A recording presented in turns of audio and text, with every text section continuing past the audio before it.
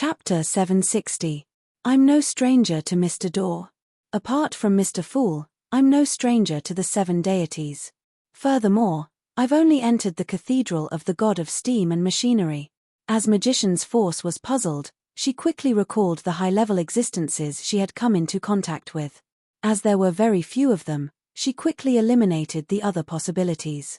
Suddenly, her eyes lit up as she thought of something. She thought of the contents of her first conversation with Mr. Fool. She looked at the end of the long bronze table that was shrouded in grey fog and said with a trembling voice, "Is it the one who created the full moon ravings?" Klein chuckled and nodded. "Yes. Full moon ravings. What's that?" Audrey and company looked at each other like ordinary people who had just entered the world of mysticism. They had never heard of the so-called full moon ravings. Indeed, Miss Magicians isn't simple. She actually understands Mr. Door and knows the relevant matters. My initial judgment wasn't wrong. Although the Beyonder ingredients she needs are of a relatively low level, there are too many possibilities. Catlear nodded indiscernibly. She planned on asking Mr. Door in detail during their free exchange, and she was willing to pay a certain price for it. An existence that could make Roselle the Great mention it in his diary and make Mr. Fool speak in a relatively formal tone definitely involved many secrets. It's definitely not simple. At this moment, Magician's Force silently exhaled, feeling that she was one step closer to resolving the curse. At the very least, I already know who the ravings were during the full moon.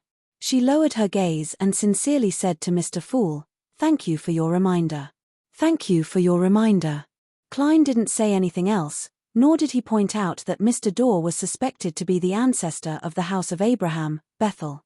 He looked around and said in a relaxed tone, "You may begin." With that said, he immediately controlled the world and hoarsely said, "I have 2 mystical items that I wish to sell." 2 mystical items. Mr. World has been able to bring out very valuable items at every gathering recently. As expected of Mr. Fool's Blessed. Audrey sighed in amazement as she cast her gaze at the end of the long bronze table, waiting in anticipation for the world to display his items and introduce his powers. The hanging man Alger was tempted.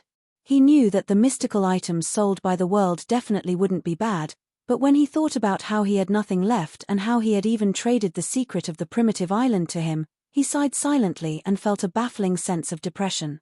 He, who was still 5 hours away from Pazu Island, wished he could fly over immediately and complete his report. Then, he would be able to leave and find the Omni sea monster to see. At this stage, he could explore the primitive island with the world and obtain the corresponding rewards to alleviate his financial crisis. As for Sun, Emlyn, and Magician's Force, although they were somewhat curious about mystical items, they lacked the necessary desire to purchase them.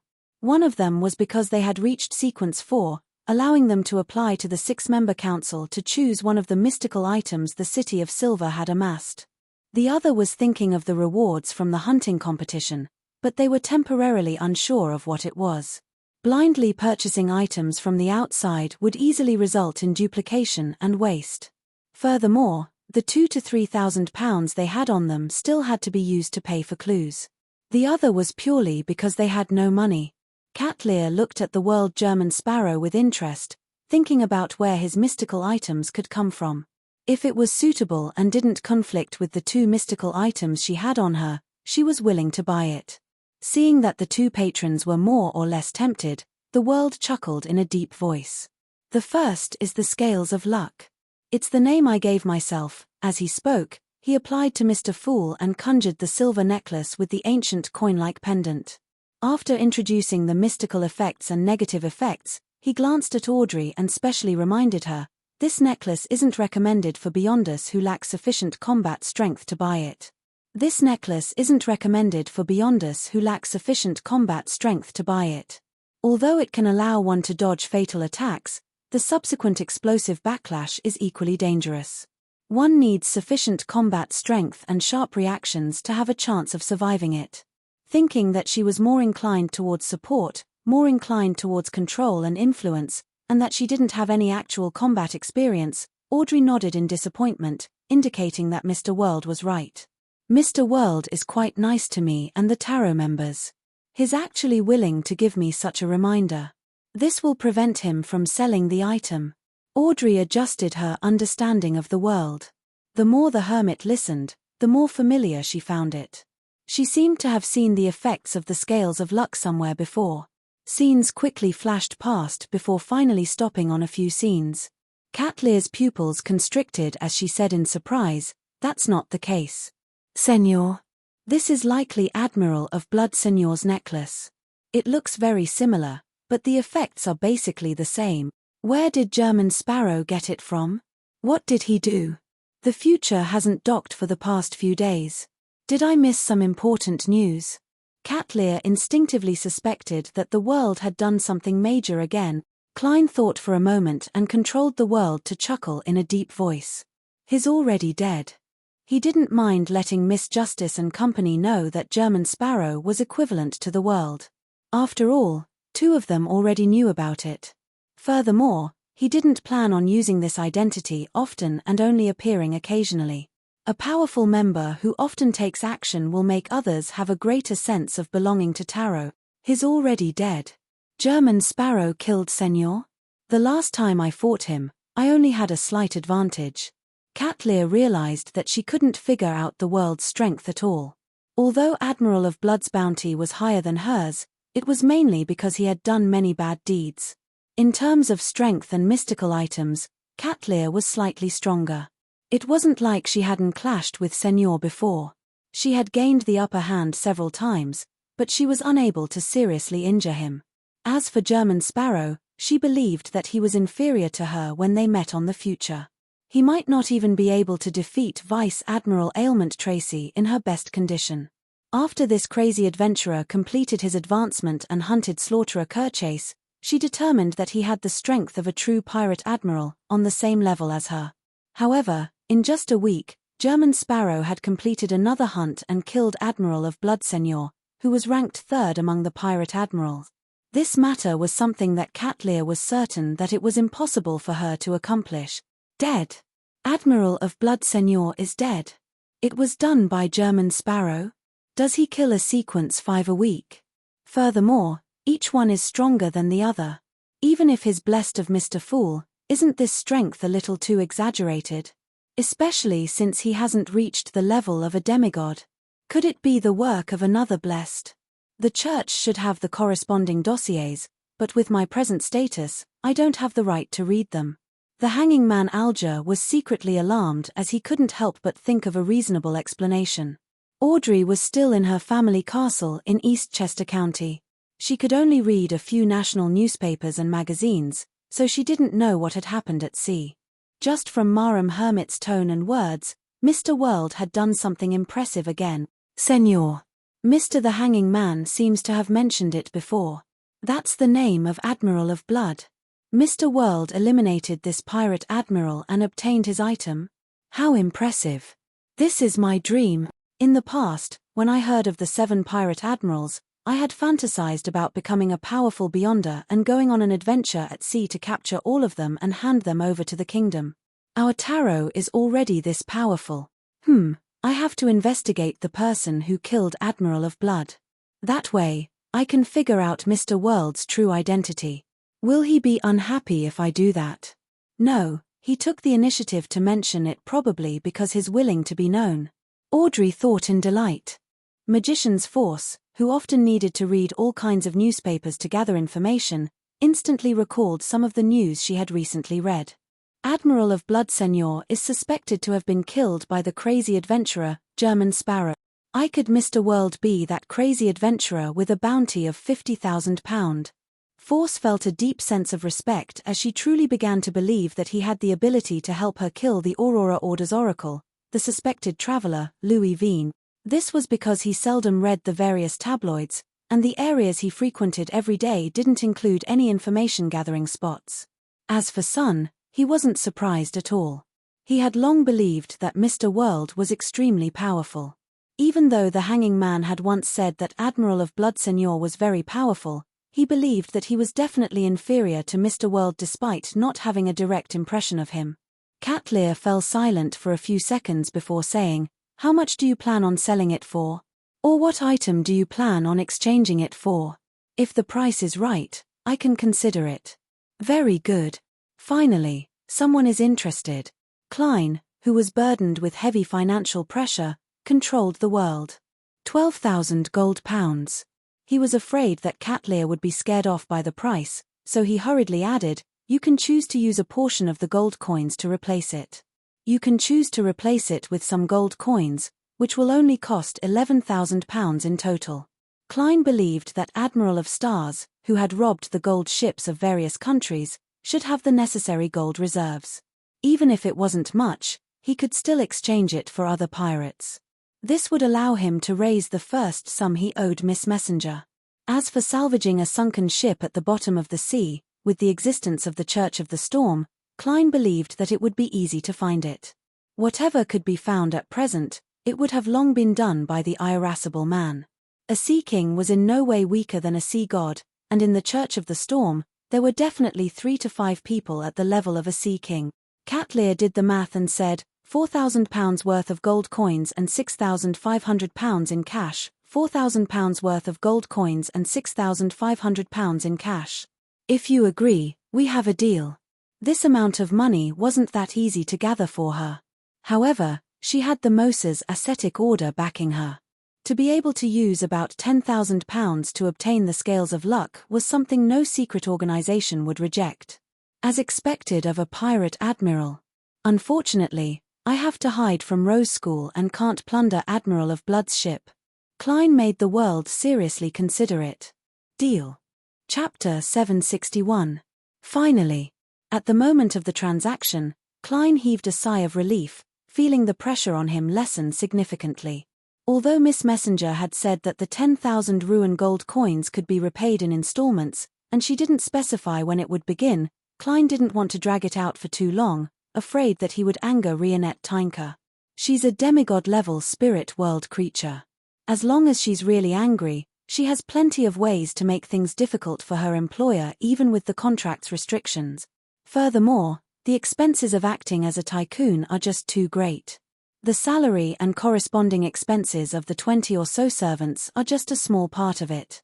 The carriage, horses, alcohol, gifts for neighbors, the expenses for the ball, and the investment to conceal my identity are all more expensive than the last. If I don't save up some cash, I'm afraid that I'll go bankrupt one day and won't be able to continue. Sigh, £6,500 plus the money I already have should be enough until I confirm my goal, right? No, the experiences of the past 2 days have taught me that I should never use my own knowledge to imagine the life of a tycoon. I should still need £5,000 or £6,000 to barely maintain it. Klein really wanted to raise his hand to rub his son acupoint, but he ultimately resisted the urge. He calmed his emotions and made the world survey the area once again before laughing hoarsely. He hoarsely laughed and said, "The second item is the biological poison bottle." He used relatively concise words to describe the brown translucent glass bottle he conjured, emphasizing the characteristics of a few poisons, the time when they take effect, the precautionary measures, and the negative effects of carrying them around. Audrey felt a chill run down her spine when she heard that, and she felt a little embarrassed. The former was because of the terrifying poison that could rip off one's skin and flesh, while the latter was because of the strange aphrodisiac effect that had a wide range. This is really a crazy mystical item. It's the type that needs to be prepared in advance to be effective. To an ordinary spectator, it's rather easy because observation and mind reading can help low-sequence beyonders of this pathway sense danger ahead of time and respond. But I don't need to do that. If I sense danger ahead of time, I can directly shout for my protector. Besides, the effects aren't what I like. It's also easy to endanger myself. Audrey, you're already a mature and rational beyonder. You can't buy everything you see. Audrey seriously thought for a few seconds and gave up on asking about the price. Seeing that Miss Justice didn't say a word, Klein couldn't help but get the world to add £5,200. Audrey bit her lower lip and politely shook her head. I wish to obtain a mystical item with more offensive capabilities. Spectator was also a path that lacked direct attack power in the early stages. It was only good at influencing and controlling the target, £5,200. The Hanging Man Alger, Magician's Force, and Emlyn repeated the price softly without any other thoughts, £5,200. Cat Lear seemed to recall something as she paused for a moment before quickly adding, "There's no need for that for me. Marham Hermit seems to be afraid of something." Audrey acutely read her emotions. In that instant, Cat Lear first felt that the biological poison bottle was very compatible with poison expert Frank Lee. Furthermore, their powers didn't overlap too much, and they complemented each other. She wondered if she should buy it for her first mate since he had saved up quite a bit of money. But then she considered the terrifying experiments Frank Lee would do after obtaining the biological poison bottle. She shuddered for some baffling reason and gave up on her initial thoughts. She didn't wish to see the future's deck grow the children of the crew, especially the mooing ones. After the gathering, I'll write to Miss Sharon and tell her that Admiral of Blood's necklace has been sold. All that's left is the biological poison bottle. Klein hid his disappointment and thought for a moment before getting the world to say, "I have a book of secrets." It's a mysticism book left behind by the southern continent's shaman king, Klaman. It's suitable for mid-sequence beyonders with decent foundations. The price is £1,000. Knowledge equals money. After being taught by Mr. Fool, Mr. the Hanging Man, and the other members of psychological alchemy for a long time, Audrey was instantly tempted. She already had a very solid foundation in mysticism, and she yearned for advanced content. In the future, psychological alchemy will likely teach me a portion of high-level mysticism knowledge, but it definitely won't be very comprehensive. It'll be limited to the realm of the mind. Audrey convinced herself simply and nodded slightly. That's exactly what I want. Magician's Force was also very interested, but when she thought of the money she had, she silently shut her mouth. As for the other members, they didn't lack such knowledge. As expected of Miss Justice.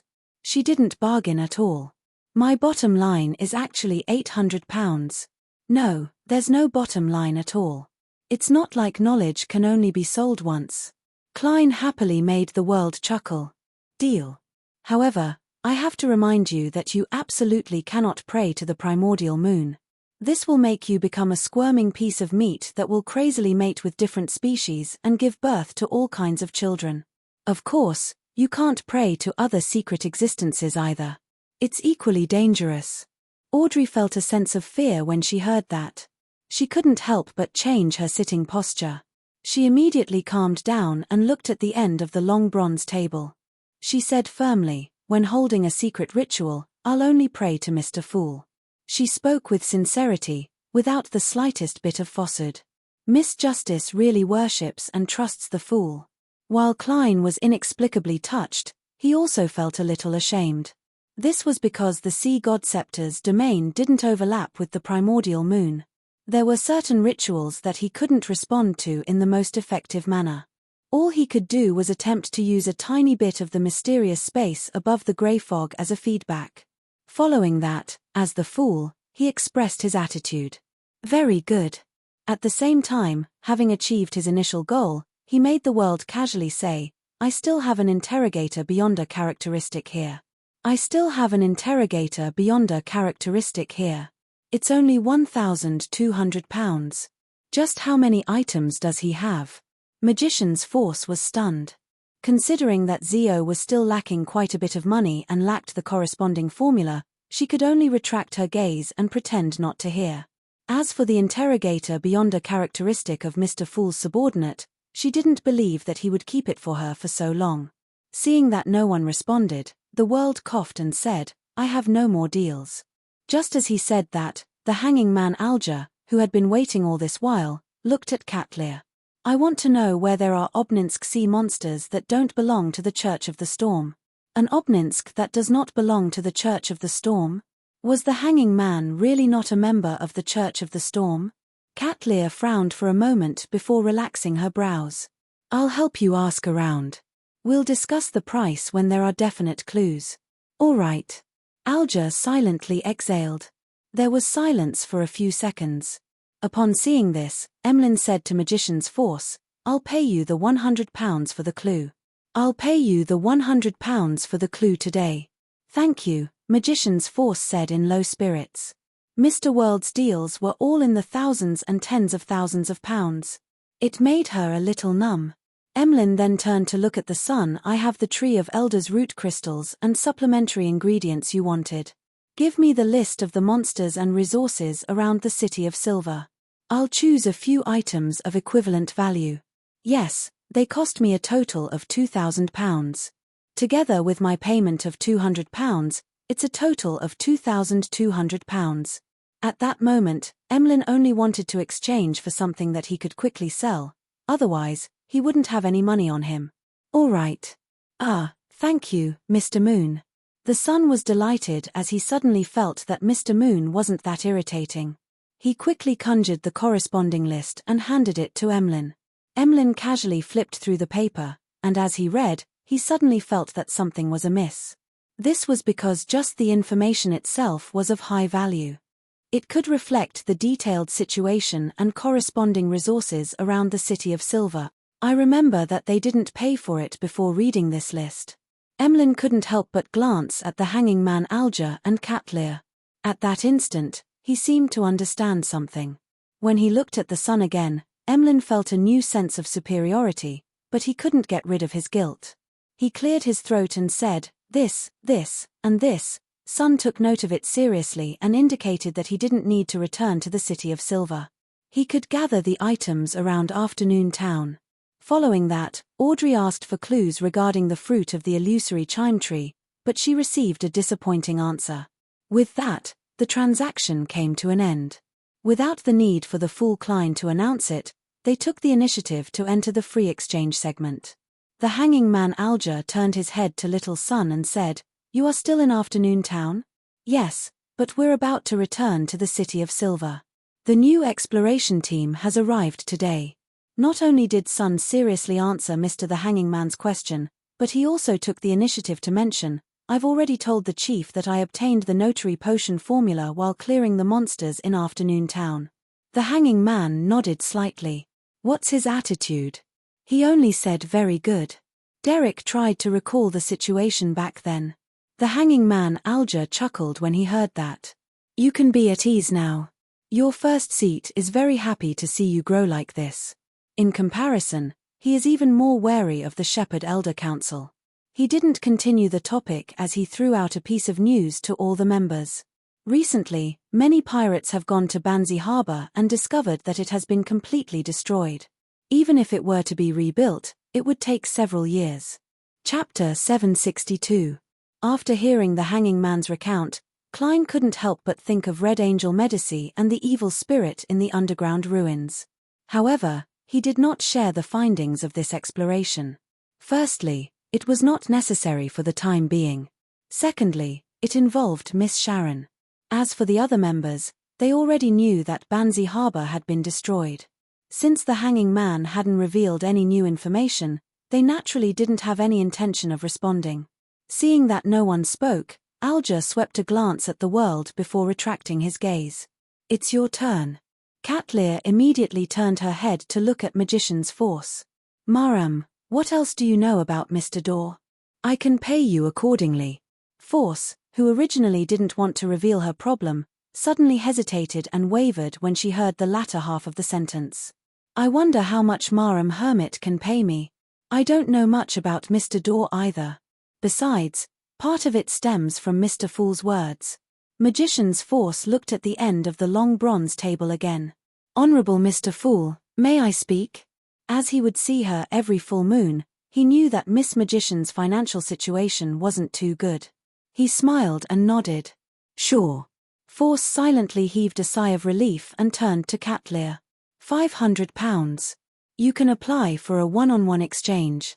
Catlear didn't bargain and thought for a moment. No need, just say it. She hoped that the other members would recall more about Mr. Daw after hearing Miss Magician's story. Force nodded and deliberated over her words. "I once obtained a mystical item that can help a person traverse the spirit world. However, after using it, I will hear strange ravings every time there's a full moon or blood moon. It will bring me pain that nearly causes me to lose control. And according to Mr. Fool, the ravings came from Mr. Daw." She paused for a second and added, "He might be asking for help." So Force has been suffering in silence. She doesn't show it at all usually. She always looks like she's enjoying life.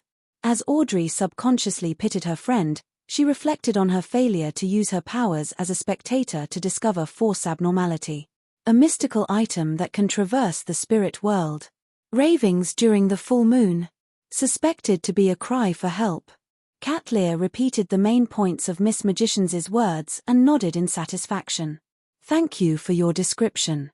She then glanced at the other members and regretfully found that no one had any additional reactions. The free exchange continued and came to an end without much trouble. After watching the members leave and helping them complete the actual operations of a few transactions, Klein returned to the real world.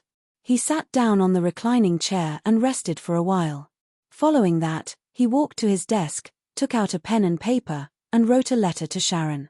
He told her that the lucky necklace had been sold, and all that was left was the biological poison bottle and the lunatic Beyonder characteristic.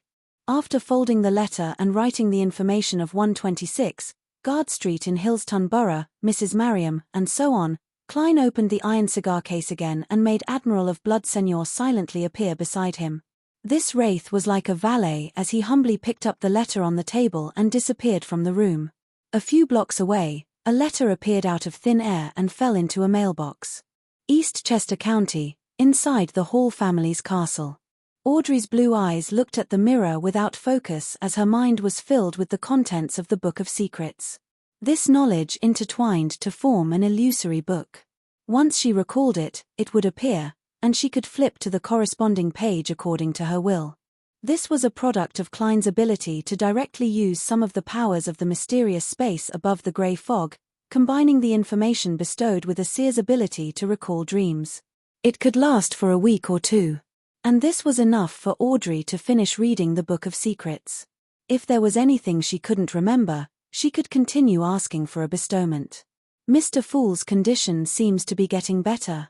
Audrey thought in delight as her eyes gradually regained their luster.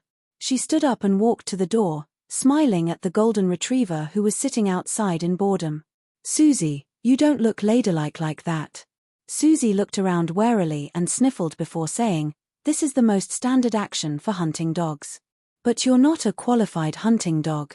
Audrey lampooned and said with a smile, I thought you'd answer me like this. Audrey, I'm just a dog Tilda. But you're not a qualified hunting dog. Audrey lampooned and said with a smile, I thought you'd answer me like this. Audrey, I'm just a dog Tilda. Susie replied in a serious tone, it's easy for others to grasp one's habits and mental activities with overly repetitive words.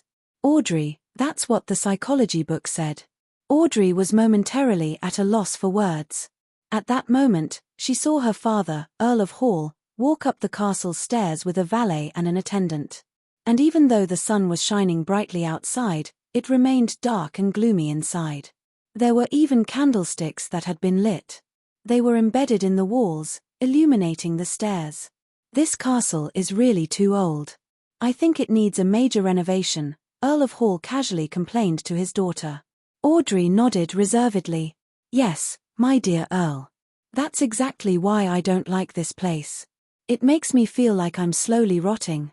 But I actually spend £13,000 to repair this place every year, Earl of Hall said with a sigh with a smile. Audrey glanced at Susie and smiled at her father. Father, why are you looking for me? Earl of Hall pointed at the piece of paper in his attendant's hand. It's a telegram from Beekland. Someone is selling 10% of the bicycle company's shares. Baby, are you interested? I believe that this industry has a very bright future, and it's currently far from reaching the lowest expectations. Bicycle? Audrey was unfamiliar with the term. Her eyes darted around slightly as she wore a puzzled expression. Earl of Hall smiled at his daughter. It's a two-wheeled machine that allows people to ride. You can understand it as a carriage for ordinary people. In Rouen and Beekland, the majority of people aren't nobles or merchants, but ordinary people who do manual labor. Next are the more skilled and have a certain level of status. These are the people that the bicycle targets. They have the absolute majority and a certain purchasing power. Even if only 10% of them are willing to buy a bicycle, it will allow the company to develop very well. Yes, they have the corresponding patents. Audrey believed in her father's foresight. She could also understand the prospects described by Earl of Hall. She nodded gently. What's the approximate value of 10% of the shares? According to preliminary investigations, the Beekland Bicycle Company is currently worth £50,000. This is because the product's promotion and sales still need time to brew. Therefore, you can't simply believe that 10% of the shares is only worth £5,000. My suggestion is to offer £8,000 for the first round, with a minimum price of £15,000. I'll send someone to help you handle this matter, Earl of Hall said succinctly. About £10,000. I've used up most of my cash this month. Audrey said in a slightly embarrassed manner, Father, I can't fork out that amount of money at once.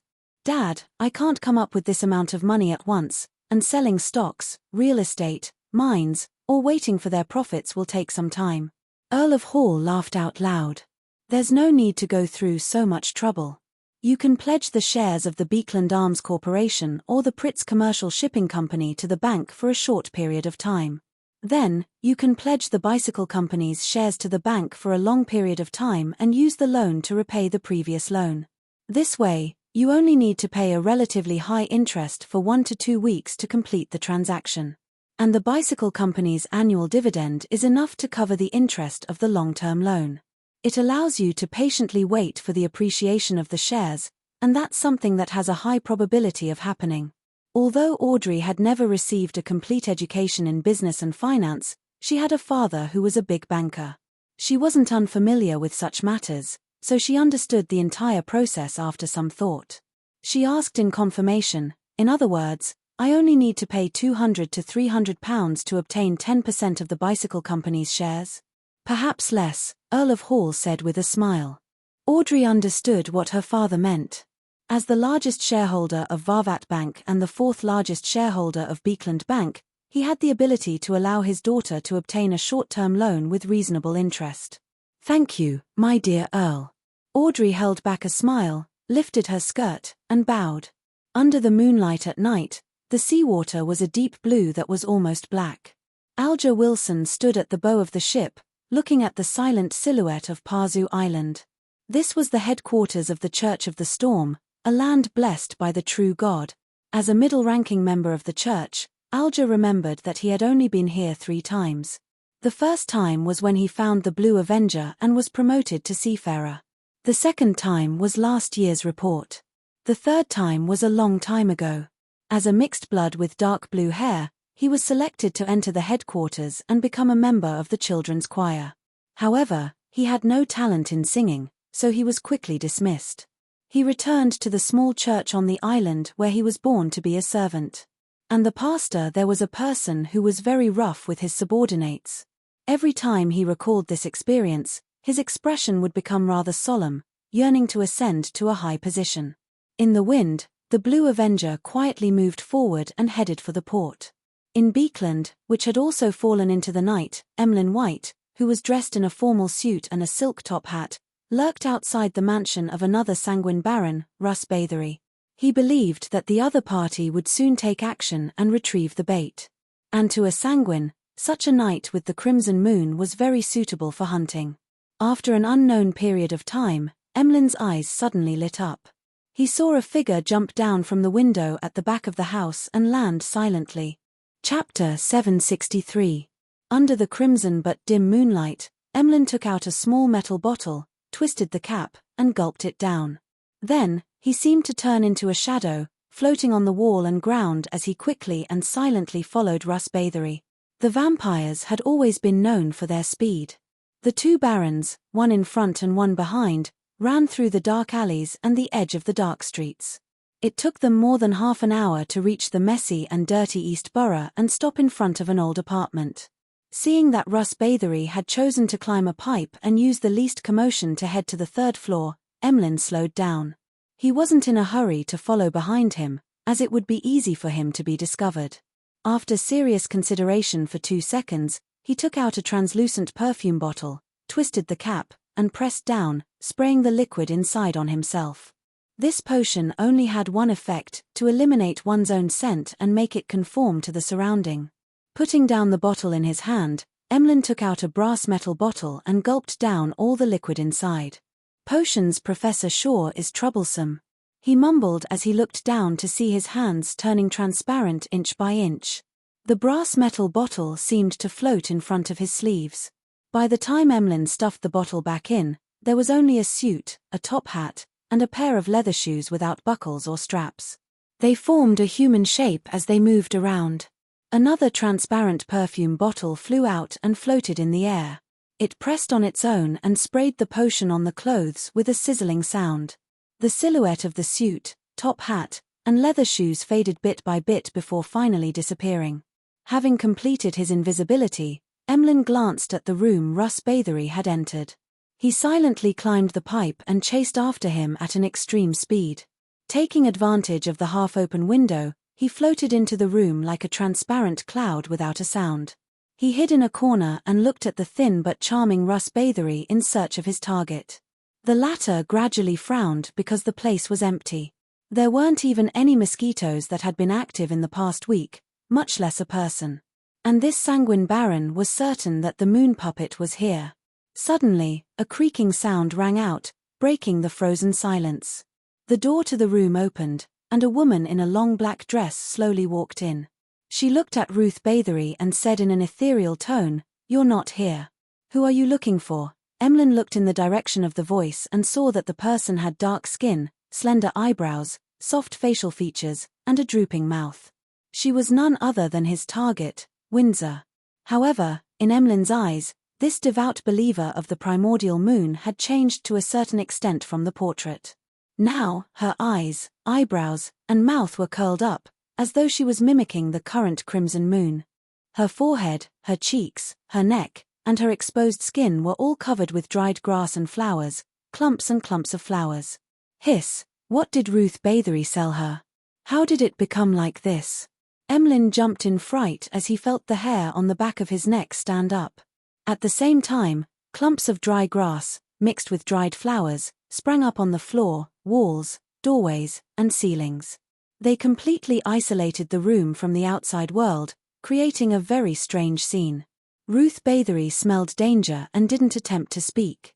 Without any hesitation, he took out a metal bottle and gulped down the liquid inside. "Pa!" He threw the bottle and pounced at the mutated Windsor, leaving after images in his wake. His fingernails extended as black gas lingered around his body. Windsor, who was covered in dried grass and flowers, was like a large rag doll. She charged forward at the same speed, ignoring her injuries as she grabbed at Ruth Bathory. Bang! Bang! Bang!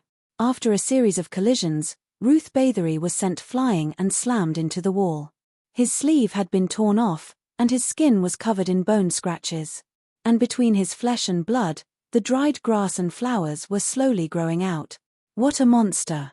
This was the first time Emlyn had encountered such an enemy. He had been hiding in a corner the entire time, nearly forgetting to help. He didn't rashly appear as all sorts of thoughts flashed through his mind. As he observed the battle between Ruth Bathory and Windsor, he considered how he should deal with such a situation.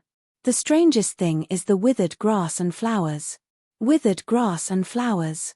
They should be afraid of fire. Emlyn's heart stirred as he immediately abandoned his invisibility. He took out another metal bottle, unscrewed the cap, and gulped it down. With a phut, he spat out all the liquid in his mouth. The moment the grayish-red water droplets encountered the air, they immediately ignited, extending out scorching flames. The flames stacked on top of each other, instantly turning the room into a sea of scarlet. Amidst crackling sounds, the dried grass and flowers were ignited one after another, quickly infecting their companions. In just 2 to 3 seconds, the sealed environment was nearly destroyed, and the withered grass and flowers on Windsor's body began to burn. At this moment, a huge hole had been dug in Ruth Bathory's chest. He had lost most of his combat strength, and he was relying on the Sanguine's powerful recovery abilities to barely hold on. Looking at his torch-like enemy, Emlyn acutely sensed the weakening of his opponent's aura. Without any hesitation, he pounced over, circled around Windsor, and attacked repeatedly. Black gas rose from the soles of his feet, wrapping around the primordial moon believer like shackles of vitality. Bang! Bang! Bang! Bang! Amidst the intense and short sounds, two figures suddenly approached each other. All the commotion vanished as Emlyn grabbed Windsor's throat with his left hand and lifted her up. After a second of hesitation, he snapped the enemy's neck when he saw her ferocious look. Pa! A slender puppet embedded with withered grass and dried flowers fell from Windsor's body to the ground. The flames in the room gradually subsided. Emlyn pulled off Windsor's mutated head, turned around, and looked at the panting Ruth Bathory. He pressed his empty right hand to his chest and bowed with a smile. "Thank you for your help." Seeing Ruth Bathory instantly turn furious and powerless to snatch it, Emlyn added in a good mood, "Remember to hand that puppet and the Beyonder characteristic to Lord Nibs. Remember to hand over the puppet and the Beyonder characteristic to Lord Nibs. They're very problematic." With that said, black gas condensed behind him, growing two illusory bat wings. With a whoosh, the wings flapped, and Emlyn flew out of the window, landing in a nearby dark alley. After landing firmly on the ground, he dispelled the condensed black gas and looked back. Seeing that Ruth Bathory wasn't following, Emlyn heaved a sigh of relief.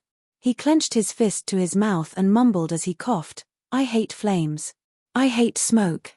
Just as he was about to leave East Borough, he suddenly felt a chill behind him.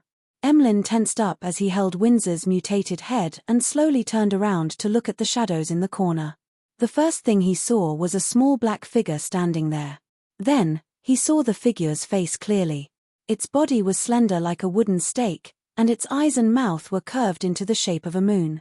Its surface was embedded with withered grass and dried flowers. It was none other than the moon puppet in the room. "It's pestering me. What exactly is this item? This place is still very far from Lord Nibs's residence. It's really dangerous outside." Thoughts surfaced in Emlyn's mind, sending a chill down his spine as his muscles tensed up. As these thoughts flashed through his mind, he suddenly had an idea. He stared at the moon puppet and whispered in ancient Hermes, "The fool that doesn't belong to this era. The mysterious ruler above the grey fog. The king of yellow and black who wields good luck, who isn't sleeping in the middle of the night." Klein sat up and rubbed his temples angrily. He quickly left the bed, took 4 steps counterclockwise, and went above the grey fog, where he sat at the seat belonging to the fool. "That fellow, Emlyn White." Klein glanced at him and spread his spirituality in puzzlement, touching the crimson star that represented the moon. He then saw the stiff Emlyn staring at a slender and strange puppet. The puppet's body was draped with rich but illusory crimson moonlight. It gently undulated like a tide, forming a connection with something high in the sky. At that moment, the crimson moonlight was silently spreading towards Emlyn White. "There's a problem. There's something wrong with this puppet." With the help of the grey fog, Klein didn't hesitate to let the sea god scepter leave the junk pile and fly into his hand. The blue gems at the tip of the bone scepter lit up one after another, emitting a blinding light. After chanting Mr. Fool's honorific name and requesting for help, Emlyn felt his already cold blood turn colder and colder, as though it was about to condense into frost. This made his body quickly stiffen as he watched helplessly as the moon puppet swaggered over. At that moment, silver streaked across the alley, dispersing all the gloominess and gloom. "Pa!" The lightning bolts twisted into a ball and landed on the moon puppet's body, drowning it in a silvery white glow. With a flash of light, the strange puppet's body was charred black as it fell to the ground, losing all its decorations. As for Emlyn, his blood was no longer frozen as it began to flow again. He quickly extricated himself from his stiffness, and knowing that Mr. Fool was still watching him, he hurriedly asked in a low voice, "What do you need? No, what can I offer you?" He had always believed that Mr. Fool abided by the rules of equivalent exchange, so he believed that he had to pay a corresponding price for requesting help. After a brief silence, he saw the endless grey fog and indistinct figures. He heard a dignified voice that looked down from above, "That puppet." "All right." Emlyn took 2 steps forward and bent down to pick up the puppet. Then, he cleaned up the scene and quickly left East Borough. As for Klein, he carefully used the paper angel to interfere with the divination before returning to the real world. Just as he was about to continue sleeping, he was surprised to see that the moonlight outside was bright, as though it was dyed with blood. Klein walked to the window in puzzlement and looked outside. He saw that the crescent moon had turned round at some point in time, and it was as red as blood. Another blood moon. Blood moon. Alger Wilson looked up at the sky and steadily walked into the lightning cathedral in front of him. This was where he would debrief tomorrow. And in the middle of the island, at the peak of a towering mountain, there was a cathedral called the Abyss of Storms. It was the headquarters of the Church of the Storms headquarters, the Temple of the Temples. P.S. Thank you, Silver Alliance assassin Zhong Kuei. Chapter 764. Inside the Thunder Cathedral, the dome was high and wide, and the arches were connected. The murals were connected, and there wasn't a single blank spot. They were mainly gold and blue, making the people walking inside subconsciously feel a sense of holiness and solemnity. They couldn't help but lower their heads. Alger Wilson often came into contact with secret existences, and he often gathered in the palace that resembled a deity's residence. He no longer felt as reverent about it as before, but he didn't show it.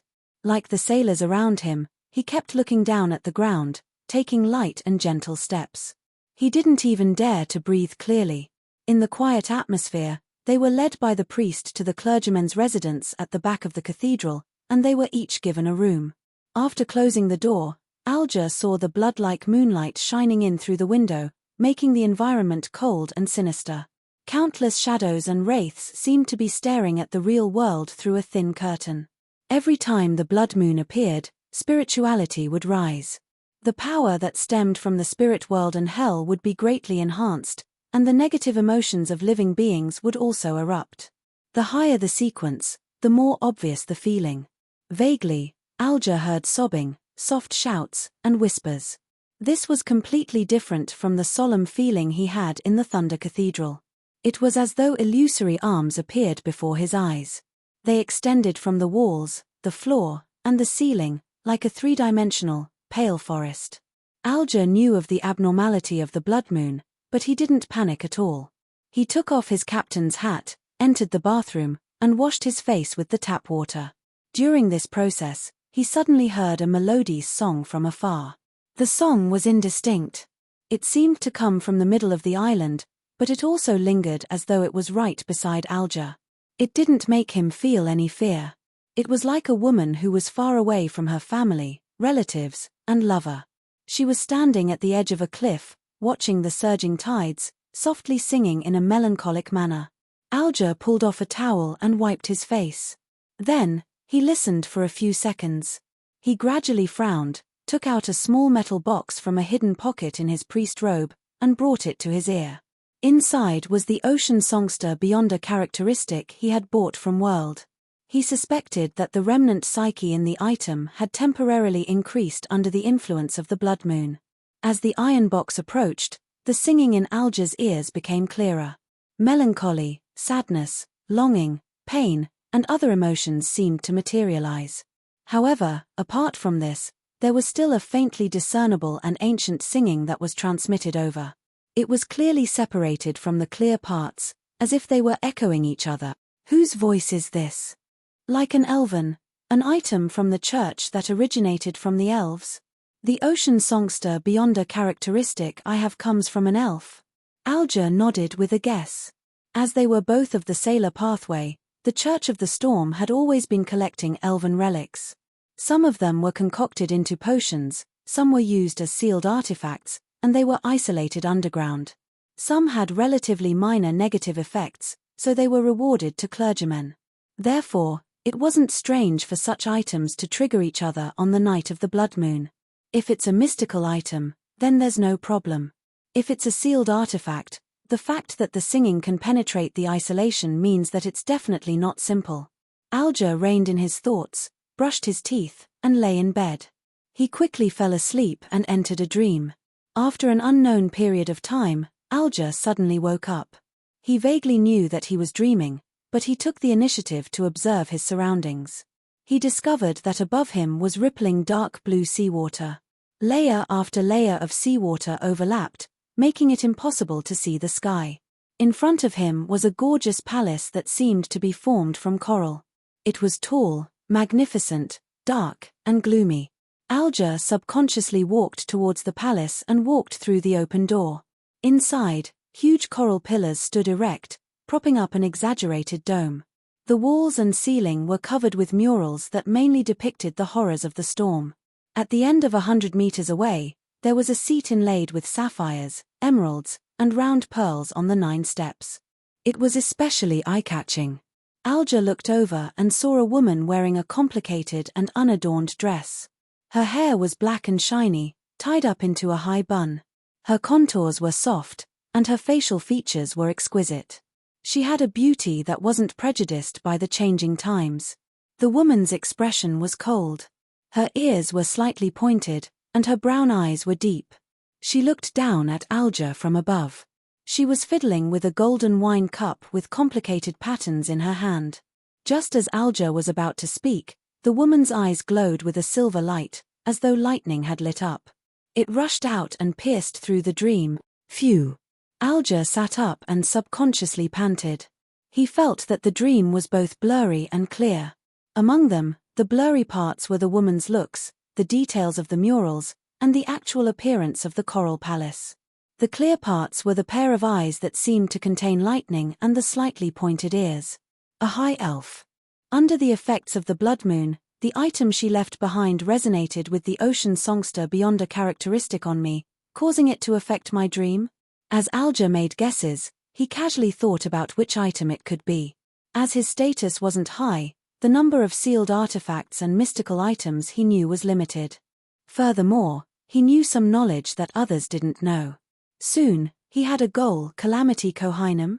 The Book of Calamity left behind by him should have already been sent to Pazu Island. After I'm done with my report, I'll leave this place and seek Mr. Fool's advice. I'll see if there are any negative effects from what happened just now. Alger didn't dare to recite the honorific name of the Fool in the headquarters of the Church of the Storm. After daybreak, he didn't show any signs of abnormality. Under the guidance of a servant, he entered a room with a long table and was questioned by 3 mandated Punisher deacons. Among the 3 deacons, only one had dark blue hair. This was because this wasn't a definite change after consuming the Sailor Pathways potion, but this characteristic would be passed down rather tenaciously. It was just like how elves originally had more black hair than blue hair, but in modern times, mixed bloods with elven blood mostly had blue hair. Alger sat at the end of the long table and answered the deacon's questions in an orderly manner. He recounted what he had done at sea during this period of time, what he planned to do, what he had succeeded, and what he had failed. And this would be compared with the accounts of the other crew members to prevent anyone from lying. At the end of the report, the dark blue-haired deacon glanced at Alger and asked in a deep voice, "Do you know Admiral of Stars Catlaw?" "Not only do I know her." Alger was nearly frightened. After some thought, he replied, "Do you know Admiral of Stars Catlaw?" "Not only do I know her." Alger was nearly frightened. The deacon did not harp on the previous question and said straightforwardly, "Find a way to get to know her and investigate German Sparrow from her." "So that's how it is. It's because German hunted Admiral of Blood." Alger pretended to be puzzled. "What did German Sparrow do?" The dark blue-haired deacon snapped, "You're right. Almost destroyed Bayam." "All right, this isn't something you should know. In short, you have to remember that German Sparrow is a very dangerous guy.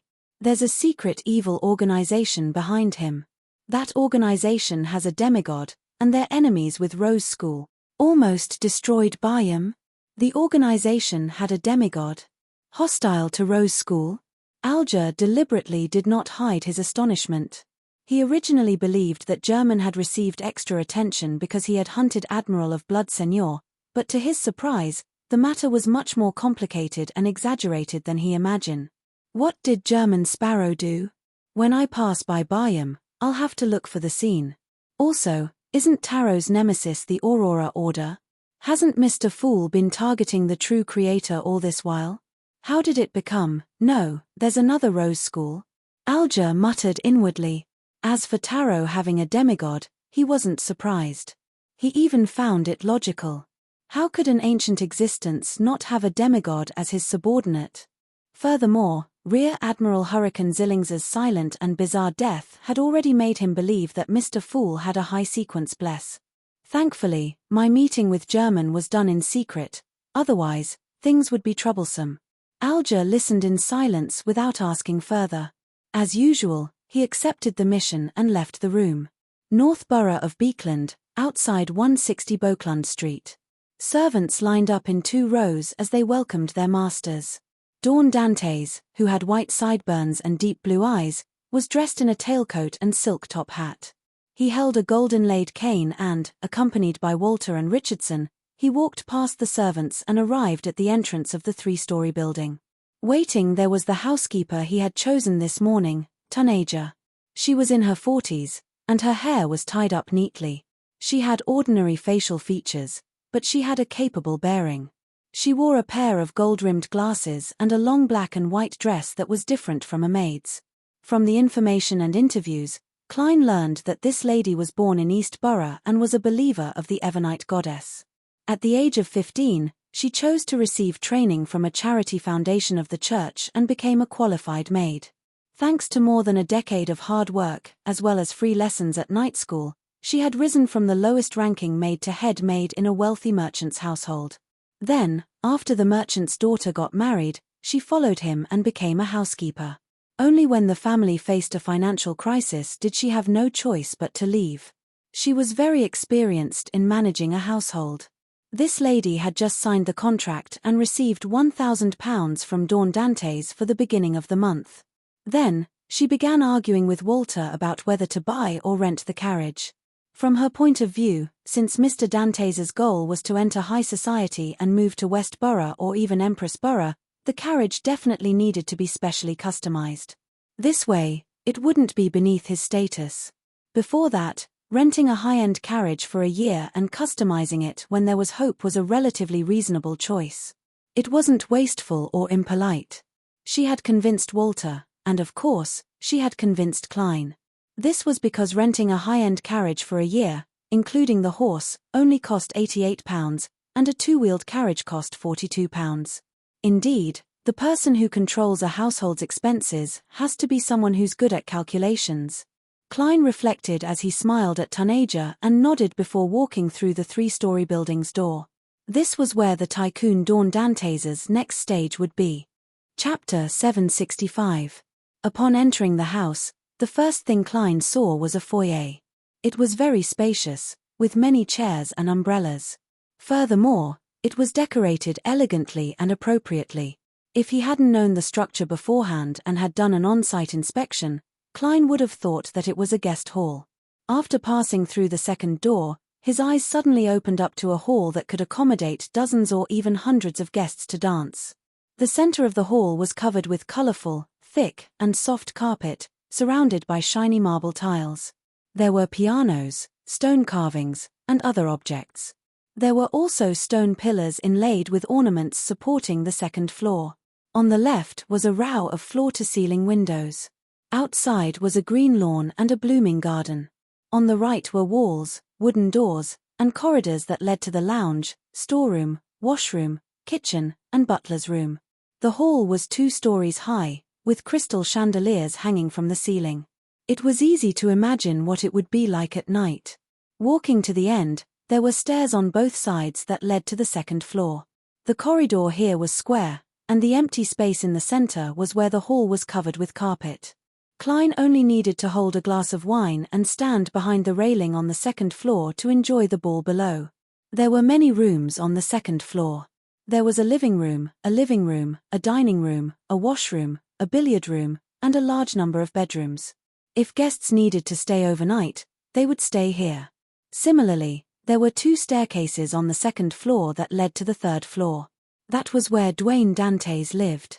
There was an exaggerated master bedroom, a semi-open room with a bar counter that allowed one to bask in the sun and enjoy the scenery.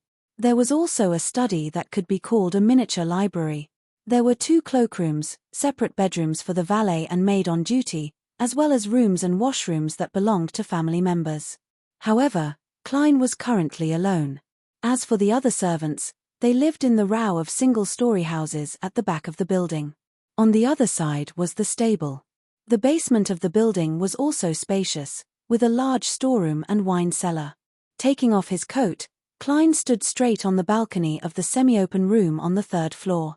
Looking at the scenery around him, he couldn't help but sigh in his heart. There's a reason why it's expensive. The £315 rent wasn't too wasteful. He had already paid a year's rent yesterday afternoon, and all he could do was force himself to find this place more pleasing to the eye. At the same time, he directly paid Walter a year's salary of £115. This was because he was likely to abscond after obtaining the Antigonus family's notebook, causing his butler to lose his job. With this in mind, he had also paid the housekeeper, Tanager, an annual salary of £42.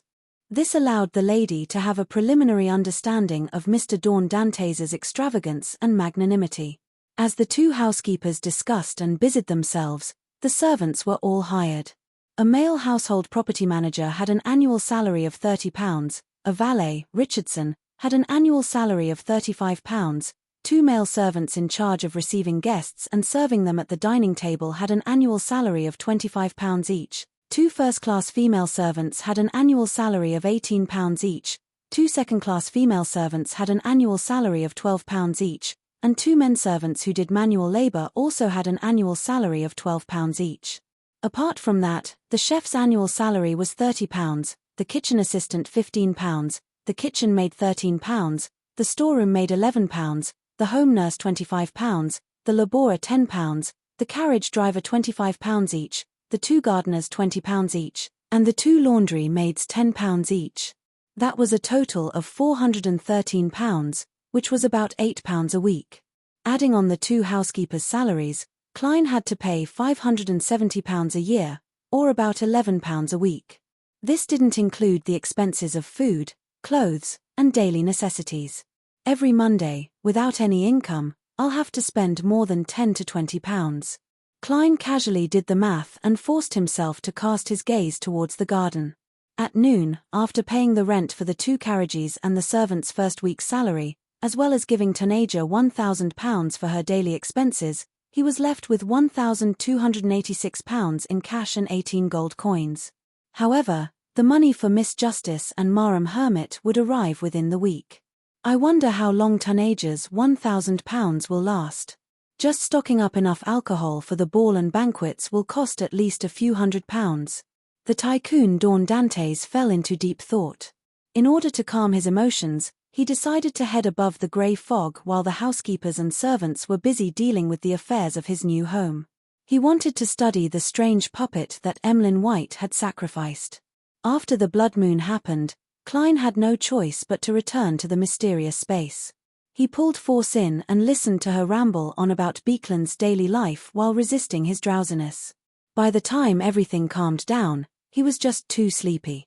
After accepting Emlyn's sacrifice and confirming that there were no abnormalities, he returned to the real world and fell asleep. After straightening his well-lined, dark-colored vest, Klein walked to the entrance, opened the door, and said to his valet, Richardson, who was standing outside, "I'm used to taking a 3/4-hour nap at this time. I'm used to taking a 3/4-hour nap at this time. Don't let anyone disturb me." "Yes, sir," Richardson replied humbly. He was a mixed-blood illegitimate child. His father was a ruined citizen, a steward of a manor. His mother was a native of East Balam, a slave of the manor. After he was born, he suffered discrimination and bullying, resulting in him developing a cowardly and obedient personality. As his looks were rather good, making him suitable for receiving guests, he was chosen as a valet by the owner of the manor and brought to Beekland. When the upper and lower houses of the ruined kingdom passed a bill to abolish slavery, he lost his job and had no choice but to seek help from the Household Servants Assistants Association. Before Klein, he had served two families and made some mistakes, but he had also accumulated a lot of experience. He caught the eye of butler Walter and became Dawn Dantes' valet. Looking at the tall and straight Richardson, who was about the same height as him, Klein shook his head indiscernibly and sighed inwardly. This fellow who looks like a celebrity can only be a servant in this day and age. Furthermore, despite being so tall, he's cowardly. However, this is also a good point. He's obedient, silent, and obedient. He does whatever his master orders, and he definitely won't act on his own. If I only have a valet and need him to handle various matters, then Richardson would definitely be unqualified. However, I still have butler Walter and so many servants. With his experience and abilities, he should be able to handle the remaining matters. Without another word, Klein locked the door and returned to the reclining chair. He took 4 steps counterclockwise and went above the grey fog. He sat at the fool's seat and beckoned with his hand, making the charred moon puppet fly over and land in front of him. After repeated examination, Klein didn't find anything special. Hence, he conjured a pen and paper and wrote a divination statement, its origins. Putting down the fountain pen, Klein waited for a few seconds before picking up the piece of paper and leaning back in his chair. My spiritual intuition didn't stop me from divining. This means that the hidden danger of the moon puppet isn't as great as the Rose School's Beyonder characteristic. Klein mumbled as he skillfully recited the divination statement. In the hazy world, he saw an altar with a ring of torches. The altar was covered with what looked like human skin, and there were traces of blood everywhere. In the middle were 3 candles and a few puppets that resembled wooden stakes. These miniature puppets had curved eyes and mouths, as though they corresponded to the crimson crescent in the sky. Therefore, they constantly wore strange smiles, and their bodies were embedded with withered grass and dried flowers. A priest dressed in a dark red robe was circling the altar with great effort, as though he was dancing a dance invented by an epileptic. At some point in time, moonlight gathered and shone on the puppets, making them brighter and brighter. In the end, there seemed to be water rippling gently. The ritual quickly came to an end. The priest picked up a slender puppet and walked to a human tied to a rack. He then stabbed it into the human's eye socket. Amidst the shrill screams, the scene quickly changed. The deceased with moon puppets in their eye sockets were buried in an orderly manner. The scene began to develop in leaps and bounds. Every time there was a full moon or a blood moon, light would scatter over the burial ground, seeping in like water. The surroundings were dark and deep. Klein opened his eyes and adjusted his sitting posture. He roughly understood the origins of the moon puppets. They originated from a ritual that prayed to the primordial moon, a ritual that lasted for centuries. Over the centuries, they absorbed the power of the crimson moon and mutated bit by bit until they were excavated by certain colonists. They usually didn't do anything odd, and only the believers of the primordial moon could activate them using the correct method. As for the effects, Klein wasn't sure. In a sense, these puppets are equivalent to the primordial moon's benefactors. After I killed one last night, the evil god was enraged, resulting in the blood moon. Klein tapped the edge of the long mottled table and made a preliminary judgment. Yes, the wrath of the primordial moon directly changed the lunar phenomena, manifesting as a blood moon. If this guess is correct, it means that in the domain of the crimson moon, the goddess is inferior to the primordial moon. It might even be a title that wields a grade 0 sealed artifact. Klein nodded slightly as he attempted to divine the weakness of the moon puppet. This time, he saw the sun and the lightning. That is to say, the beyonder powers of the sun domain and the lightning of the storm domain are most suitable to deal with it. As Klein deciphered the contents of the revelation, he threw the moon puppet into the junk pile and returned to the real world. An hour later, Walter, dressed neatly and wearing white gloves, knocked on the door and entered the room.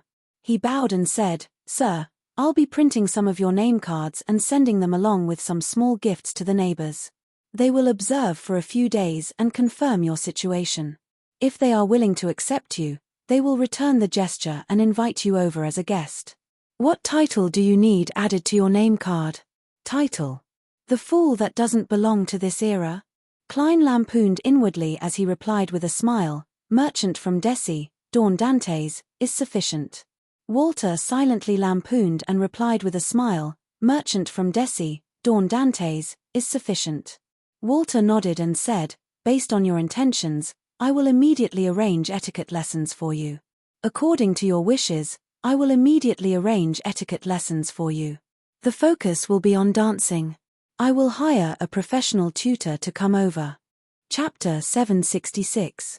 Having read many magazines, Klein knew that the circles he wanted to enter were filled with balls. He wasn't surprised by Walter's suggestion and nodded. "All right." With that said, he turned his head to his valet, Richardson. "Prepare the carriage. I'm going to St. Samuel Cathedral." Klein remembered very clearly that his main goal was to act as a devout believer of the Evernite goddess and make contact with the corresponding clergymen. From there, he would find a chance to sneak into Channy's Gate. Therefore, he planned on praying at the cathedral when he had the time to show his sincerity and familiarize himself with them. "Yes, sir," Richardson replied respectfully. Not long after, Klein, who had put on his coat and top hat, boarded the luxurious four-wheeled carriage that he had rented. He enjoyed the scenery along the way while sipping his black tea with lemon slices. In fact, there was a small bar counter in the carriage. On it were distilled spirits such as Blonde Proof, Austere Black Rand, and various red and white wines that stemmed from inties prepared by Walter. However, Klein wasn't a fan of drinking. As a Beyonder, he didn't like the feeling of being drunk. It easily made him think of losing control. Therefore, he used the excuse that he wasn't allowed to drink at the cathedral to instruct his valet, Richardson, to prepare a pot of Marquis black tea. "If possible, I would prefer a cup of sweet iced tea. It's the flavor of the South," Klein said to Richardson half-jokingly. "I will prepare it next time," Richardson immediately replied. Klein smiled and shook his head. No, it's not respectable enough. After I get familiar with the neighbors here, I'll hold a Desi specialty banquet. I'll prepare sweet iced tea then. Hehe, I think their children will like it." When Richardson realized that he had misunderstood his employer's intentions, he hurriedly said nervously, "I will remember."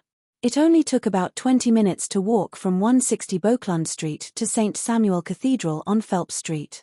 If it wasn't for the fact that he had already rented a carriage and hired a carriage driver, Klein would have preferred to walk over to digest his food and strengthen his body. Soon, the carriage stopped at the edge of the square outside the church. Klein walked down with his golden-laid cane and stopped to watch the pigeons dance for a while. After entering the cathedral and arriving at the main prayer hall, he handed his top hat and cane to Richardson before he found a seat near the aisle and sat down. He lowered his head and clasped his hands together, starting to pray seriously and quietly. Richardson sat behind him and put down his various items. He glanced at the dark sacred emblem on the altar before closing his eyes. In the serene atmosphere, Klein felt that his spirituality was slightly diverging, but he was not surprised. This was because the believers who prayed in the cathedral would experience the same thing. A small amount of spirituality with pious beliefs gathered bit by bit, providing power to the seal on Channy's Gate.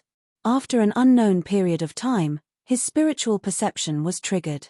He quietly opened his eyes and looked diagonally ahead.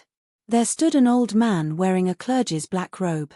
His hair was sparse and the color was like frost, and his face was as pale as a corpse.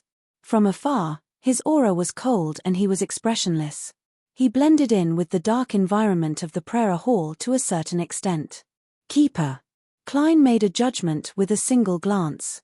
He closed his eyes to pray again. Of course, he had already memorized the man's looks. He had a big nose, grayish-blue eyes, loose facial skin, and no facial hair. The old man dressed like a clergyman also sat down at this time and focused on praying to the goddess. In the entire prayer hall, there were only a few holes on the top of the wall in front of them. Pure light shone in, like bright stars, making the dark environment seem gentle and sacred. As time passed, Klein's spiritual perception was triggered once again. He carefully opened his eyes and saw the black-robed keeper leave his seat and enter the passageway to the side. That should lead to the back of the cathedral. Do the keepers live in the cathedral? They have no family, and no residence of their own.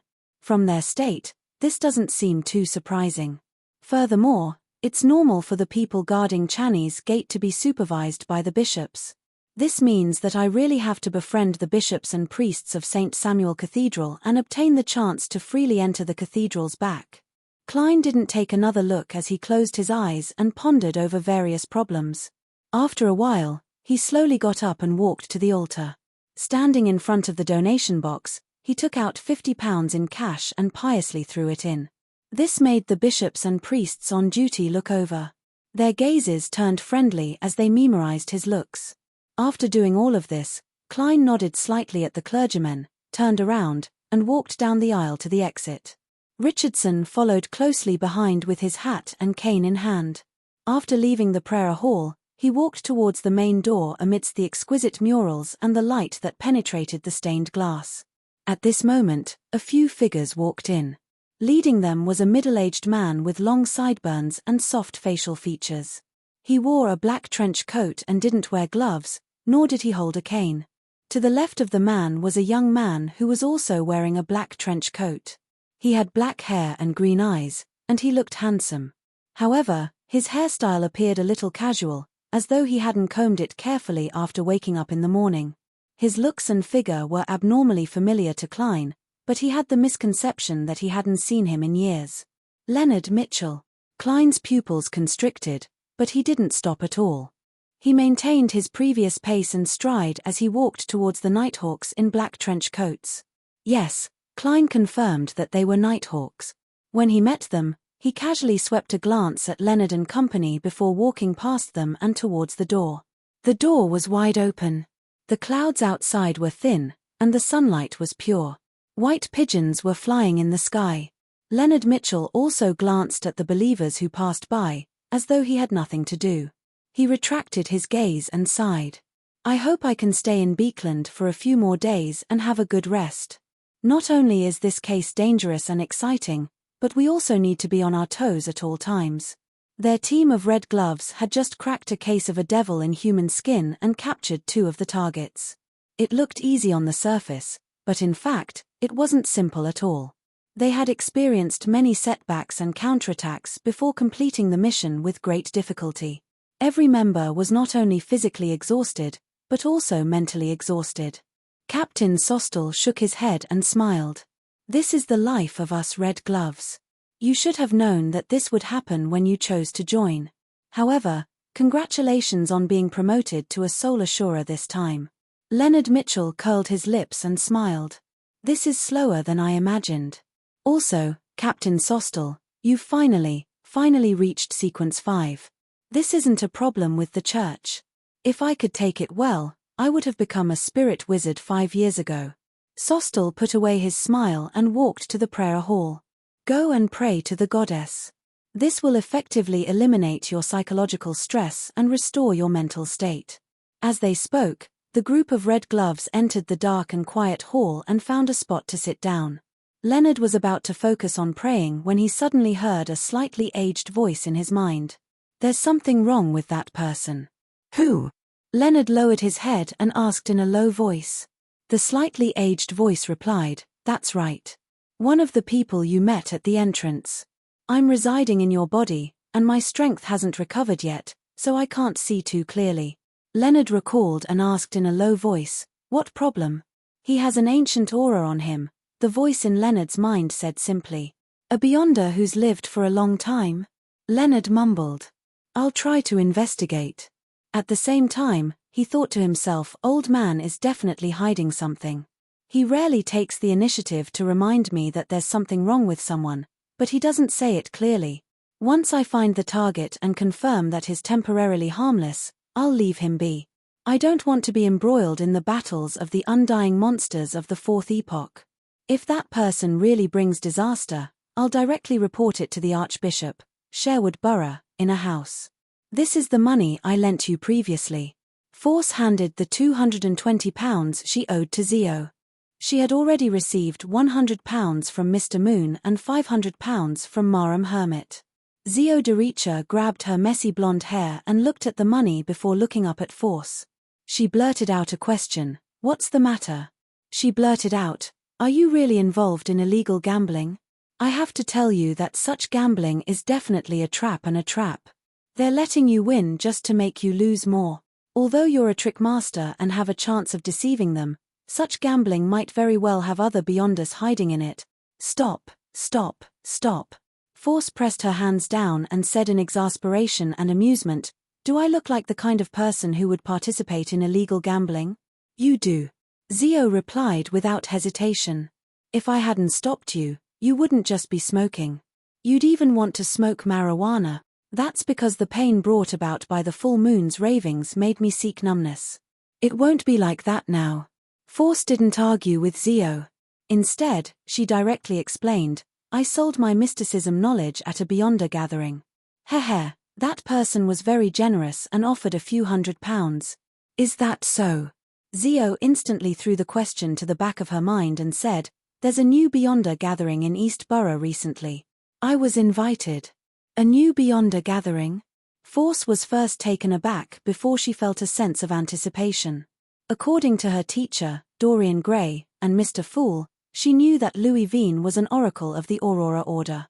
He had probably come to Beekland to replace the previously missing Mr. A and rebuild the Aurora Order's forces in this metropolis. Therefore, there was a high chance that he had disguised himself and organized a new Beyonder gathering. Force thought for a moment and said to Zio in a seemingly casual manner, "Are you going to participate?" "Of course, I have to prepare the interrogator potion formula," Zio answered decisively. Force nodded, covered her mouth, and yawned. "When you have the qualifications to invite new members, remember to bring me along. P.S. I don't have a copy. Update as per usual on Monday. Asking for monthly and recommended votes in advance. Chapter 767. Late at night, 7, Pinster Street. Leonard Mitchell sat on a chair, raised his feet, and extended them to the edge of the desk. Following that, he leaned back, causing the wooden joints to creak. His breathing gradually became long. After an unknown period of time, his eyelids drooped, covering his eyes.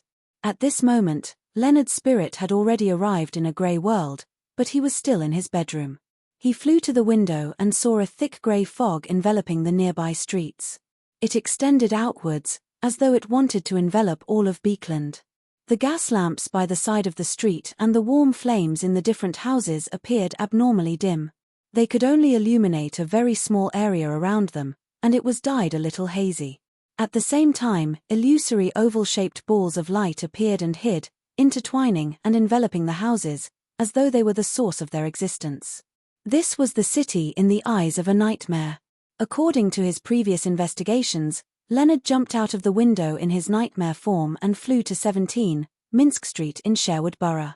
He didn't barge in directly. He landed at the door in the thick fog and politely rang the doorbell. Amidst the sounds of cuckoo cuckoo, Stellin, who was wearing a nightgown, opened the door. As she held the silver-inlaid palatial feather fan in front of her chest, she asked in confusion, "Who are you looking for?" She was none other than Klein's landlord when he acted as Sherlock Moriarty. She was a blonde, blue-eyed lady in her 30s. Leonard had already changed into a black and white checkered London police uniform. He casually showed his identification and said, "Do you know Sherlock Moriarty?" As she was in a dream, Stellin's reaction was very slow. After a few seconds, she asked, "Did something happen to him?" As she asked, under Leonard's influence, she naturally conjured the Sherlock Moriarty in her mind. He wore a half-top hat, a double-breasted frock coat, gold-rimmed glasses on his nose bridge, and a beard around his mouth. This was consistent with the Sherlock Moriarty that Leonard had previously obtained, so he didn't suspect anything. He was involved in a case and is being investigated. "I hope you can cooperate with us." Okay. Stellin wanted to raise her chin, but for some reason, she felt a little afraid. Leonard thought for a second. "When did he rent the house?" "Early September last year," Stellin recalled. Leonard continued to ask, "What do you know about him? In other words, what kind of person is he in your heart?" At the mention of this, Stellin seemed to have long considered the answer. "He's from Midseashire and has an accent there. He's a very capable detective and once helped Mary solve her husband's affair. However, his income isn't high, and he can't even hire a full-time maidservant. He can only get my maidservant to help him part-time. My child told me that he's a very good storyteller, especially detective stories. This might be the reason why he chose that industry." Without giving Leonard a chance to interrupt, she continued, "He's not as boorish as the typical detective. He's not as crude as the average detective. He went to grammar school and studied history. The most enviable thing is that he received Mary's gratitude and joined the Quelaag Club. It's filled with people of high status. I've been there a few times. Later, he seems to have become famous in the detective circle. Private detectives often come to him." Leonard grew impatient as he listened. He couldn't help but rub his temples. He didn't obtain any useful information from Mrs. Stellin. Apart from the fact that Sherlock Moriarty's financial situation wasn't too good and that he was good at telling detective stories, everything else was within the scope of his investigations. He even knew that Sherlock Moriarty had a good relationship with Ikinga Stanton. Next, I'll start investigating the few people in the Quelaag Club who are on good terms with Sherlock Moriarty. After patiently listening to Mrs. Stellin's nagging, Leonard immediately thanked her and left her dream. 160 Beauclund Street, inside Dwayne Dantès' mansion. In the hall that could accommodate more than 100 guests, Klein was dancing with a lady in her 30s. This was the etiquette teacher that Walter had found, named Joanna Heisen. She had a feminine name, but she wasn't ordinary. Her facial features were only slightly above average, but she had an extremely elegant bearing. Her every move had a charm to it. According to Walter, she was born into a baron's family and had received a good education from a young age. Later, she entered the palace and served as a female official until she got married. As her family had declined, and her husband's financial situation was only average, she, who believed in the Evernite goddess, chose to become an etiquette tutor. She often went to different noble or wealthy families to teach their children. Although the butler didn't say it explicitly, Klein knew that he couldn't perform too badly in front of this lady. Otherwise, his reputation would be hopeless. One of the important ways for nobles, tycoons, and other members of high society to find out about a person's situation was through mutual acquaintances. And at times, the interactions between servants also had such implications. Joanna moved her feet lightly, her body swayed, and her black hair was tied up lightly. She nodded in approval. Mr. Dantès, it's hard to imagine that you haven't learned such dance steps before. In less than half an hour, you're as skilled as a noble who has received such education from a young age. It's all thanks to your good teachings. Klein smiled humbly. His expression was warm and not ostentatious.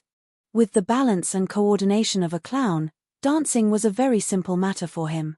Joanna lowered her head and chuckled. You're a gentleman who can make a lady happy. Her light brown eyes looked up and swept past Dwayne Dantès' silver-streaked sideburns and deep blue eyes. That's the best compliment I've heard today.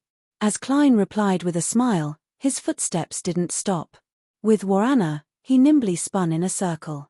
Not far away, the band that he had hired continued to resound in the hall with a beautiful melody. He had the intention to get to know Joanna not only to improve his reputation, but also because she had served as a female official in the palace. Joanna corrected Dwayne Dantès' tiny mistake and said, inviting a lady to dance isn't just about dancing. There also needs to be a conversation. It can't be like two dolls, unless both of you are immersed in the music and the rhythm of the dance and don't wish to speak. Of course, this is also a form of communication, a communication of the mind. When conversing, one has to be reserved. This is ruin, not inties. To put it simply, don't be direct or crude. Make yourself appear gentlemanly. Let me give you an example. If you wish to praise a lady's perfume, you can't directly say how nice it smells, nor can you ask what perfume it is and give a compliment. You have to associate it with a more reserved meaning. You have to mention something from the side. Yes, you can say something like, I feel like I'm in the suburbs of spring. Of course, this has to be in line with the perfume's characteristics. It's not literary. Shouldn't you say, the moon is beautiful tonight? Klein lampooned in a Japanese-styled manner as he gave a self-deprecating laugh. Thank you for not saying that my praise wasn't gentlemanly enough. Johanna's smile deepened. Mr. Dantès, do you know what a gentleman is like when it comes to social occasions? No. Klein shook his head frankly. Johanna's smile didn't diminish. The second most popular is a man who makes a lady think that he's very smart. What's first? Klein asked cooperatively. Joanna glanced at him and said, the first most popular is a man who makes a lady think that he's very smart. With that said, she smiled and didn't say another word. Klein instantly understood her hidden praise.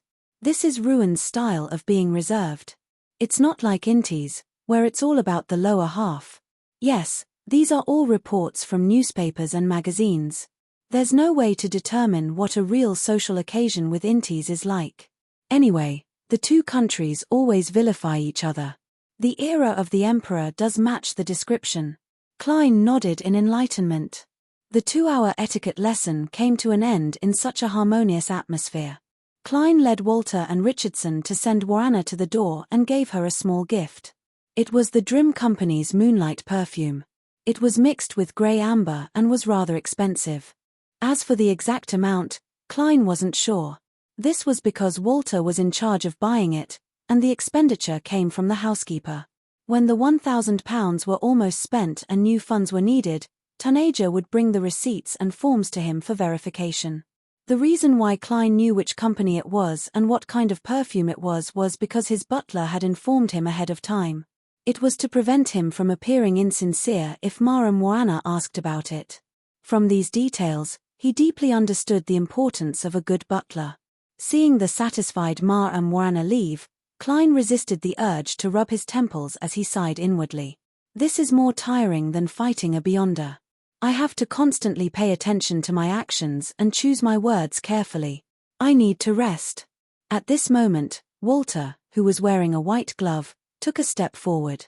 Sir, since you are making rapid progress in your etiquette studies, you can bring forward the other lessons. What lessons? Klein felt a headache coming on.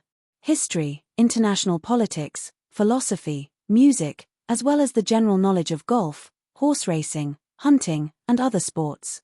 Walter answered meticulously. Philosophy? Klein asked in surprise. Walter nodded and said, "This is one of the easiest topics to talk about in high society. This is one of the easiest topics to talk about in high society. You don't need to have a deep understanding of it, but at the very least, you need to know what others are discussing. You need to know that the source of pragmatism is Kongso, Marid, and Patterson, not Emperor Roselle. You need to know that Lumi was the one who proposed that humans are born free. Many tycoons are prone to make mistakes in this aspect when they first enter high society. They are used to pushing unknown words or philosophical ideas to Roselle the Great." Klein's headache worsened as he forced a smile and said, "I don't have much to do recently. Apart from taking an afternoon nap and going to the cathedral, you can arrange the lesson at any time." In a dark room, an envelope floated up and opened on its own, shaking out a piece of paper. Sharon's figure was outlined by the side in her tiny bonnet. She took the letter and read it seriously. She immediately wrote a reply, set up a ritual, and began summoning Sherlock, Moriarty's messenger. During this process, she didn't forget to put in a gold coin. Soon, Sharon finished chanting the incantation and saw the candle flame expand as it was dyed a dark green. Rionette Tynker carried 4 blonde, red-eyed heads out of the candle flame and came in front of Sharon. Sharon's gaze froze as her doll-like face suddenly had an intense emotional change. She blurted out, "Teacher, didn't you already? P.S. Seeking monthly votes for Monday Tilda." Chapter 768. 160 Beauclund Street, in a study with excellent lighting. There were rows of bookshelves here, and there were many collections. At a glance, it looked like he had entered a private library. Klein was sitting in a high-back chair, reading the day's newspapers. He discovered that be it the Tussock Times or the Beekland Daily News, there was an additional advertisement in a prominent spot: transfer of 10% of the Beekland Bike Company's shares. Mr. Stanton Shaw is efficient. It's only been a few days, and has already completed the financial investigation and valuation. Just as Klein sighed inwardly, his spiritual perception was triggered. He quickly activated his spirit vision and saw Miss Messenger, Rionette Tynker, walk out of the void. She was still holding the 4 blonde, red-eyed heads in her hands, and one of them was biting on a letter. "It's likely Miss Sharon's reply." As Klein thought, he reached out to receive it and nodded slightly. "Thank you." As he spoke, he subconsciously looked at the study's door because his valet, Richardson, was standing guard outside. Tearing open the envelope and spreading out the piece of paper, Klein quickly scanned it and confirmed that the owner of the letter was Miss Sharon. She expressed that she had no intention of buying the biological poison bottle at the moment, and that she might consider it after some time if the mystical item was still around. Is this because the financial situation isn't good enough? Or is she saving money for something more important? Klein casually thought for a moment and instinctively believed that it was the latter. This was because it was impossible for the demigod named Zatwan to stay in Beekland all the time. Sharon and Marek had finally escaped from Rose School's pursuit. With their beyonder strength and sequence characteristics, it was relatively easy for them to earn money in a relaxed environment. Furthermore, they seemed to be in control of the Braves' black market arms trade, acting as Ian's backer. Just this line alone could earn them quite a bit. As he thought about it, Klein looked up and saw Miss Messenger's 8 pairs of red eyes staring at him. He jumped in fright, imagining that she was urging him to repay the debt. He cleared his throat and said, "There's no need for a reply. The first payment will be made within this week." Rionette Tynker's 4 heads spoke one after another. "There's no need to be anxious. There's no interest. Miss Messenger is quite nice after all." As Klein sighed, Rionette Tynker's figure vanished as she returned deep into the spirit world. After burning the letter and resting for half an hour, he went to the door and ordered Richardson to prepare the carriage. He planned to go to church before his afternoon philosophy class. The journey was smooth. After drinking a few mouthfuls of black tea, Klein quickly arrived at the square outside St. Samuel Cathedral. After admiring the tranquility brought by the white pigeons, he walked past the cathedral's door and entered the prayer hall. He randomly found a seat and sat down. Just like before, Richardson hugged his employer's hat and cane as he sat diagonally behind him. As he emptied his mind and prayed, Klein's spiritual perception was triggered again. He instinctively opened his eyes and looked to the left. He then saw the dark-haired, green-eyed Leonard Mitchell. This Nighthawk wasn't wearing a trench coat. He was wearing a white shirt that wasn't tucked into his belt with straight pants and a black vest. His style was very casual. Seeing the middle-aged gentleman with grey sideburns look over, he nodded with a smile and retracted his gaze. He closed his eyes and pretended to pray. He wasn't worried that the other party would discover that he was sizing him up because he had only swept a glance without doing anything else. Many believers had done the same thing. When a good-looking gentleman entered this place, it was inevitable that he would receive a certain amount of attention. Leonard Mitchell was often the target of such attention, so he knew this very well. At this moment, a slightly aged voice sounded in his mind. "It's him. Herr, I didn't let down my efforts of running to the cathedral yesterday and today." Leonard thought smugly, but he didn't show it on his face. Klein also pretended to pray as he pondered over the questions that arose in his mind. When did this fellow, Leonard, become so pious? Although he's definitely more pious than me, he's definitely not the kind that attends the cathedral every day. He only attends once a week or even once every 2 weeks. Did he come with a motive? He seemed to be sizing me up just now. With this in mind, Klein suddenly came to a realization. The grandpa in his body is an angel of the Zoroast family, which is also an angel of the Marauder pathway. Blasphemer Amorn is a king of angels of this pathway. He can discover the grey fog and even wants to invade it. Therefore, the grandpa in Leonard's body is very likely to have sensed the grey fog's powers or traces on me. With this judgment, Klein's heart immediately leapt up, as though he was surrounded by a dangerous trap. He maintained his praying posture, and the eyes under his eyelids didn't move. His entire being was calm and reserved, completely in line with the atmosphere inside the cathedral. After an unknown period of time, he slowly got up and walked to the altar. He came in front of the donation box and threw a total of £50 in. Following that, just like before, he smiled and nodded at the bishop and priest in charge today. He received a rather friendly response. On the way out of St. Samuel Cathedral, Klein took his hat from Richardson and fed the pigeons in the square for about 10 minutes. And behind him, believers who had finished praying came out one after another, including Leonard Mitchell. Klein didn't size up the main entrance as he leisurely clapped his hands, took his golden-laid cane, and walked to the 4-wheeled carriage that was parked nearby. Leonard was similarly feeding the pigeons in the square as he watched his target board the carriage and leave, but he had no intention of tailing him. Since the other party had an ancient aura and had received the attention of the parasite in his body, he naturally didn't dare to be careless. He didn't dare take direct action because it would be extremely dangerous. He planned on checking the periphery and gathering the necessary information. "I'll see what old man has to say when the time comes. Besides, it's not like I don't have a direction to investigate." Such high-end carriages are rather limited in all of Beekland. Be it one's own or rented, it's very easy to determine the source. Then, I'll know that gentleman's identity and origins. Leonard looked at the pigeon as he leisurely thought. He was a nighthawk with rich experience, and he was an elite red glove among the nighthawks. At that moment, a white pigeon flapped its wings and flew over. There seemed to be a piece of paper in its beak. Leonard frowned as he extended his left palm and watched the white pigeon descend. It threw the piece of paper down before flapping its wings and flying up again. Raising his hand to hold the piece of paper, Leonard unfolded it warily and puzzledly. He saw 2 words on it: Zoroast, parasite. This. Leonard's pupils constricted as he felt his hair stand on end. His emotions were on the verge of exploding. That gentleman saw through my secret. As expected of a person with an ancient aura, he might really be one of the undying monsters left behind from the 4th epoch. Is he warning me? He's telling me not to interfere in his matters or even approach him? At that moment, thinking back to the middle-aged gentleman with white sideburns and deep blue eyes, Leonard felt that his every action exuded a strong sense of deterrence. It made him not dare look straight at him or approach him.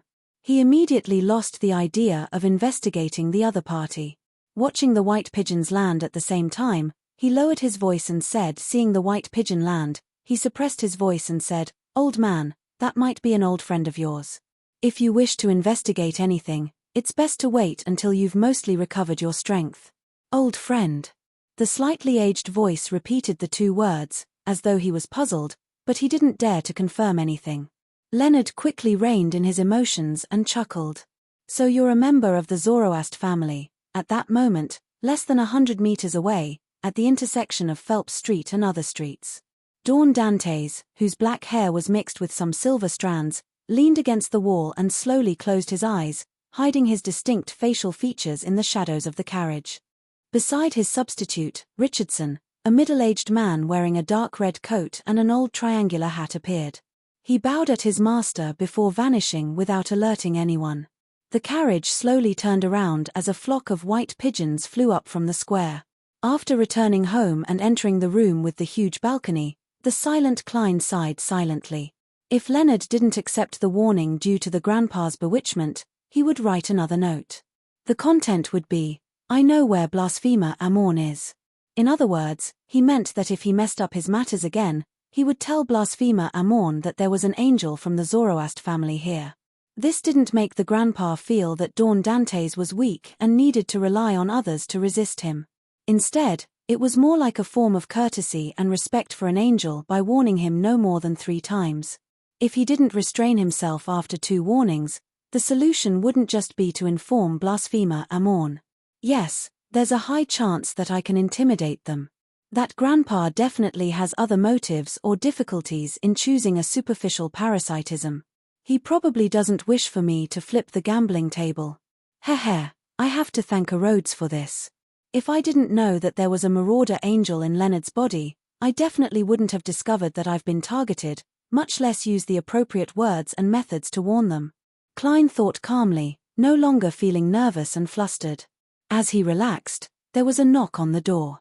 Richardson said, "Sir, the butler is looking for you." "Sir, the butler is looking for you. Invite him in." Klein turned around and left the balcony, returning to the half-open room. "Sir, your philosophy teacher, Mr. Hamid, is here. Philosophy class." Klein rubbed his temples as he felt a headache coming on. Philosophy class. Klein rubbed his temples as he felt a headache coming on. He had previously heard from Walter that Mr. Hamid was a believer of the Lord of Storms. It was the same for the famous scholar, Laomi. It was the same for a large number of philosophers in the Ruin Kingdom. This left him rather surprised. This was because to him, a believer of a storm was equivalent to a grumpy brother. From the looks of it, I need to change my inflexible and unobjective impression. The prerequisites to becoming a philosopher are to be unable to find a wife or have a bad family relationship.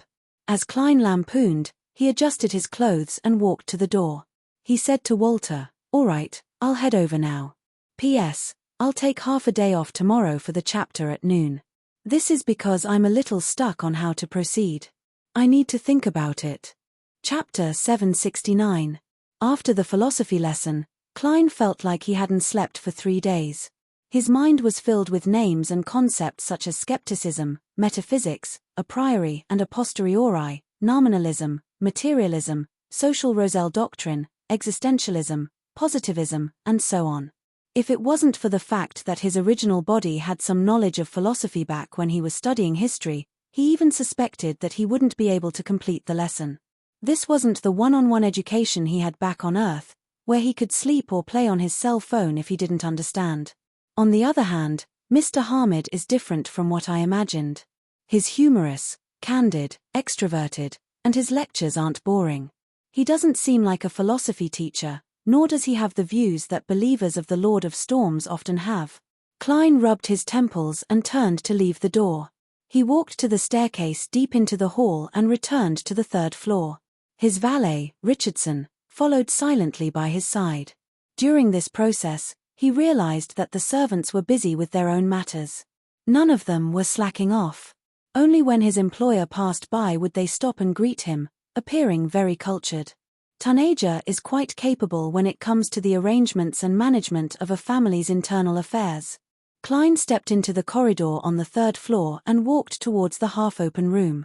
Before entering, Klein saw Walter hanging 2 double-barreled shotguns on the wall, adding a sense of boorishness and boldness to the interior. This was an arrangement every wealthy merchant had in their home. It was very easy to apply for a hunting license, and the double-barreled shotguns were quite powerful. It was enough for the servants to deal with infiltrating thieves or kidnappers. After hanging it, Walter took 2 steps back and examined the shotguns. He then took out a golden pocket watch from his inner pocket. He pressed down on the pocket watch and looked inside. His stern and inflexible face clearly softened. Klein coughed lightly to remind the butler before pushing open the half-closed door and walking in. Walter closed the pocket watch and returned it to its original position. He turned his body and bowed. He bowed and said, "Sir, we obtained a total of 6 hunting licenses. We bought 6 double-barreled shotguns and the corresponding canister bullets." Klein had death knell hidden under his armpit, so he didn't think too much of it. All he did was nod to indicate that he understood. He then revealed a gentle smile and asked casually, "When I was reading the information on the Helping Family Servants Association, I noticed that you seem to have a wife and child, Walter." The butler, or rather, the chief butler, was the employer's assistant. He was a confidant that couldn't be avoided in many matters. Therefore, it was every employer's duty to establish a relationship with the butler, and Klein was no exception. Furthermore, he still remembered that a Rhodes had mentioned that there would be additional developments on butler Walter. Walter replied in a deadpan manner. "Yes, when I was a servant in Viscount Conrad's manor, due to certain needs, I had frequent contact with a lady and developed feelings for her. Then, under the gaze of the goddess, I got married and had a daughter. She is now studying in a grammar school and hopes to pass the entrance examination of the University of Beekland. However, this is something that I can only consider after 2 years." When mentioning his wife and daughter, the unsmiling butler's tone unknowingly turned relaxed. At present, all the churches emphasized the importance of family, so as to resist the stress and mental problems brought about by the advancement of technology. The only difference was that different churches had different emphases. Evernite was about equality between men and women helping each other at home. Storm was about men busying themselves outside while women took care of the home, acting as the former's support angel. Steam was about learning more technology and doing more manual labor. Each had their own strengths and complemented each other. Klein felt wistful when he heard that. He then said, "Maram Tanaya seems to be single." "Yes." Walter's expression turned serious again. In modern society, male servants and female servants are still not equal. This isn't referring to the salary. Female butlers, and assistant butlers are on the same level. They have an annual salary of £25 to £50. Instead, it's a deeper concept and thought. It's something that the churches are working hard to change, but it's filled with obstacles. After all, the goddess isn't ruin's only faith. He paused and added, "Male servants can get married. But if a female servant has a family, It means that she will lose her job or become the lowest of the lowest. She's a temporary hired maid who doesn't need to stay at her employer's house. All of this can only be changed when one reaches the female butler stage. However, this isn't something a young and inexperienced lady can do. Klein didn't continue the topic. He nodded slightly and walked to the reclining chair. At this moment, his gaze swept across the stack of newspapers on the coffee table. With a thought, Klein stopped in his tracks, turned his body, and said to the butler, "I saw an advertisement in the papers regarding the transfer of shares in the Beekland Bicycle Company. Find a professional lawyer and accountant to consult them and figure out the exact situation. I'm very interested in this industry. If the price is right, I'll consider buying it." At that instant, Klein thought of a problem. It was impossible for a tycoon who brought a huge sum of money to Beekland to seek opportunities to advance his career to not pay attention to the transfer of shares in the Beekland Bicycle Company. Even if he couldn't see the prospects of this industry, it was normal for him to get someone to understand it, otherwise, it wouldn't match his persona.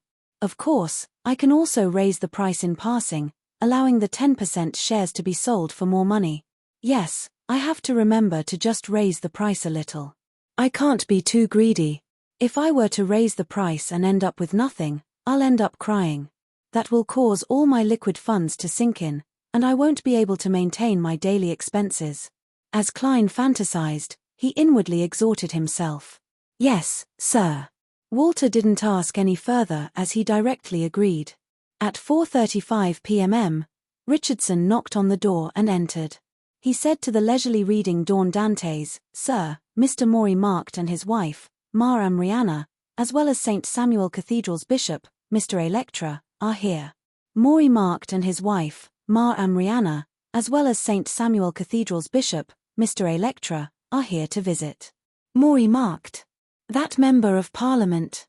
Also, why is the bishop of St. Samuel Cathedral here as well? Klein thought for a moment and asked with a smile, "Is there such etiquette?" He had only attended 2 etiquette classes for the time being. He knew that people of this social class would not visit each other so directly. They would first send a butler or a servant to deliver an invitation or set a time to visit. Richardson habitually lowered his head. Yes. Because when the butler went to deliver the name cards and gifts, he informed the neighbors that you would be at home in the afternoons for the past week. In such a case, the neighbors who receive your business card can not only send their servants to invite you to be their guest, but they can also pay you a semi-formal visit between 4 and 5 in the afternoon, claiming that they are passing by on a stroll. Well, the ladies will wear appropriate walking clothes, or it will be inappropriate. You can treat them to afternoon tea. As Klein walked to the door, he allowed Richardson to take off his coat and put it on him. Then why is there Bishop Electra? This was what he cared about the most. The question just now was just a foreshadowing. Richardson replied as if he was prepared for this. Bishop Electra was a guest at Member of Parliament Marked's place in the afternoon. It's likely that they mentioned you while chatting and decided to pay you a stroll. His hands weren't affected by his words at all as he skillfully helped Dawn Dantes adjust his clothes. Klein tersely acknowledged and waited for Richardson to open the door before walking out. Soon, he saw the 3 visitors in the living room on the 2nd floor. Maury Marked was a classic Rouen gentleman. He was in his 40s, with black hair and brown eyes. He had deep facial features, a rather high hairline, and a slightly thin face. He had once served in the military, and after he was discharged, he entered politics. He started out in Beekland and eventually became a member of Parliament. He was a believer of the Evernite goddess, a member of the New Party, and a supporter of improving the atmospheric environment. His wife, Rihanna, came from a family of lawyers. She had provided her husband with plenty of resources for his political career, and she was also a believer of the Evernite goddess. Electra wore a double-breasted clergyman's black robe, and he looked to be in his 40s. His blue eyes were deep, and his face was thin. His facial features weren't considered good, but he was pleasing to the eye for some baffling reason. He was a bishop that Klein had once seen when he placed money into the donation box. Upon seeing Dawn Dantes enter, Maury Marked took 2 steps forward and chuckled. "I've been hearing that a devout believer of the goddess has moved into Block 160, and I've been thinking of paying him a visit. I happened to be passing by today, so I decided to pay you a visit. Please forgive us for our rudeness." Klein smiled and tapped his chest 4 times in a clockwise fashion. "At times like this, all you need to do is praise the goddess." "Praise the goddess?" Electra and Rihanna nodded in secret before drawing a crimson moon on their chests. After exchanging pleasantries, Klein invited his 3 guests to take their seats. A maidservant promptly served them black tea and coffee. Housekeeper Tanaja had previously asked him what he wanted to drink. "Mr. Dantes, I heard you're a merchant from Desi. I wonder what line of work you were in the past?" Maury Marked asked casually as he joked. "Your last name always makes me think of many things." This was the surname of the protagonist in one of Roselle the Great's best-selling novels. Klein chuckled and returned with a question in a humorous manner. "What line of work does digging up a treasure belong to?" This was also the content of the best-selling novel. Without waiting for the counselors to respond, he said the content that he had long prepared. "I once had my own mineral deposits, but as you know, there will be a day when they're all dug up. A city that thrives on mining will eventually decline." He was hinting at the resource-based cities in Desi County where he was born. In those places, gangs ran amok and there were many hidden tycoons. It was difficult for ordinary people to investigate Dawn Dantes' situation without spending more than half a year. Bishop Electra nodded in thought. "That's why you chose to come to Beekland in search of new opportunities. I wonder who led you into the church." Chapter 770. As for Electra's latter question, Klein had already rehearsed it. Upon hearing that, he sighed and said, "It was my father, a truly wise elder. Unfortunately, he passed away in an accident many years ago." When he said that, he incorporated the feelings of the original Klein's parents, the accumulated emotions of being unable to return home in a foreign land, and the traces left behind by his experience in Tingen City. His tone seemed calm with a hint of a smile, but there was a hint of sorrow hidden in it. It was a sense of eternity. "Sorry, he must have entered the divine kingdom and is sleeping peacefully under the goddess's watch," Bishop Electra said sincerely. Bishop Electra said sincerely as he tapped his chest 4 times clockwise, drawing the crimson moon. Without waiting for Dawn Dantes' response, he looked at him and invited, "The day after tomorrow, there will be a moon mass for the deceased. The day after tomorrow, there will be a moon mass for the dead to help them sleep in the goddess kingdom and obtain eternal peace. I wonder if you're interested in participating?" The Church of the Evernite Goddess didn't have many festive days. The most important one was the Winter Gifts Day, followed by the Grand Mass during the full moon, also known as the Moon Mass. After that was the normal Mass and prayers on Sundays. However, different dioceses and cathedrals had different guardian saints or angels, so they had their own special festive day. "That's exactly what I wish for." Klein stood up and bowed as he said sincerely. This allowed him to interact with the priests and bishops of St. Samuel Cathedral. He could even form a relationship with the diocesan bishop, allowing him to enter certain areas of the cathedral in the future. And at the same time, he once again realized why the Evernite pathway could be interchanged with the death pathway. Both of them had the authorities of tranquility, eternal slumber, darkness, and so on. They represented the end and endpoint. Following that, Maury Marked didn't discuss the topic of Dawn Dantes' identity and experiences. It was as though he had just casually asked. He and his wife, Rihanna, began chatting about their vacation experiences in Desi Bay over the years. Having crammed on the relevant information and having stayed there for 2 days, Klein responded in a native tone, sharing the specialty of Desi's roasted fish. During this process, he even pretended to casually mention his hunting activities when he was doing business in West Balam, as though he was very familiar with the primitive forest there. This was to pave the way for Dawn Dantes' second identity. And West Balam was different from East Balam. Ruan and Intiz's colonial powers were on par. They often had conflicts, and even the areas under their control would change from time to time. It wasn't a simple matter to investigate the activities of a merchant or adventurer, especially when Dawn Dantes might be using a fake name. As for his hunting experience in West Balam's primitive forest, Klein didn't randomly fabricate it, nor did he copy it from some magazine or newspaper. He had used the glorious deeds of the Fog Sea's strongest hunter, Anderson, as a blueprint. He had extracted the details and abandoned the main idea to play it out himself. It was both real and fake. Upon hearing about the thick pythons in the forest, the man-eating fish with sharp teeth, and the flowers that could capture their prey, Member of Parliament Mark's wife, Rihanna, would exclaim from time to time. She looked afraid but also eager to learn more. As for the Member of Parliament and the Bishop, they were equally interested. They couldn't help but interrupt Dawn Dantes' description to ask about the details. "You really are an excellent hunter. Back when I was serving in East Balam, I never had the chance to enter the forest. I never expected it to be so dangerous." After the extremely gentlemanly middle-aged gentleman finished speaking, Maury Marked picked up a tiny piece of velvet cake and sincerely praised him. "If there's a chance in the future, I'd like to invite you to hunt with me." As they conversed, the maidservant had already served them afternoon tea and snacks. A male servant was in charge of serving them by the side. Upon hearing Mark's half-hearted invitation, Klein replied with a smile, "I can't wait. I can't wait any longer." After chatting for a while and talking about the management of Beekland's atmosphere, the three guests bade him farewell. As they had just gotten to know each other and weren't considered familiar with each other, Klein didn't hold them back. He sent them to the door with his valet, Richardson.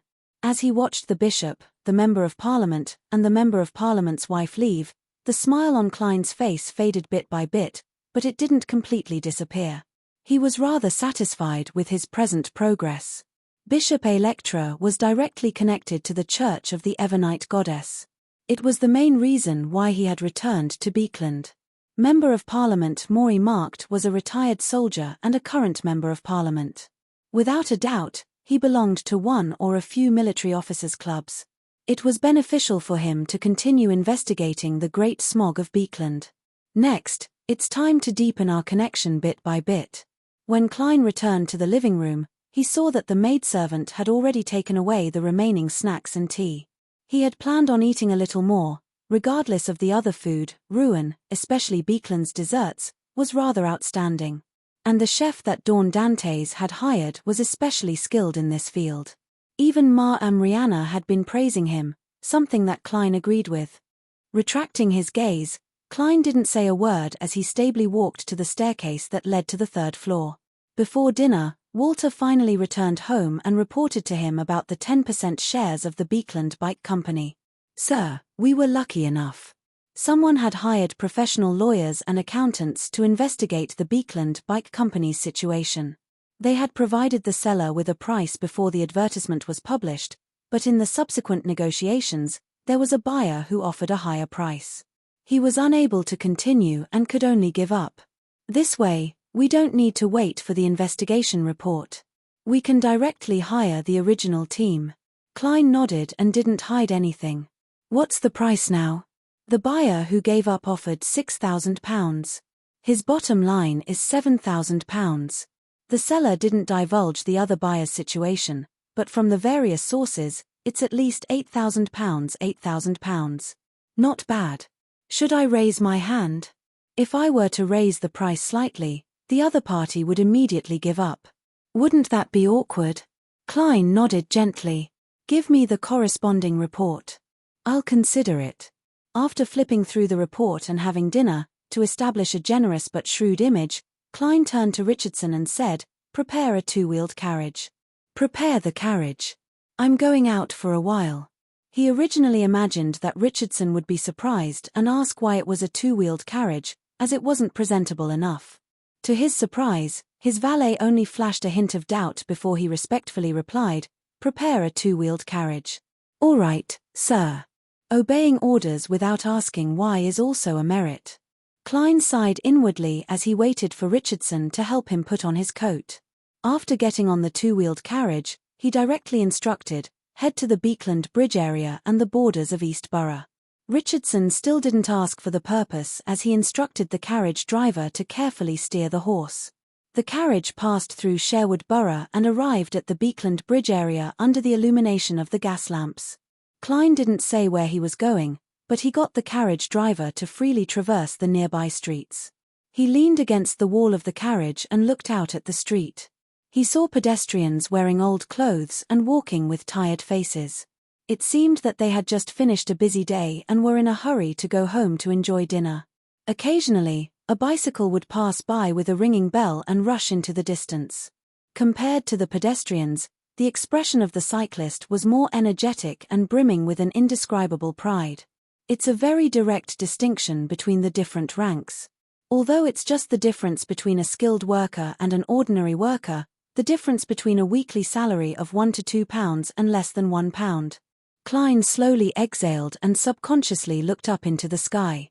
At this moment, Beekland had already fallen into complete darkness, but the smog wasn't too severe. He could see many resplendent stars through it. After the great smog, the environment is really getting better by the day. However, the situation of the lower-class workers in East Borough doesn't seem to have changed much. Although their salaries might be higher and their working hours might have improved, the former has been offset by the rise in prices due to the massive influx of people. As for the latter, the change is rather limited. At most, it's shortened from 15 to 16 hours to 11 to 12 hours. It's really to resolve any problems that arise.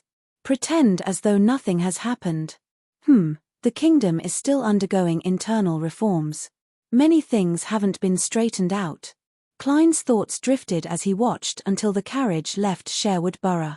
On the future, Admiral of Stars Catlear stood behind the window of the captain's cabin as she watched Frank Lee push a wooden barrel into the shadows. It was unknown what was placed inside before covering it tightly. He seems to have been studying the growth of plants in dark environments recently. Why did it suddenly become normal? Catlear frowned in puzzlement. She kept worrying that Frank Lee was brewing a huge invention. I'll get Nina to ask later. Just as this thought flashed through her mind, her spiritual perception was triggered. She turned her head and saw an additional letter on her desk.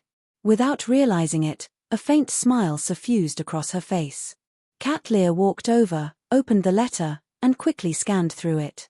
There are 2 Obninsks that don't belong to the Church of the Storm in the vicinity of the Abyss Maelstrom north of Sonia Island, found a direct descendant of the House of Abraham. Well done. The Abyss Maelstrom was the name of a dangerous sea, not an abyss. House of Abraham. Catlear thought for a moment, but she failed to find any clues. She planned on asking at the next tarot gathering. The next morning, after seriously divining to raise the price, Klein said to Walter, "Hire that team and continue the negotiations." "Hire that team and continue negotiating. My base price is £9,000. "All right, sir," Walter said apologetically. Walter immediately said apologetically, "Something happened at home, so I hope I can have half a day off in advance." "No problem. Do you need any help?" Klein asked warmly. "Thank you for your kind intentions. I can resolve it. Besides, there's no rush. I'll first settle the equity negotiations," Walter said sincerely. Klein didn't ask further as he nodded and approved his leave. After the butler left the room, Klein turned his head to Richardson. "Did Walter meet anyone this morning?" "Mr. Butler received a letter," Richardson answered without hiding anything. Chapter 771. He received a letter. Didn't he say that something happened at home? Walter's family lives in Beekland. Wouldn't it be faster to take a public carriage or a rental carriage if something really happened? With his income and land in the countryside, he'll definitely be able to afford it.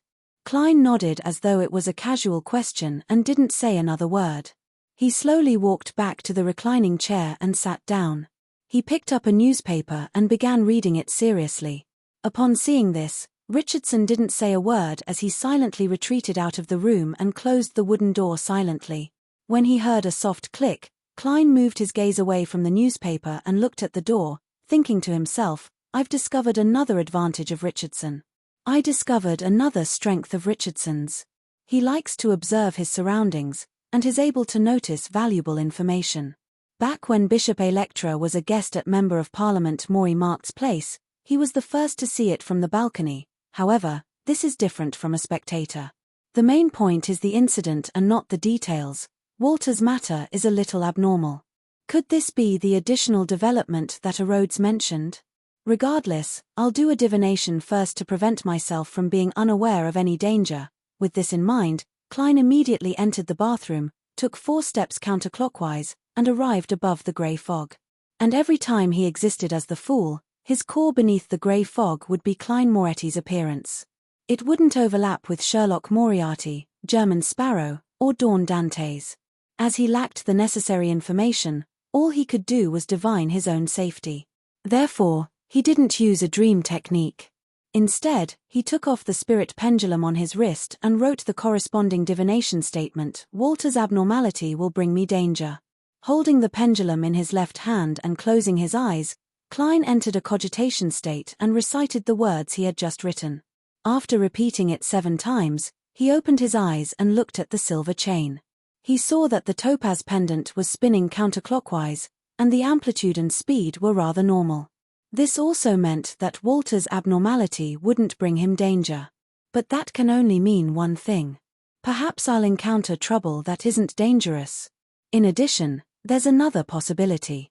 Whether it's dangerous or not depends on whether I make the right choice. If I get involved rashly, even if it isn't dangerous, it will become dangerous.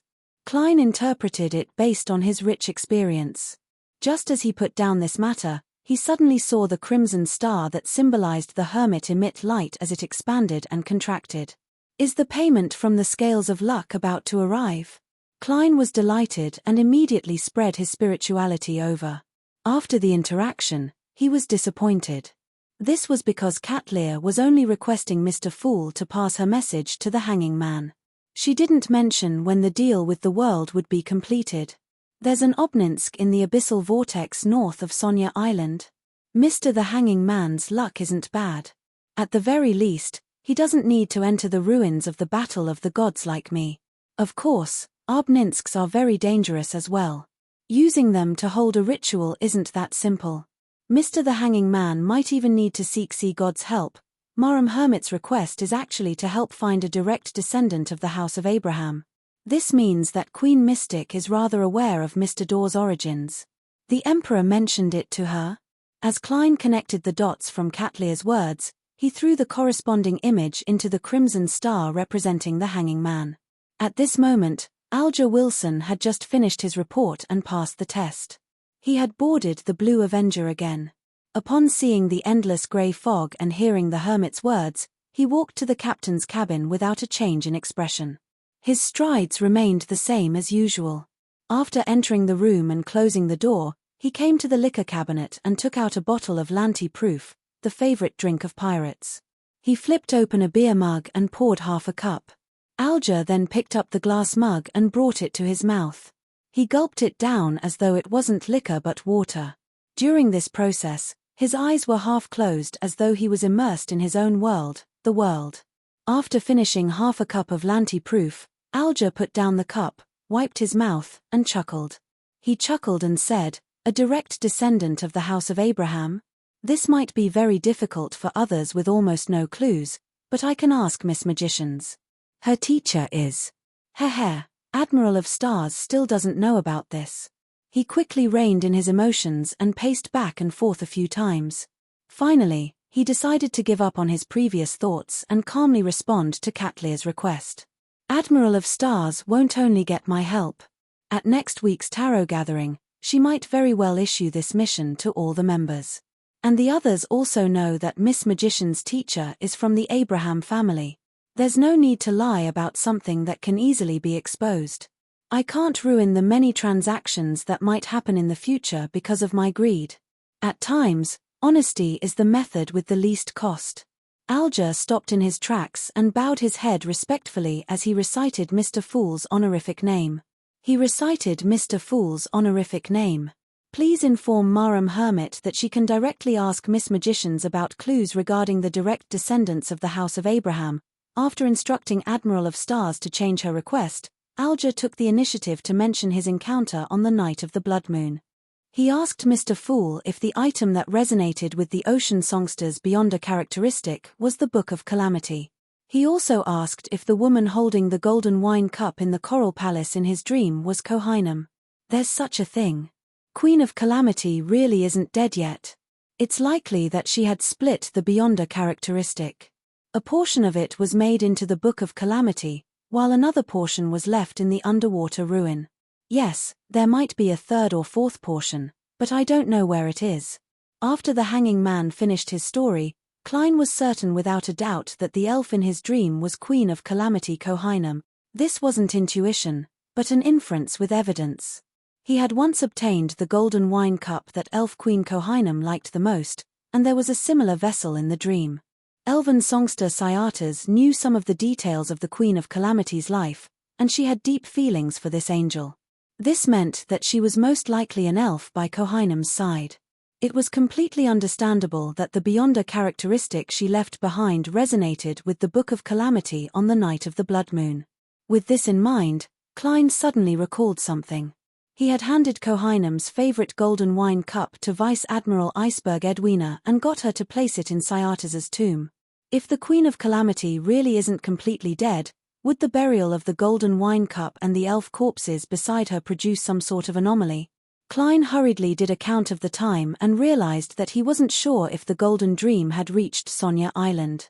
After some thought, he calmly replied to the hanged man, "I'm not sure." "Yes." Following that, he delivered the first half of the hanging man's words to the crimson star that symbolized Katlir. After doing all of this, he conjured the world German sparrow and made him pray, "I'm going to pray. Honorable Mr. Fool, please inform Danis to ask Vice Admiral Iceberg Edwina Edwards if there's anything abnormal about elven songster Syatas's corpse and the golden wine cup." Phew. After completing the operation, Klein exhaled and threw the corresponding image into the specially marked prayer point of light beside him. Then, he returned to the real world and walked out of the bathroom. He came in front of the dressing mirror and looked at the figure with white sideburns and deep blue eyes. The corners of his mouth curled up bit by bit, knowing that he had returned from Mr. Fool to the mysterious tycoon Dawn Dante's biome in the Primeval Forest. The bragging Danis, who was drinking and eating at a resistance base, suddenly trembled as he nearly choked on the liquid in his mouth. Although this wasn't the first time he had received a response from the Great Fool, it still left him trembling in fear. He felt a baffling sense of fear. After he identified the figure and understood the words, he heaved a sigh of relief. He knew that German Sparrow had asked him to do something. "Ask Captain." "That's simple. The Golden Dream will come to fetch me in a few days." Hihi, German Sparrow isn't crazy at all in front of the Great Fool. He's even very pious and respectful. Danis quickly relaxed as he thought leisurely. At the same time, on the future, Katlir, who had received a reply, silently muttered to herself in surprise, "That's right. Directly ask Miss Magicians." Yes, she seems to be a Beyonder of the apprentice pathway. She's actually related to the House of Abraham. She's indeed not simple. Katlir considered for a moment and decided not to give the hanging man a new mission. This was because she wasn't sure if Miss Magicians was willing to reveal clues to the House of Abraham. Walter returned to 160 Beauclund Street in the afternoon. His expression was normal, and just like before, the matter had been easily resolved. Klein didn't ask further. He felt that their relationship hadn't reached the point where his butler could be honest with him. Furthermore, the problem hadn't been directly exposed in front of him, so there was no way to hide it. Time quickly passed as he studied. The next evening, before the full moon arrived, Klein brought his valet, Richardson, to St. Samuel Cathedral in a rented high-class carriage to participate in the moon mass. He wasn't worried about the possible donations because Miss Justice had already paid the £1,000.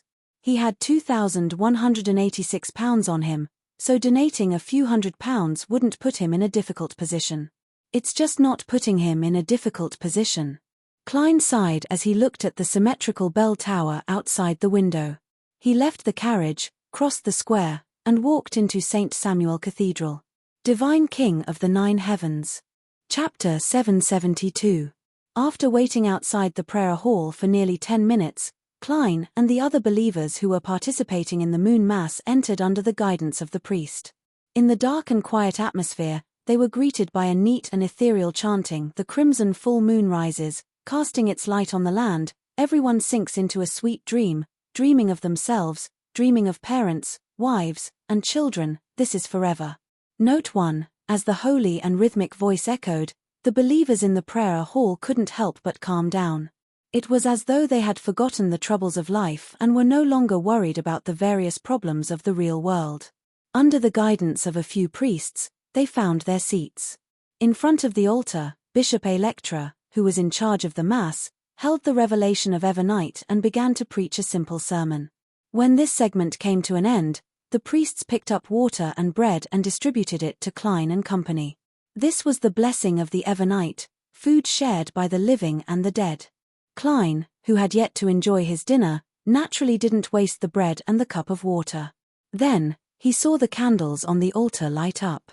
Against the backdrop of the darkness, they were like stars in the night sky, emitting a reassuring light and heat.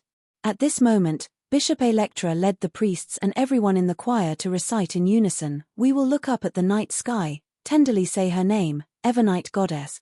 Apart from Evernight Goddess, there are no other words. May the goddess, in between the angels singing, pluck them along with the sweet silence, and hold them in her gentle right hand. Goddess. If she hears it, she will definitely agree, she will definitely reveal a pure smile to the dead. Come, rest, and sleep, my children. Note 2. The empty voice bore into the ears of every believer with a sense of holiness, as though it resonated with all the spirits present. As a sequence 5 beyonder, Klein felt as though his soul body was being cleansed at that moment as his spirituality naturally and comfortably flowed out. Following that, a silent darkness appeared in front of him, a darkness without any sound. In the darkness, corpses lay there one after another. Their faces were pale but serene, as if they hadn't died and were only sleeping. Klein calmly walked through the darkness with a calm mind. Suddenly, he stopped in his tracks and looked diagonally ahead. A few people were sleeping at the place where the moonflower was quietly blooming. They were Dunn Smith, who wasn't wearing his hat and trench coat, old Neil, who was still wearing his classic black robe, and the short Kenley, who was working hard to save money. Their eyes were closed in a relaxed manner, and there seemed to be a faint smile on their lips. Around them were tombstones after tombstones, and each one had the same words written on it, Guardian. Klein closed his eyes as the holy and ethereal voice rang in his ears. Cross your hands, put it on your chest. And say the wordless prayer, and cry from your heart, the only home is peace. Note 3. Klein lowered his head and closed his eyes. He raised his hands and crossed them in front of his chest. Then, he silently repeated himself, the only home is peace. The only home is peace. He repeated it again and again until the prayer hall became extremely quiet. Only then did Klein open his eyes and rub the corners of his eyes. He slowly exhaled and looked to his left and right. With the light from the candlesticks, he discovered that most of the believers were crying without realizing it. Even his valet, Richardson, had lost his composure and allowed his tears to flow down without him wiping them away. The moon mass is closer to a ritual with beyonder powers. Its effect should be to resonate with everyone's soul, allowing different people to see the deceased they were close to in the darkness. They can release their grief and obtain peace. Yes, this isn't a mutation that only targets beyonders, so I can be at ease. To ordinary people, this is just a momentary hallucination and an outlet for their emotions. They will only believe that the goddess is great, and they won't suspect any supernatural powers. Sequence 5 of the Evernight pathway seems to have greatly improved their control over spirits. Klein retracted his gaze and made a judgment. Right on the heels of that, he recalled the darkness and the deceased lying in the moonflower. Closing his eyes, Klein allowed his thoughts to wander. That dark plain with moonflower, night vanilla, and slumber flower is a manifestation of the goddess's divine kingdom. Then, what does the source of danger at night in the ruins of the Battle of the Gods correspond to? Klein gradually outlined the cold night scene he saw on the easternmost side of the Sonia Sea, as well as the fog that enveloped the surface of the sea. In the mist, there was a pitch-black, ancient church with a steepled roof. Crows were circling above it, as if they were offering sacrifices and mourning. Around the church, there were ordinary houses, simple wooden houses, grayish-white mills, and vague figures of people. Logically speaking, this foggy scene that's closely related to night and dreams should have been formed by the remnant aura of the goddess or annihilation demonic wolf, Phlegria. However, it's completely different from the corresponding divine kingdom. Mortals can't pry into deities. Perhaps that dark plain with flowers and grass isn't a projection of the divine kingdom, but a byproduct of a ritual. Seeing that the moon mass was coming to an end, Klein reached into his inner pocket and took out his wallet. Holding his wallet, he got up and entered the aisle. He walked all the way to the altar, and under Bishop Electra's benevolent and compassionate expression, he walked diagonally to the donation box. After tapping his chest 4 times in a clockwise fashion to draw the crimson moon, Klein threw all the large bills in. A total of £300. At that moment, Klein wasn't as pained and reluctant as before. He was extremely calm because he recalled the ritual old Neil used to repay his debt. That time, under the goddess's blessings, they had picked up a wallet with more than £300 in cash. He took a step back and drew the crimson moon again, giving up his position to the donor behind him. At that moment, Bishop Electra took the initiative to come over. As he drew the crimson moons clockwise, he said, "May the goddess bless you. May the goddess know that what I want the most right now is to listen to your teachings," Klein replied with a smile. Bishop Electra glanced at the side exit of the prayer hall. "If you don't mind waiting for a quarter of an hour, I can preach to you in the library." "That's exactly what I want." Klein smiled warmly. Bishop Electra immediately got a priest to lead Dawn Dantes and his servants out of the prayer hall through a side passageway, circling to the library not far from the spiral staircase. There were huge bookshelves here, filled with all sorts of books related to the Church of the Evernite Goddess. There were also tables and chairs on both sides for the priests and bishops to study and preach to their believers. 12 minutes later, Bishop Electra entered the library with a smile that calmed one's heart. He saw the white-side-burned and elegant Dawn Dantes standing in front of a row of bookshelves, engrossed in reading a book. He looked very scholarly. "What are you reading?" he asked with a smile. Klein closed the book and gave a self-deprecating laugh. "Revelation of Evernite. To be frank, although I'm a devout believer of the goddess, I've been busy with my life over the past few years. I've never calmed down to read this holy Bible seriously." As he spoke, he didn't show any abnormalities on the surface, but he was feeling a little uneasy. He was afraid that the goddess would directly send a bolt of lightning to reward her devout believer, Dawn Dantes. Yes, lightning isn't in the goddess's domain. Klein consoled himself. Bishop Electra smiled and took the revelation of Evernite. "It's not too late to begin now." He then invited Dawn Dantes to sit down at a table and systematically explained the composition of the revelation of Evernite and the key holy words within. Richardson took his employer's hat and cane and sat a little further away. As he waited in silence, he diverted his attention to listen to the bishop's preaching. Time ticked by as Klein, who appeared serious, suddenly had his spiritual perception triggered as the scene outside naturally surfaced in his mind. This was his intuition, one that originated from a clown. It was an intuition that had been enhanced by the grey fog. Outside the door, an elder in a clergyman's black robe passed by and walked towards the spiral staircase nearby. His white hair was rather lush, but he hadn't combed it, making it look rather messy. His face was thin, as though his skin was wrapped around his bones. He had a rather cold bearing, and his skin was abnormally pale. His eyes were a rare pure black. The figure quickly disappeared from the door, and not far away, there was the sound of footsteps that gradually became louder. "An insider. But it's not the one I met in the prayer hall. He's on duty today." Klein looked intently at Bishop Electra, appearing as though he was pondering over the contents of the Holy Bible. He wasn't surprised that an insider would appear inside the cathedral at this time and pass by the library. This was because the seal behind Channy's gate would reach its peak at night, making it unsuitable for living creatures. Therefore, keepers would enter at sunrise and leave at sunset. And now, it was completely dark. Remember what day it is today and what day it is. Later, gradually add the corresponding information and figure out the keeper's rotation. Only then can I act as a suitable target at the right time. Klein reined in his thoughts and listened carefully. Half an hour later, he got up and bade farewell. He smiled at Bishop Electra. "I wonder if I'll have the honor of listening to your preaching in the future." "No problem." Faced with a tycoon who had just donated £300, Bishop Electra couldn't reject him. He even nodded happily and said, As long as you come to the cathedral, as long as I have the time. Klein didn't harp on the details to prevent himself from arousing suspicion. After thanking him sincerely, he left St. Samuel Cathedral with his valet, Richardson. It wasn't even 8 when he returned home, just in time for dinner and leisurely spend the rest of the day.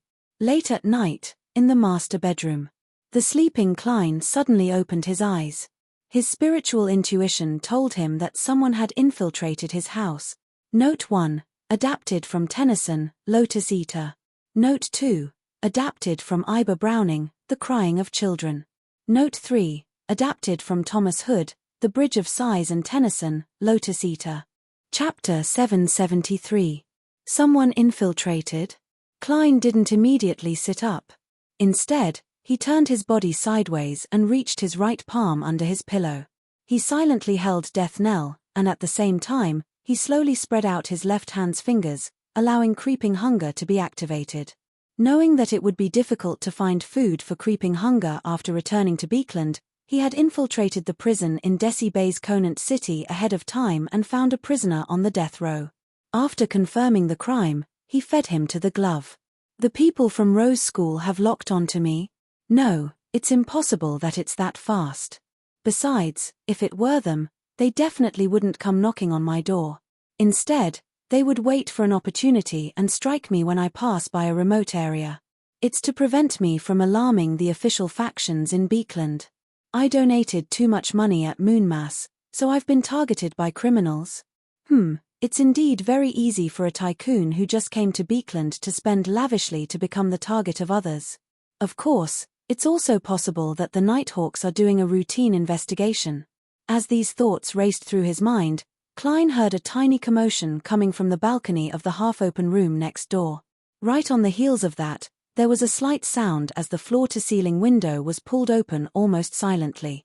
Klein listened carefully and sensed footsteps passing through the half-open room and into the corridor. After a slight pause, the footsteps walked towards the master bedroom before going past it and twisting the door handle of the valet's room. Did I come to the wrong place? Or is he here for Richardson? Klein's heart stirred as he released Death Knell's right palm and reached for the nearby iron cigar case. After he dispelled the wall of spirituality, an illusory figure wearing a dark red coat and an old triangular hat instantly appeared beside him and walked into the full-body mirror. When Senor, the Wraith marionette, jumped onto the glass window of Richardson's room, he happened to see a figure with tanned skin, soft facial features, and raven-black hair walk out of the room. As for Richardson, he sat silently by the side of the bed, his body leaning forward. His back was arched as though he had fused into the darkness. His expression alternated between fear, awkwardness, and weakness. In the end, he fell silent. As expected, he's here to look for Richardson. His appearance is similar to that of a person from the southern continent. His movements are agile, and his movements are practiced. He shouldn't be an ordinary person. This is a friend that Richardson got to know in the manor in the southern continent, or is it a connection from his mother's side? Richardson was only a valet with an annual salary of £35. Why would she need his help? Klein observed from Senor's perspective while making guesses in his mind. At that moment, he suddenly understood why Richardson was so observant and liked to observe the passers-by from the balcony. He was afraid that someone would find him. I hope it's not a big problem. It won't affect my plans. I'll do a divination later. If Richardson can't resolve the problem, I'll have to find an excuse to fire him. Seeing that his valet was lying down again, Klein unsummoned his Wraith marionette. At the same time, Leonard Mitchell, who lived at 7, Pinster Street, once again entered the fog-shrouded sleeping Beekland. He had previously asked reporter Mike Joseph of the Daily Observer in his dream and had come to the conclusion that Sherlock Moriarty had involuntarily gotten involved in the Lenivas matter, but had been hired to participate. This made his suspicions plummet. If it wasn't for the fact that this great detective had appeared on the periphery of the Capim matter and had a close relationship with the Harvest Church's Emlyn White, Leonard Mitchell would have given up on the investigation and continued searching for Zangwill's whereabouts. As Sherlock Moriarty didn't have many friends in the Quelaag Club, one of whom had died in the Prince Edisac incident, and the other was reporter Mike Joseph, Leonard only had one target left, Dr. Alan Series. From the internal information, this doctor was also involved in a beyonder matter that involved the monster pathway. After having his items exchanged, he no longer suffered from bad luck or nightmares, and his life returned to normal. Most of the people that Sherlock Moriarty knows are involved with beyonders. This detective is definitely not simple. As Leonard thought, he rang the doorbell that symbolized Alan Siri's dream. After entering the dream, he casually found a sofa to sit on and looked at Dr. Allen opposite him. He looked at Dr. Allen and said, "Tell me in detail how you got to know Sherlock Moriarty." In the dream, Alan didn't hide anything. He started from Mrs. Mary's introduction of Sherlock Moriarty to the Quelaag Club, and how he was invited as a recommendation, all the way to the detective's suggestion that he inform the bishop of the Church of the Evernite Goddess of the unusual matter he had encountered.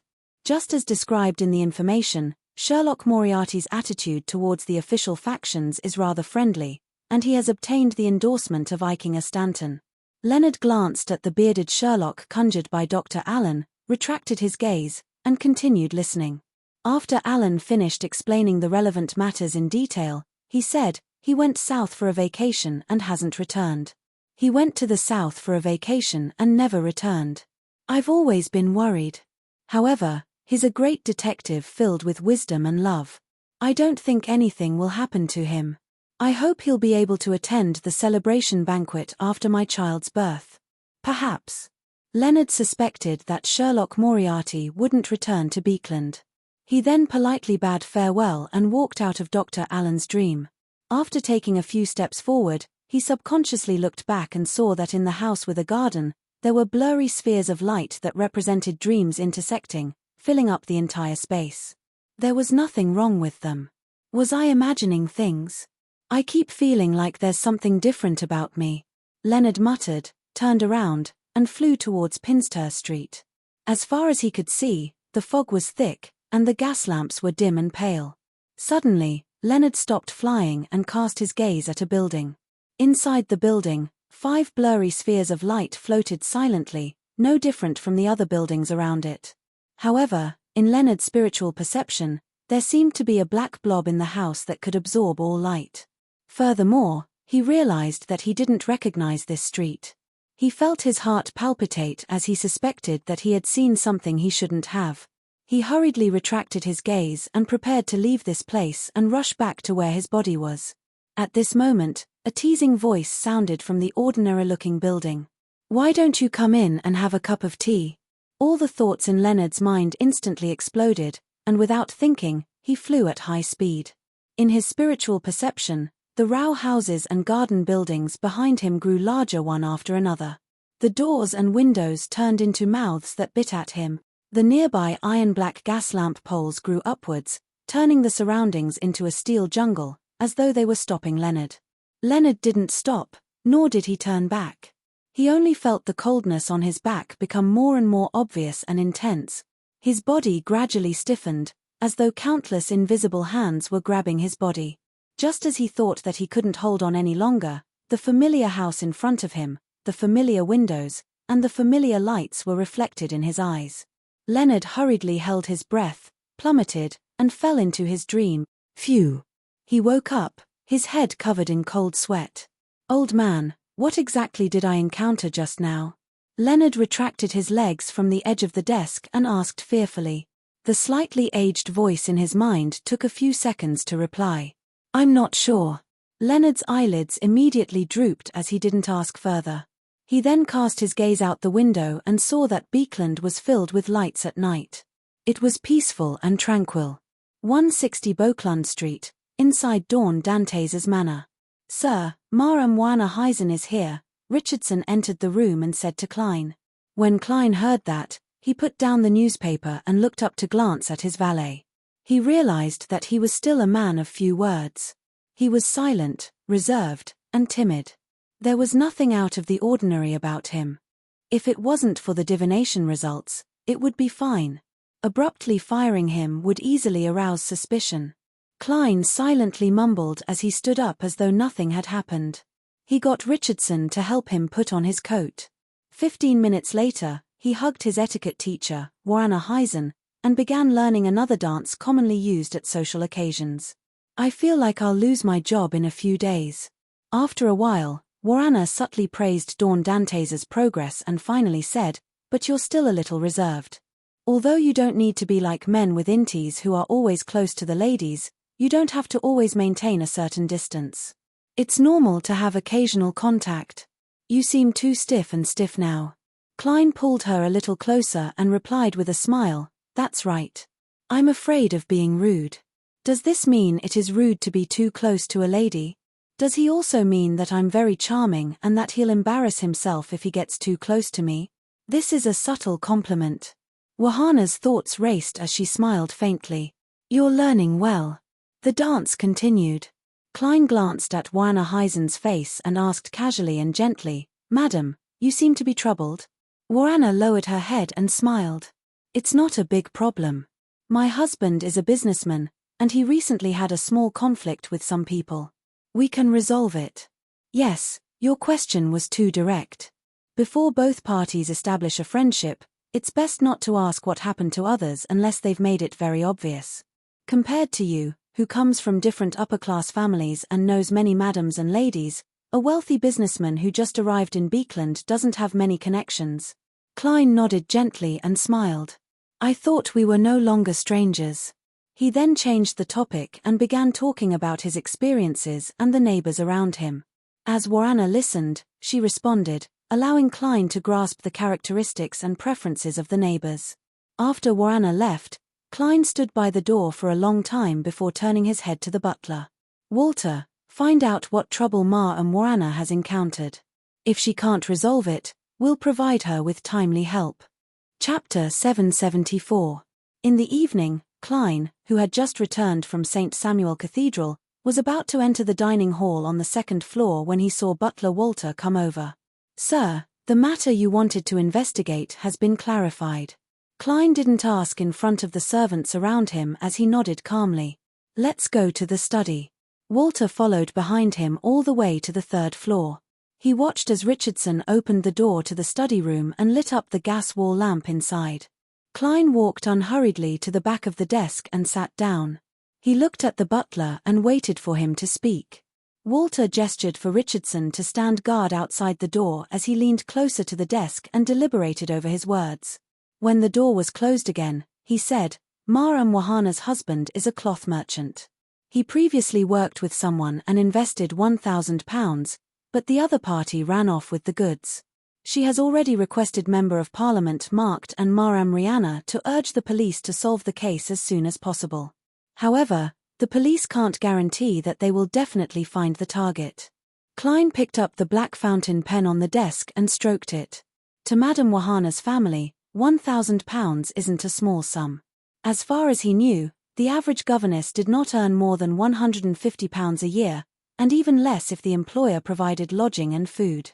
Although Warana served the upper class and had many employers, her annual income was £400 to £500 at most. Furthermore, she had to spend a large portion of it on her own attire, posture, and appearance to prevent her employers from thinking that she wasn't presentable enough and unable to teach her etiquette. Yes, her husband's income is only considered average among the cloth merchants. To him, £1,000 is a rather large investment, Walter said tactfully. It's the same for me. Klein sighed and smiled. I just came to Beekland. I'm not familiar with the police department. Walter immediately replied, Sir, when I was serving Viscount Conrad, I knew a few members of the Beekland Senior Police Association. Beekland Senior Police Officers Association? They were all high-ranking people in Civilhouse Yard. Even the chief superintendent in charge of the district's security was not qualified to enter. Civilhouse Yard was the police station of Beekland, named after the street on which it stood. As expected of a butler from a noble family, Klein sighed inwardly and shook his head with a smile. There's no need for the time being. In this aspect, Ma and Warana can seek help from too many people. Be it Member of Parliament Marked or anyone else, they have the ability to make Civilhouse Yard take this case seriously. He paused and pretended to say casually, I've seen the bottom of this society, and I know how they live. Sometimes, the police might not be as useful as gang members or bounty hunters. Walter, go to the police department and get the relevant information. Go to the famous bars in the Beekland Bridge area and East Borough to post the bounty. Regardless of whether you find the corresponding criminal or retrieve the cloth, I'll give you a reward of £200. Hee, I just hope those scammers are still in Beekland. £200 bounty? Walter repeated the number and couldn't help but glance at his employer, as though he couldn't believe that he was willing to pay so much for Wahana's matter. He opened his mouth as if he wanted to remind her of something, but in the end, he didn't say anything. Yes, sir. I'll give you the money directly. Klein slowly stood up and took out his wallet. As Walter received the thick stack of cash, he pondered and asked, "Should we tell Lady Wahana?" Klein smiled. "No need." Walter nodded in enlightenment and bowed. "Your reputation for generosity and kindness will spread throughout this neighborhood." East Side, Dharavi Street, in a cramped but lively tavern. Zio, who had carefully combed her short blonde hair, squeezed through the area filled with the fragrance of alcohol and the stench of sweat and arrived at the bar counter. She knocked on the wooden board and said to the bartender, "Are there any new commissions today?" If it were anyone else, the bartender would definitely ignore them if they asked without ordering alcohol. But seeing that it was Zio, a bounty hunter whom everyone would rather not drink, he could only sigh. "There's a very generous bounty, £200. £200?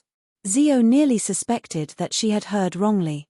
Apart from receiving missions of this level or higher from Miss Audrey, she had never encountered such a bounty in East Borough or Beekland Bridge. Even the Aztec Aegis mission that had sent bounty hunters into a frenzy was only £150. To an ordinary bounty hunter, as long as they could complete this commission, it meant that they didn't need to work for a year. To Zio, this was equally important. This was because she had been helping the mysterious golden-masked man for the past few months, and she had learned that he was from MI9. By accumulating merit points, she could exchange them for the interrogator potion formula. Therefore, the remuneration she received for helping him was very little. Most of it was converted into merit points, and her savings came from her advantage in finding and pursuing criminals after becoming a sheriff. "Once I get the potion formula, I'll still have to spend money to buy Beyonder ingredients. And I only have about £300. Force is right. Money isn't omnipotent, but it's sufficiently important." With this in mind, Zio looked at the bartender and asked cautiously, "What mission? Who commissioned it?" "To find a few cheats. They scammed £1,000 worth of cloth." As the bartender handed the information to Zio, he said, "The person who commissioned the mission seems to be a butler. He calls himself Walter, and is in the service of Mr. Dawn Dantes of Beauclund Street. If you can catch the cheats or find the cloth, you can head there to claim the bounty."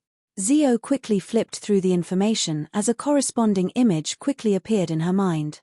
She instinctively had a direction to investigate. "I'll accept this mission," she immediately looked up and said. The bartender shrugged his shoulders and said, "It's not just you. It's not just you. All the bounty hunters who have come here have accepted this mission. Furthermore, they have other ideas." "What ideas?" Zio asked out of curiosity. The bartender chuckled. "They said that Mr. Dawn Dantes is so generous that if he's lacking a bodyguard, they can recommend themselves. However, they later gave up on this idea. This is because being a bodyguard isn't as free as being a bounty hunter. Even drinking has to be done on days off. This isn't a problem for me, but I can only be a bounty hunter." Zio nodded and jumped off the high stool in front of the bar counter. Without wasting any time, she walked to the door. The next day, after Klein finished his lunch, he planned on taking a stroll in his garden to aid digestion. At this moment, butler Walter came in and quietly followed behind him. He waited until there was no one around. "Sir, there are 2 matters, he said politely. "2 matters?" Klein was somewhat surprised. He imagined that there would only be one. Walter nodded and said, "Yes. The first matter is regarding 10% of the Beekland Bike Company's shares. Someone has already offered £10,000. Sir, do you wish to continue bidding? Raise the price by £1,000. Not bad." Klein pretended to be put in a difficult position as he thought. "I just came to Beekland. There are many things I need to restrain. Let's leave it at that." "Let's leave it at that. All right, sir." Walter then said, "The cheater who scammed Mar-Am Wahana's husband of the cloth has been caught. The bounty hunter is already nearby and is requesting payment." That fast? Klein turned his head in surprise and looked at his butler. If he were to take action personally, it was true that he could resolve it on the same day. After all, he had the dowsing rod technique to search for people. But the problem was that most bounty hunters weren't seers. Perhaps it's a beyonder who's good at tracking and finding people. Klein made a preliminary judgment. Walter answered with certainty, "Yes. It's much faster than I expected." According to the bounty hunter, she traced the source of the stolen goods and found the cheats. The source of the stolen goods was so easily revealed. From the looks of it, she's been educated with an iron fist. Klein nodded slightly. "What's the bounty hunter's name?" "She's very capable. She calls herself Zio," Walter answered truthfully. "No way." Klein nearly stumbled. Thankfully, he had the superb balance of a clown. He pretended to calm the waves in his heart as he deliberated and said, "Leave behind the contact information of the bounty hunter. Leave the contact information of the bounty hunter. Maybe there will be a chance to ask for her help in the future." "All right, sir." Walter didn't think that there was anything wrong with Dawn Dantes' instructions. A qualified member of high society had to have some unofficial channels. Klein didn't continue the topic of Zio as he tersely acknowledged. "How much was recovered?" "The cheat's cash and the unsold cloth totals £850. Walter seemed to have expected his employer to ask about this matter, so he had done an assessment ahead of time. "Very good." Klein nodded. After paying the bounty hunter, help her send the cheats and the stolen goods to the nearest police station. Northborough Police Station. Warana and her husband, Bacchus, looked at the high-ranking inspector opposite them and asked in surprise, "Found it?" "Caught them." The high-ranking inspector replied with a smile. "Yes." He recounted the amount of cash and cloth they had left, making Warana and Bacchus heave a sigh of relief. £150 was something they could afford. Furthermore, the remaining cloth still had room for appreciation and profit. Overall, the losses weren't huge. They repeatedly thanked the officer until someone came to get Bacchus to identify the stolen goods and the criminal. Warana sat there without losing her composure. She smiled at the high-ranking inspector in front of her. "Your efficiency has exceeded my expectations. I'm very curious. How did you find those cheats?" Knowing that the beautiful and elegant lady knew a House of Commons Member of Parliament and that they would figure out the truth sooner or later, the high-ranking inspector didn't hide anything. Actually, it was done by a bounty hunter. She started by selling the stolen goods and quickly caught the culprit. "You issued a bounty?" Warana seemed to understand the whole story. The high-ranking inspector shook his head and said, "We didn't have the time." "We haven't had the time." Someone posted a reward for £200. £200? Warana asked in surprise. This wasn't a small sum. It even exceeded the profits her husband expected from this business. Seeing the officer give an affirmative answer, Warana couldn't help but ask, "Who issued the bounty?" The bounty hunter didn't say, but she was accompanied by a gentleman dressed as a butler. The high-ranking inspector simply described Walter's appearance. Warana vaguely guessed who it was as she leaned back and subconsciously muttered, £200. In the afternoon, at Member of Parliament Mark's house, Warana, who had come to teach his daughter etiquette, first thanked Maram Rihanna for her help. The green-haired Rihanna said a few words of modesty and changed the topic. "Warana, I heard that you're still Mr. Dawn Dante's etiquette teacher. What kind of person is he?" Warana deliberated for a moment. "A real gentleman, warm-hearted, generous, good-natured, cultured, gentlemanly, and knowledgeable." Rihanna nodded slightly. She turned to look at the haughty girl beside her and said with a light chuckle, "It's a pity that he's too old. Otherwise, he would be a good matchmaking partner. Well, I'm going to invite him to the dance this weekend." 9 Heaven's Divine Emperors. Chapter 775. Saturday night, 8 o'clock. Klein took 2.5 minutes to arrive at Member of Parliament Mark's house at 39 Beauclund Street in his luxurious carriage. Looking at the gurgling water reflecting the lights in the fountain, He buttoned his tailcoat as he alighted the carriage and slowly walked to the front door. Richardson held a bottle of beautifully packaged Southville red wine and followed closely behind his employer. After entering, Klein immediately saw Member of Parliament Maury Markt and his wife, Rihanna, coming to welcome him. The former was wearing an olive-green army officer's uniform with an orange-red sash. There were a few medals hanging on his chest in ruin. Active or retired military officers liked to wear their military uniforms at balls. The latter was wearing a yellow dress with a ruffled collar.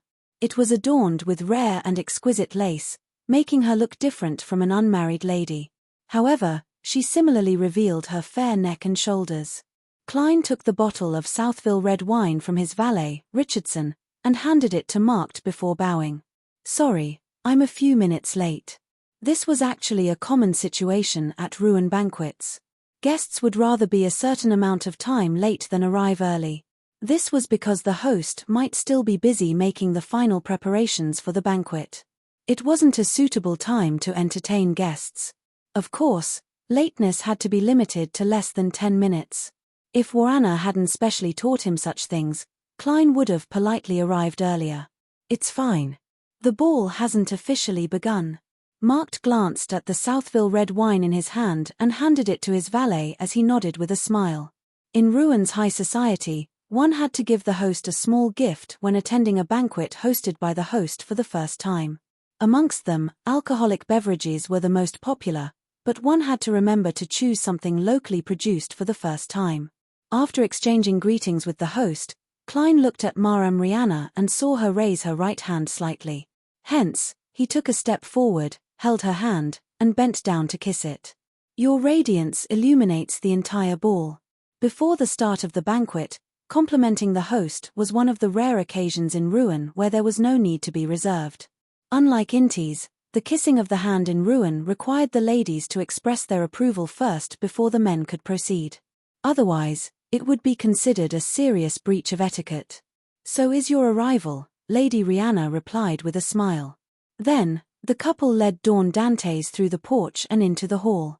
The melodious melody was already echoing in the hall. After taking a few steps forward, Maury Markt pointed at a girl in a sky-blue dress. "My daughter, Hazel." Klein then looked at the girl, and his pupils suddenly contracted. He knew this girl. To be more precise, he had seen the image of this person before.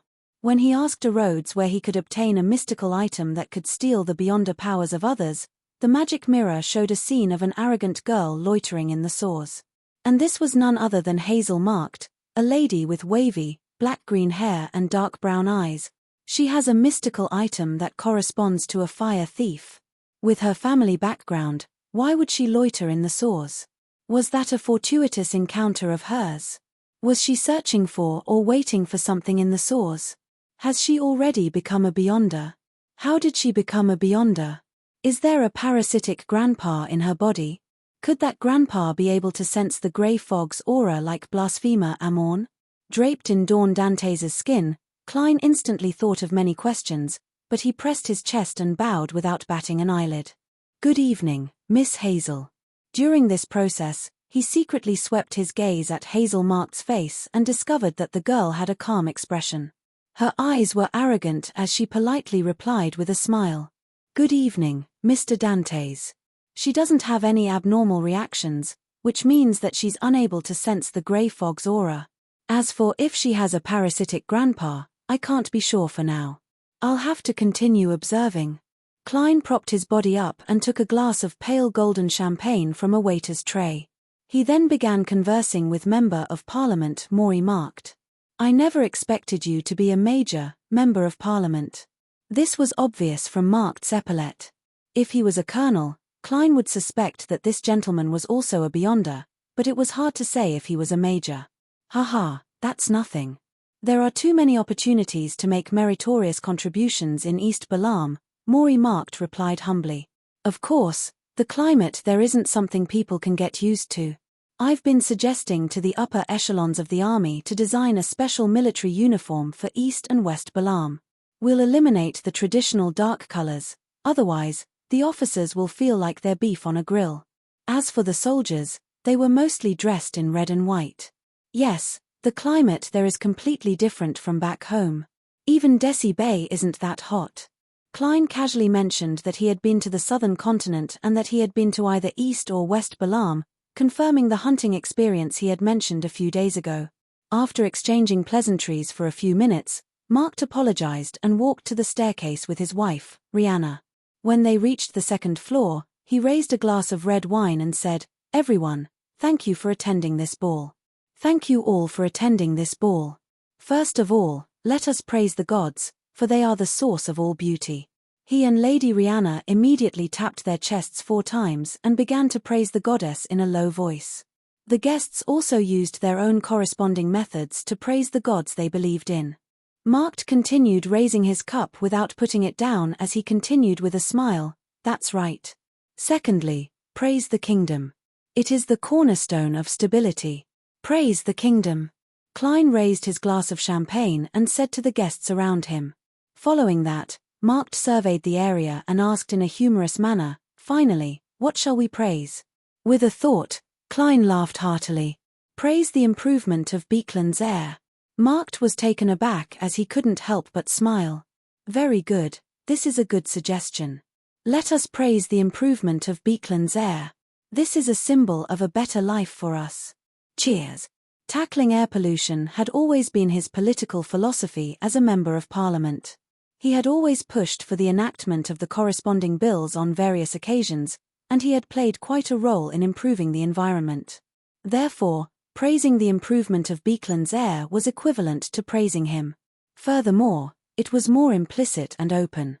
The guests responded enthusiastically as they downed the alcoholic beverages in their hands. Right on the heels of that, Mark held Rihanna's hand and went down to the main hall on the first floor. They began the opening dance to a gentle melody. The men present began searching for the first dance partner they wanted to invite. As for Klein, he took another glass of champagne and leisurely sized up the guests. Maram Mary is here as well." He swept his gaze and discovered a familiar face, the major shareholder of the coin company, a person worth tens of thousands of pounds. Maram Mary, who had once hired Sherlock Moriarty to catch an adulterer. She's a member of the National Atmospheric Pollution Council, so it's normal for her to be close to a member of parliament who supports this matter. Klein didn't attempt to invite her for a dance because he was now Dawn Dantes. He didn't know any ladies outside the main street. He retracted his gaze and looked elsewhere. He saw Hazel Marked holding a glass of white wine as she stood by the side. She wore a slightly distant smile as she watched the men lock onto their partners and prepare to invite them for a dance. This lady was actually quite good-looking. She was elegant and beautiful, and she should have been the star of the ball. Everyone would vie to invite her for a dance, but her haughty attitude that seemed to be condescending made the men who had cast their gazes at her change their targets. I've seen such looks from certain beyond us. They believe that they're no longer mortals. When facing ordinary people, they have a strong sense of superiority. This means that Miss Hazel is likely a beyonder. That's right. If she's not a beyonder, why would she dare to loiter in the soars? She's from the marauder pathway. However, how can she act as a marauder and a swindler with such an arrogant look? It's hard to imagine. Seeing that the couple's opening dance was coming to an end, Klein began to seriously consider which lady he should invite. Dawn Dantes is in his 40s. It's not appropriate to invite a girl for his first dance, unless it's a confirmed junior. As for the first dance of the ladies, it's likely for their husbands. I should invite someone I'm familiar with or the host of the ball. Klein swept his gaze across the dance floor and only found a lady Dawn Dantes was familiar with. She was his etiquette teacher, Warana. Invite her? No, she should already know about the help I've provided in secret. If I were to invite her for the first dance at this point in time, it would easily cause her to misunderstand. It might even affect the relationship between her and her husband. It might also bring unnecessary trouble to Dawn Dantes' identity. I'm not the emperor who likes the wives of good people. No, he likes everything. In short, I should avoid arousing suspicion. As Klein moved his gaze, he heard the music change. It went from soft and gentle to light and lively. This was a popular piece of music from the countryside in the middle of Rouen. It was loved by nobles and was often used to accompany the first dance. As the melody changed, the men began walking towards the ladies or madams they had chosen. As for Klein, he noticed that no one approached Hazel marked. She's one of the hosts of the ball. Furthermore, I can observe her up close. Heh, if she's really a beyonder from the marauder pathway, that means that the grey fog has a certain degree of convergence towards seer pathways. With a warm smile, Klein unhurriedly walked towards the proud girl. Miss Hazel, may I invite you for a dance? Dawn Dantes, who had white sideburns, bowed in a standard manner. Hazel glanced at him and fell silent for a few seconds. It would be my honor. She extended her hand. Klein politely held her hand as they entered the dance floor. They began dancing a brisk and lively dance to the melody. Glancing at her beautiful but expressionless face, Klein smiled in a probing manner. I noticed that many young gentlemen wished to invite you for a dance, but they failed to muster the courage. Hazel looked up slightly and swept her gaze. Mr. Dantes, this isn't a polite topic. Klein choked, unsure of how to continue. Divine Emperor of the Nine Heavens. Chapter 776. I thought she would say contemptuously that she didn't like childish and incompetent people, implying that she looked down on ordinary people. Who knew that she couldn't even be bothered to answer this question? Such a strong sense of superiority can easily cause her to lose control when advancing. Klein couldn't help but lampoon inwardly. From what he knew, beyonders were only humans with additional powers. It was equivalent to being rich and having a lot of status. In essence, they still had human attributes and were unable to escape society. Only when one reached sequence 4 would there be a qualitative change. Besides, most demigods are active in human society. Even the sequence 1 snake of fate, Will or Septin, is doing his job as an unborn fetus. Perhaps only when one reaches the stage of blasphemer Amorn and company can they truly look at the real world with the eyes of a god. Klein's thoughts raced as he took the initiative to say, sorry. I was once a merchant who frequently traveled between the northern and southern continents. I don't have much experience at balls. I'm referring to this kind of ball. It's fine, Hazel replied calmly, as though she didn't care if he brought up the topic from before. If it were anyone else, they wouldn't know how to chat with this arrogant girl. All they could do was focus on dancing. However, Klein was now considered knowledgeable and experienced. He had a sufficient understanding of the mysterious world and different beyonders, so he smiled and said, I'm sorry, but I'm sorry. After the apology, he said with a smile, to me, this isn't a simpler challenge than the sea. It similarly has beautiful scenery, but it also contains countless difficulties. Of course, there are also all sorts of stories about treasures at sea. Some of them are obviously fake, while others sound real, but there's no way to verify them. Just like the number 1 treasure, Death's Key. Death's Key? Hazel looked up at Mr. Dawn Dantes, who was much taller than her. Indeed, such beyonders with a strong sense of superiority are always interested in matters that involve mystery. Klein chuckled inwardly and nodded gently. Yes, it's rumored to be in a secret spot in the Berserk Sea. He recounted the legend of the treasure he had heard on the White Agate back then and added more details he had heard in his subsequent adventuring career. During this process, he inevitably mentioned the 4 kings and the 7 pirate admirals. Hazel was clearly interested in this. She responded to Klein, which was rare for her. She even raised questions occasionally, which made the dance between them less awkward.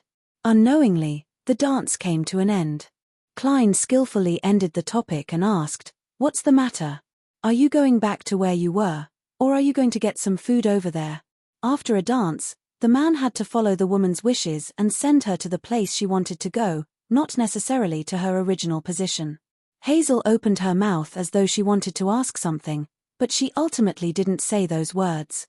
She nodded in a reserved manner. "The place just now. She's clearly a little reluctant to part with the story at sea. She's just an oversized brat. As long as I get the right temper and find the right hobbies, she's actually not that difficult to get along with."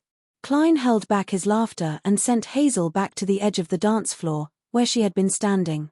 As for himself, He naturally acted nonchalantly as he walked to the long tables that had all sorts of food placed on them. He picked up a plate and picked up a pan-fried dragonbone fish for himself, as well as a sliced steak with black pepper sauce. Compared to dancing and socializing, delicacies are the true essence of a gathering. As Klein thought, he tried his best to make his actions of eating appear elegant. At this moment, he saw Madame Mary walk over and fork a piece of foie gras in red wine onto her plate. When Klein saw her glance at him, he politely smiled and nodded as a form of response. "How might I address you? I've never seen you at the banquets and balls hosted by Member of Parliament marked." Perhaps it was because she saw Dawn Dantes' white sideburns and deep blue eyes that made him very charming. The average-looking Madame Mary with high cheekbones took the initiative to ask. Klein smiled. "I'm a merchant who just came from Desi Bay, Dawn Dantes. I live on this street. Madame, may I know your name?" Mary nodded thoughtfully. She roughly understood that this was a businessman who was trying to get into the upper class, just like her in the past. She smiled and said, "Mary Schott, director of the Coim Company." She didn't mention that she was the largest shareholder of the Coim Company, nor did she mention that she was currently a member of the National Atmospheric Pollution Council. This was a Rouen-style subtlety. Was Mary Shaw returning to her father's name? "That's right, she's already divorced." Klein muttered silently as he smiled. "I know this company. Its main business is anthracite and high-quality charcoal. It has been expanding very rapidly in recent months. Frankly speaking, I have the intention to invest in it, but it seems that I can't compete with others." After the air pollution bill was passed, the demand for anthracite and high-quality charcoal increased greatly.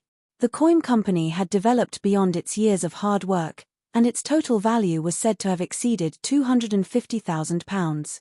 Klein's intention to invest wasn't just spouting nonsense. He truly felt that this industry would become even more important in the years to come, until humans discovered alternative energy sources. Mary had always been very proud of the atmospheric pollution investigation report that allowed the Coim Company to develop rapidly. She couldn't hide her smile when she heard that. Upon hearing that, she couldn't hide her smile and said, "This is because people are paying more attention to the environment they live in." Having said that, she sighed slightly. While it's getting better, there's also more trouble. As they had just met, Klein didn't press her about the trouble. With his previous acquaintance, he easily found a topic that she was interested in, allowing them to have a rather pleasant conversation. Her attitude towards Sherlock Moriarty and Dawn Dantes is very different. People she's familiar with have changed their faces and identities, but when they stand in front of her, they receive a brand new treatment without any problems. This feeling is truly fascinating. As they chatted, Klein felt wistful. He felt that the faceless potion he had consumed was rapidly digesting. After a few minutes, a handsome man with bright blonde hair walked over with a glass of red wine. He smiled at Madame Mary and said, "Mary, what are you talking about?" "Hibbert, this is Mr. Dawn Dantes from Desi. His experiences at sea in West Balam were rather interesting." Mary immediately introduced them. "Dwayne, this is Mr. Hibbert Hall, the eldest son of the Earl of Eastchester. We should address him as Lord, but he wishes for us to address him as Mr. Chief Secretary, the Chief Secretary of the National Atmospheric Pollution Council. I've heard you mention it before. Of course, it was when he was active as Sherlock Moriarty. The Earl of Eastchester. That's a powerful noble, a true member of the upper echelons of society." Klein bowed respectfully without appearing humble. "Please allow me to express my gratitude as an ordinary person. The National Atmospheric Pollution Council's work has allowed us to obtain a better living environment." Hibbert Hall was rather pleased by the sincere thanks. He replied with a smile, "Yes, sir. This is a result of all of our hard work." Mary smiled and said, "Dwayne, don't mention this again. Dwayne, don't mention this again. It will make Hibbert proud." "No, I was just joking. He's more humble than all the aristocratic scions I know. He's supposed to be on vacation in the Eastchester County, hunting with a group of friends, but after I sent a telegram to Member of Parliament marked inviting us to this week's ball, he immediately returned. It's not just for the ball. There are many other matters that require my attention. My father, Earl Hall, will also frequently travel between Beekland and our fief before June, Hibbert explained seriously. A gentleman who places great importance on his social image. Klein made a preliminary judgment. When Mary heard that, she asked in passing, "Is there anything else? When will you be leaving Beekland?" "Everything else has been settled. There's only one thing left. My sister, Audrey, is very interested in 10% of the Beekland Bike Company's shares. She hired a professional team to help her negotiate. I'm in charge of coordinating this matter," Hibbert said without much thought. 10% of the Beekland Bike Company's shares? What a coincidence.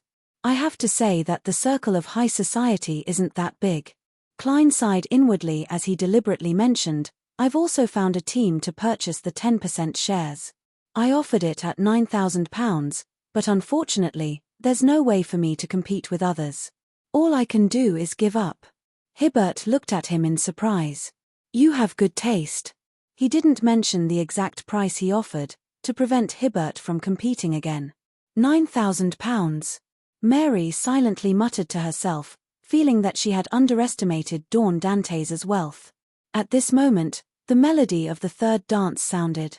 Hibbert Hall turned to Mary and said, "May I have the honor of inviting you for a dance? I've been waiting for your invitation." Mary immediately extended her hand. This prevented Klein from directly exchanging name cards with them. However, he wasn't in a rush, as there was still some time before the ball.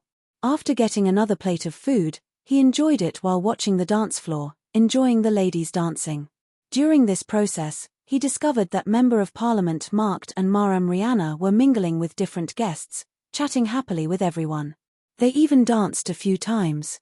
According to Walter, after confirming the guest list, the host has to seriously summarize every guest's preferences and experiences. Based on that, they can design different conversations or jokes, making everyone feel like they are being treated individually. Interpersonal relationships in high society sure are troublesome. This might be the reason why ruined gentlemen generally have receding hairlines. As Klein sighed, he lampooned. He retracted his gaze and looked at the empty plate. He seriously considered whether he should invite a particular lady for a dance or eat a little more. At this moment, he caught sight of Hazel Mark's figure from the corner of his eye. The girl was hurrying to the third floor. Divine Emperor of the Nine Heavens. Chapter 777. What happened? Klein instantly tensed up. He had experienced too many accidents, and he knew that it was easy for beyonder incidents to happen around him. Once he encountered such a situation, he couldn't help but subconsciously be on high alert. It felt like he was suffering from post-traumatic stress disorder. As he seriously watched Hazel Mark's back disappear down the staircase, Klein sensed that she was only anxious and not flustered. This seems to imply that the situation is within her grasp. Besides, Marked is a Member of Parliament of the House of Commons, a member of the upper echelons of the kingdom second only to the nobles. There's a high chance that there are beyonders protecting him. Earl Hall's eldest son is here as well. His bodyguard is definitely a beyonder. In addition, St. Samuel Cathedral is only about 10 minutes away from Beauclund Street by carriage.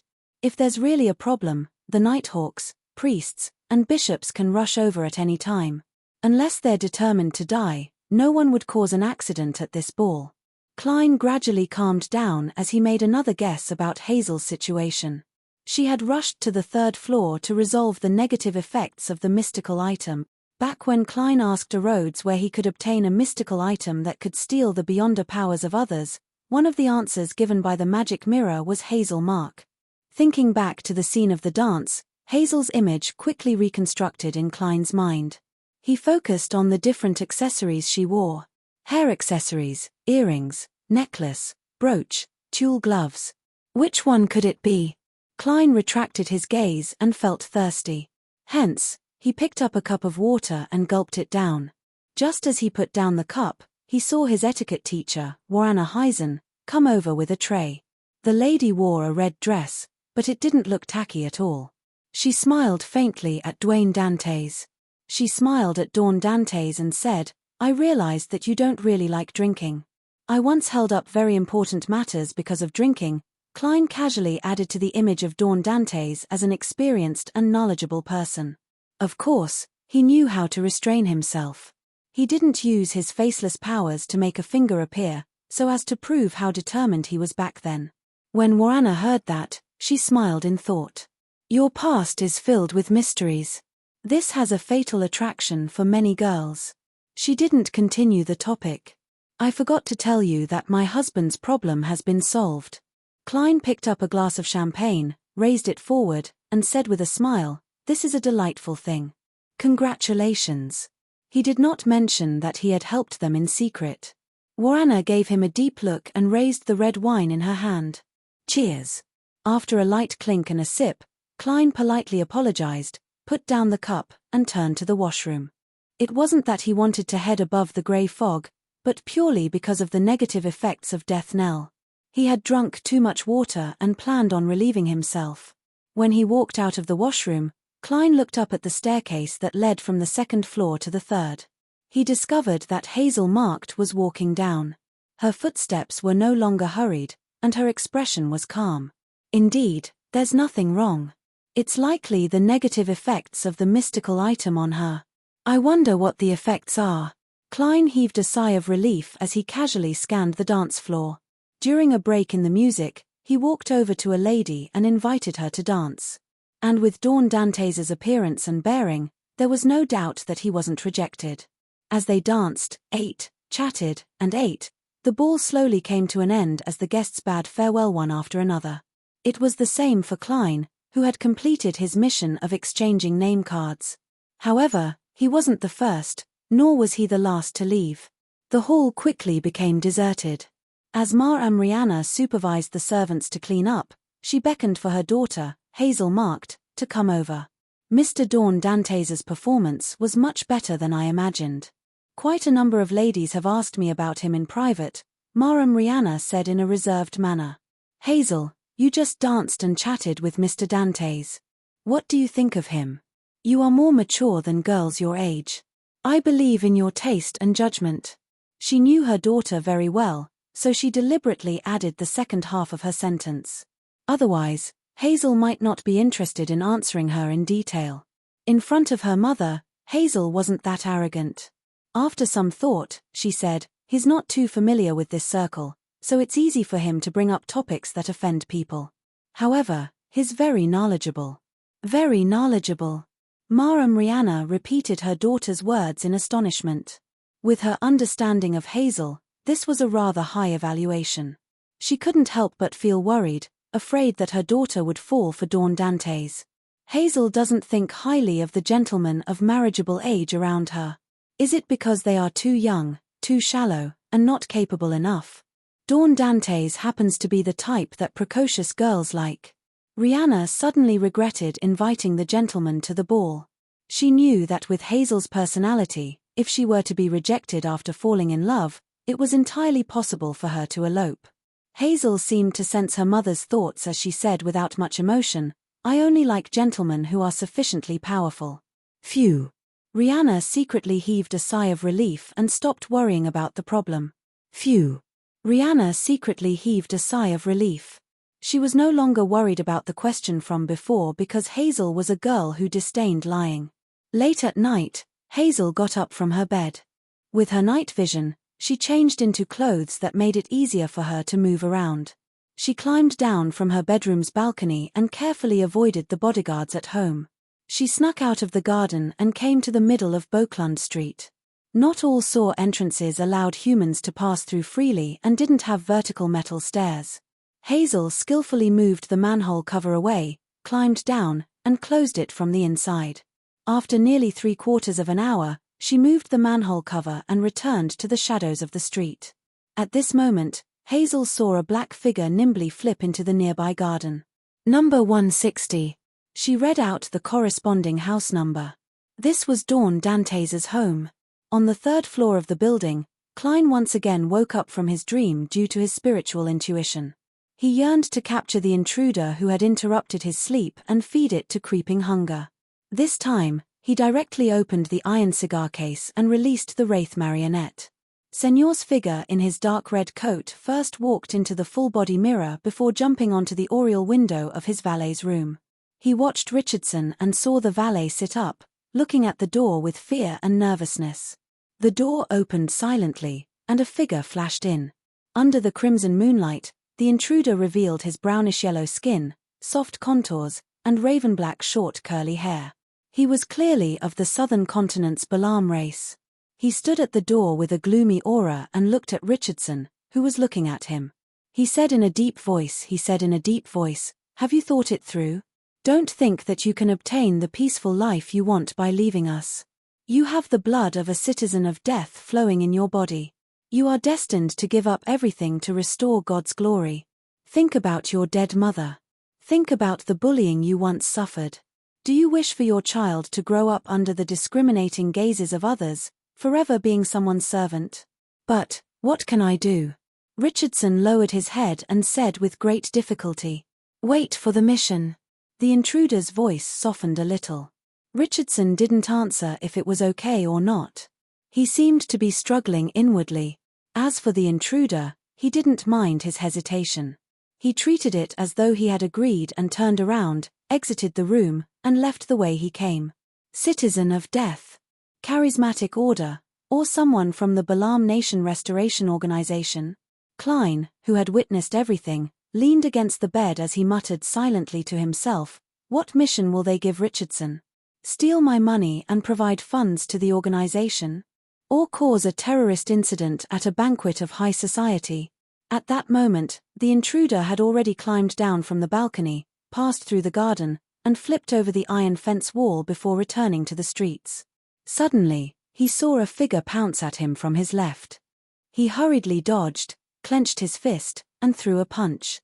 Bang! His fist struck the shadow, but it passed right through it as though he had hit a shadow created by the street lamps. At the same time, he suffered a heavy blow to the back of his head as he fainted to the ground. Hazel's figure immediately appeared behind the intruder.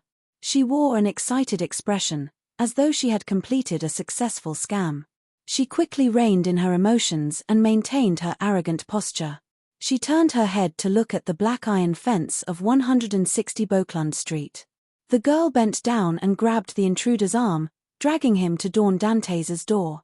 Right on the heels of that, Hazel released her left hand and wiped away any traces. She raised her chin slightly and took 2 steps forward, pulling the doorbell. Then, she quickly left with her back straight, following the shadows of the street back home.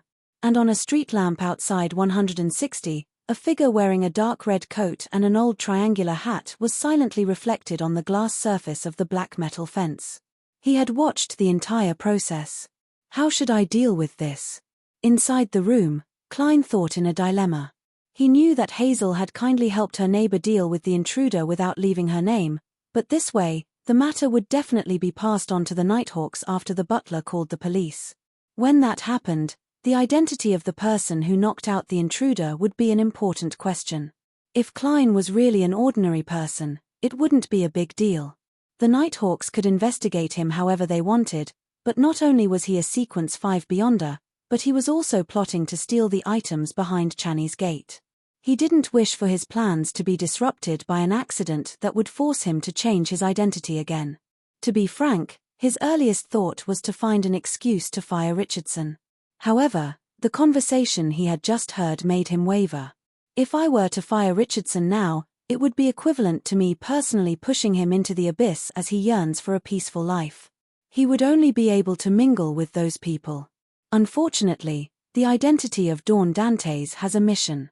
Otherwise, it wouldn't be a problem to help him in passing. Klein sighed as he thought. About 10 seconds later, the unconscious intruder at the door suddenly stood up. He stretched his neck and hid in the nearby shadows. And at this moment, Butler Walter, who had just heard the doorbell, put on his clothes and walked out of the building. Chapter 778. When he came to the door, Walter used the light from the street lamps to peer through the gaps in the metal fence and discovered that there was no one outside. The street was silent. For an instant, Walter suspected if he had heard wrongly. There hadn't been any doorbell. He composed himself and quickly walked to the servants' quarters at the back of the building. He woke a few of them up and got them to take double-barreled hunting guns and patrol the surroundings of the main building to prevent any thieves or robbers from infiltrating. Walter didn't call the police immediately because nothing had happened yet. The doorbell just now might have been a prank by a homeless man. Meanwhile, in the nearest saw, the infiltrator from before held onto a metal handle and went down one level at a time, arriving in a dark area. He quickly stopped and leaned his back against the moss-covered wall. He slowly slid down and sat on the dirty ground. His eyes closed again as though he was still unconscious. And in front of him, a middle-aged man wearing an old triangular hat and a dark red coat instantly appeared. It was none other than Klein's marionette, Wraith Senor. Senor bent down and rummaged through the infiltrator's inner pocket for 7 soli and 11 pence, as well as a small cloth bag filled with different powders. Inside the room, Klein remotely controlled his marionette dozens of meters away. He identified the powders and discovered that, as he had expected, they were the powders of various herbs in the death domain. And a portion of them could be used for mediumship. There was a high chance that a Beyonder from Balaam belonged to the corpse collector pathway. Even if he wasn't a sequence 7 spirit medium, it was normal for him to prepare the corresponding herbal powders and essential oils. After all, those ingredients didn't only have one use for mediumship. Right on the heels of that, Klein controlled Senor to quickly set up a ritual and pray to the fool. Then, he went above the grey fog to respond, allowing Senor to complete the rest. After doing all of this, he returned to the real world and continued controlling Wraith Senor to truly begin mediumship. Through the glimmering storm, Klein saw the infiltrator's spirit. He was in a daze, blurry, and transparent. "What's your name? Which faction do you belong to?" Senor asked in a deep voice. The infiltrator replied blankly, "Godotpose. Godotpose, I belong to the Black Skull Gang. The Black Skeleton Gang seems to be a gang in the periphery of East Borough and the Beekland Bridge area near the dock. It's mainly made up of people with Balaam blood. Although they're not as barbaric and rash as the Zmanga gang, they're also ruthless and aren't afraid to kill." As Klein recalled the information he had gathered in the past, he made Senor continue asking, "What do you do?" "Why Richardson?" Godotpose said in a daze, "We are fighting for God. We were originally members of the East Balaam Nation Restoration. We established the Black Skeleton Gang to obtain intelligence and obtain funds. Apart from that, we had another mission, to gather all sorts of items related to death and send them back to the southern continent. This time, we got a solid clue. Count Wolf's collection contained a mask from the Eggers family's mausoleum. This family is the descendant of God. In order to obtain this mask, we need to send someone to work at Count Wolf's house or infiltrate a ball hosted by Count Wolf. And Richardson is a very good candidate. He doesn't have any criminal records of being involved in any organization, and he has rich experience as a servant. The servants of aristocratic families are often inherited. How can it be that easy to infiltrate? Unless there's a temporary need for a large number of helpers and a short-term hire, speaking of which, there's really such a thing. At tonight's ball, a lady mentioned that a small number of aristocrats with poor financial situations had sold their lands and manors and dismissed nearly all their servants, leaving less than 10 to serve them. They were barely able to maintain a decent life, and when there were large banquets or balls, they would spend money to hire a batch of temporary workers from organizations like the Family Servant Assistance Association to keep up appearances. Also, Count Wolf actually has a mask from a family of Death's descendants. I remember that Mr. Aztec's surname is Eggers. Unfortunately, I don't wish to be disturbed by any accidents at the moment. Otherwise, I might think of a way to help Mr. Aztec obtain this mask." Klein silently mumbled as he made Senor continue asking, "How do you know Richardson?" Godotpose said stiffly, "We got to know each other at a manor in East Balaam. We met at the manor in East Balaam. Back then, we were both slaves. And among the slaves, there were people who were secretly spreading the faith of death. Richardson, his mother, and I couldn't help but become believers of death in that kind of life. We secretly joined an organization that was very influential among the slaves. Later, Richardson's mother died of an illness, and he was brought to Beekland. As for me, I stayed in East Balam and found an opportunity to escape the manor. A few years later, I was sent to Beekland. By chance, I met Richardson again. He had actually forgotten his mother's death, forgotten the abuse he had suffered, and forgotten his faith in God. His will had been corrupted by a so-called peaceful life. In order to avoid me, he deliberately made mistakes and changed employers 3 times. However, how could he have imagined that his former companions were no longer ordinary people? Everyone has the right to choose, as long as they don't harm others. However, Richardson and I are 2 different kinds of people. In the room, Klein closed his eyes and made Senor ask in a deep voice, "What's the name of the organization that's very influential among the slaves?" Godotpos hesitated for a moment before saying, "What's the name of the organization that's very influential among the slaves?" Godotpos hesitated for a moment before saying, "The Eternal Life Order. Eternal Life Society. Those who worship the god of death will obtain eternal life in the underworld after leaving the painful real world." Eternal Life Order. I know that. It's a branch of the charismatic order. As a Nighthawk, Klein knew quite a bit about it. He continued controlling Senor to interrogate him, obtaining large amounts of information regarding the Eternal Life Order, the East Balam Re-establishment Nation, and the Black Skeleton Gang. He confirmed that Godotpos and company's hands were stained with the blood of innocents. After ending the mediumship and cleaning up the traces, Klein waited for 30 minutes before letting the wraith enter Godotpos's body once again. He controlled him to crawl out of the sores and return to the shadows by the street. And at this moment, in 160 Beauclund Street, the servants with double-barreled shotguns were no longer focused on their patrols, as though they believed that the hidden danger had passed. Klein pretended not to notice anything and continued sleeping in the master bedroom. However, he had already set up a ritual to summon himself and respond to himself. With Aztec's copper whistle, the iron cigar case, and creeping hunger, he silently left the house in the form of a wraith and shadow. He followed behind Godotpos, maintaining a distance of 80 meters. He used this to control the marionette-possessed hostage to circle to another street and board a rental carriage at the intersection. More than an hour later, Godotpos returned to the headquarters of the Black Skull Gang. It was a small house near the dock. There were large amounts of firearms hidden inside, and there were a few members sent by the East Balam Nation re-establishment. They formed the upper echelons of the Black Skeleton Gang. Godotpos knocked on the door according to the agreed method and said to a member who came to welcome him, "Yes, sir. Richardson has already given in." "Very good." The member swept a glance at Godotpos inattentively before making way for him to pass. Godotpos surveyed the area and saw the high-performance explosives and a batch of rifles piled up in the corner of the house. And a few members of the upper echelons of the Black Skeleton Gang were gathered together, discussing something. "Godotpos, want one?" The member from before handed him a cigarette. This was a Southern Continent-style cigarette. It was made from dried tobacco leaves wrapped in a small amount of herbs. Godotpos took it and casually picked up the matchsticks on the table. He took out a few and lit them. Then, he threw the few burning matchsticks to a corner, throwing them at an easily ignitable explosive beside the high-performance explosives. Everyone present looked at Godotpos in a daze, momentarily unable to react to what had happened. Rumble. On a bench dozens of meters away, Klein sat there, his back facing the house that was engulfed in flames and tumbling heat waves. A few seconds later, Senor, who was wearing a dark red coat, appeared beside him. There were some traces of being burned by the fire.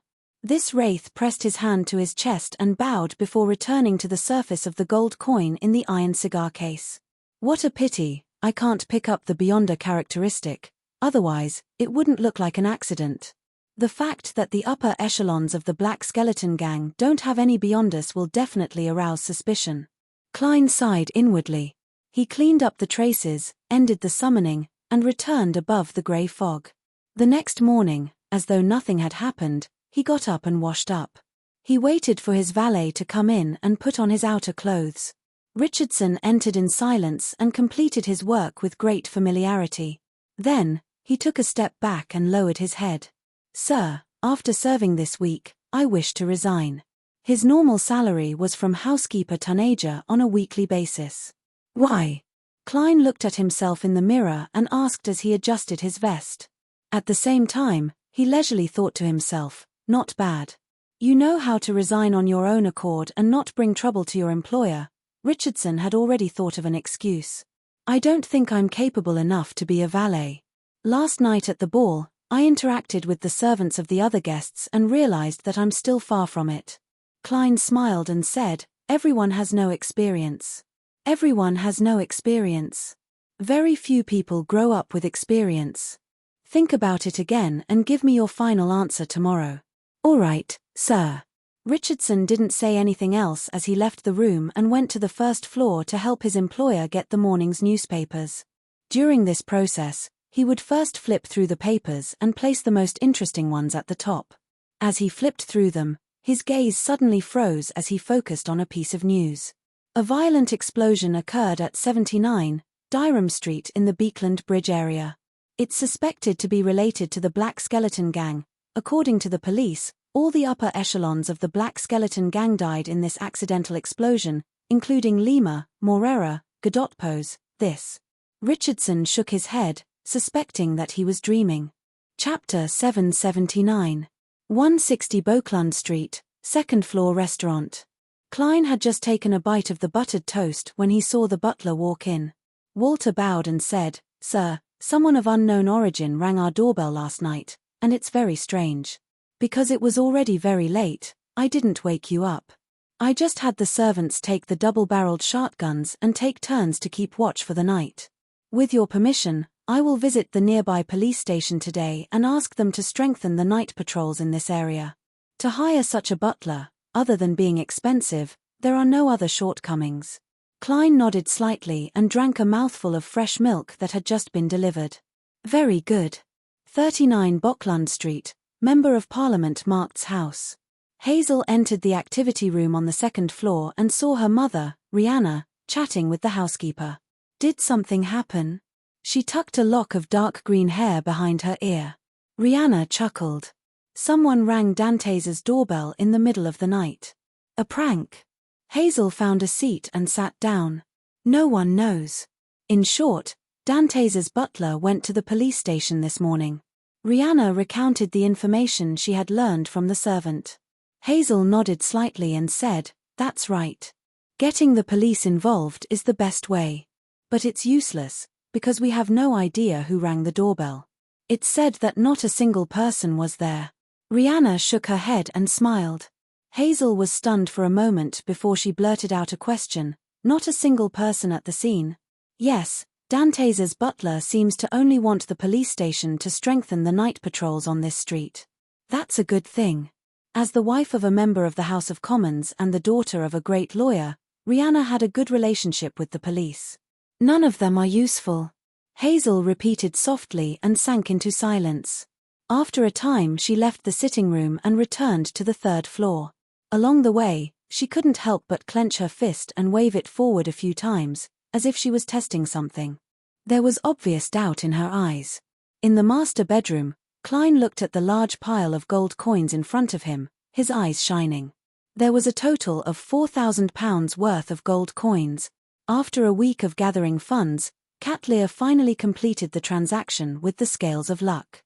Apart from the gold coins, she also paid £6,500 in cash. To be frank, such a large pile of gold coins is indeed more visually impactful than banknotes of the same size. As Klein sighed, he took out the 13 Rouen gold coins he had obtained from Admiral of Blood Seigneur and threw them into the pile. After doing all this, he took out the adventurer's harmonica and blew into it. Silently, Rionette Tynker, who was holding 4 blonde, red-eyed heads, appeared in front of him. Ma'am, this is the first payment. It's worth a total of £4,013. Klein retracted his gaze from the pile of gold coins and looked at Miss Messenger. He had to say that he was a little curious as to how Miss Messenger would move away such a large pile of gold coins. He remembered that she used her teeth to bite the letter when she received it. Very good. There's still 5,987.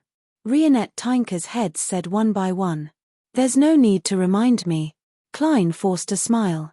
I'll gather the funds as soon as possible. Rionette Tinker didn't say another word as one of the heads tried its best to open its mouth. Suddenly, the area in front of her turned dark and deep. All the gold coins were like flowing water, attracted by a vortex as they surged over. In just a few seconds, the large pile of gold coins vanished. Rionette Tinker's 4 heads nodded at the same time before returning to the spirit world. I still have £8,156 in cash and 5 ruin gold coins. I can barely be considered a tycoon. If there's any investment opportunity, I can actually provide the money, and not raise the price or talk about it. This way, I won't be suspected of being a cheat in the short term. Heh, let's be optimistic. Perhaps the investment opportunities in the future will allow me to earn back the money I spent earlier. Money begets money quickly. Klein silently exhaled and cast his gaze out the window, forcing himself to admire the misty street scene. When night fell, East Borough was pitch black due to the lack of gas lamps, and most of them had been destroyed. It was as though countless monsters and sins were hidden within. Theodorica wore a hooded cloak as she turned into an alley and arrived outside a dilapidated house. This was the new East Borough gathering that she had previously mentioned to Force. Zio wasn't in a hurry to knock on the door according to the prearranged secret signal. Instead, she lowered her head to examine her attire. What was different from usual was that she was wearing a pair of boots today. The boots didn't look strange, but Zio knew very well that the soles were very thick and there were many things padded inside. It could make a person out of thin air quite a bit. And this could effectively conceal Zio's greatest characteristic. Touching the hidden triangular spike, Zio pulled up her hood and knocked on the door rhythmically. Soon, she was led into the activity room inside the house and randomly found a seat to sit down. When most of the participants had arrived, the gathering's host finally walked in. He was of medium height, about 1.75 meters tall. He wore a black classic robe and a pointed country mage hat. He wore a mask that looked like it was cast from brass, giving him an ancient and mysterious vibe. His skin is rather dark, but it's not brown.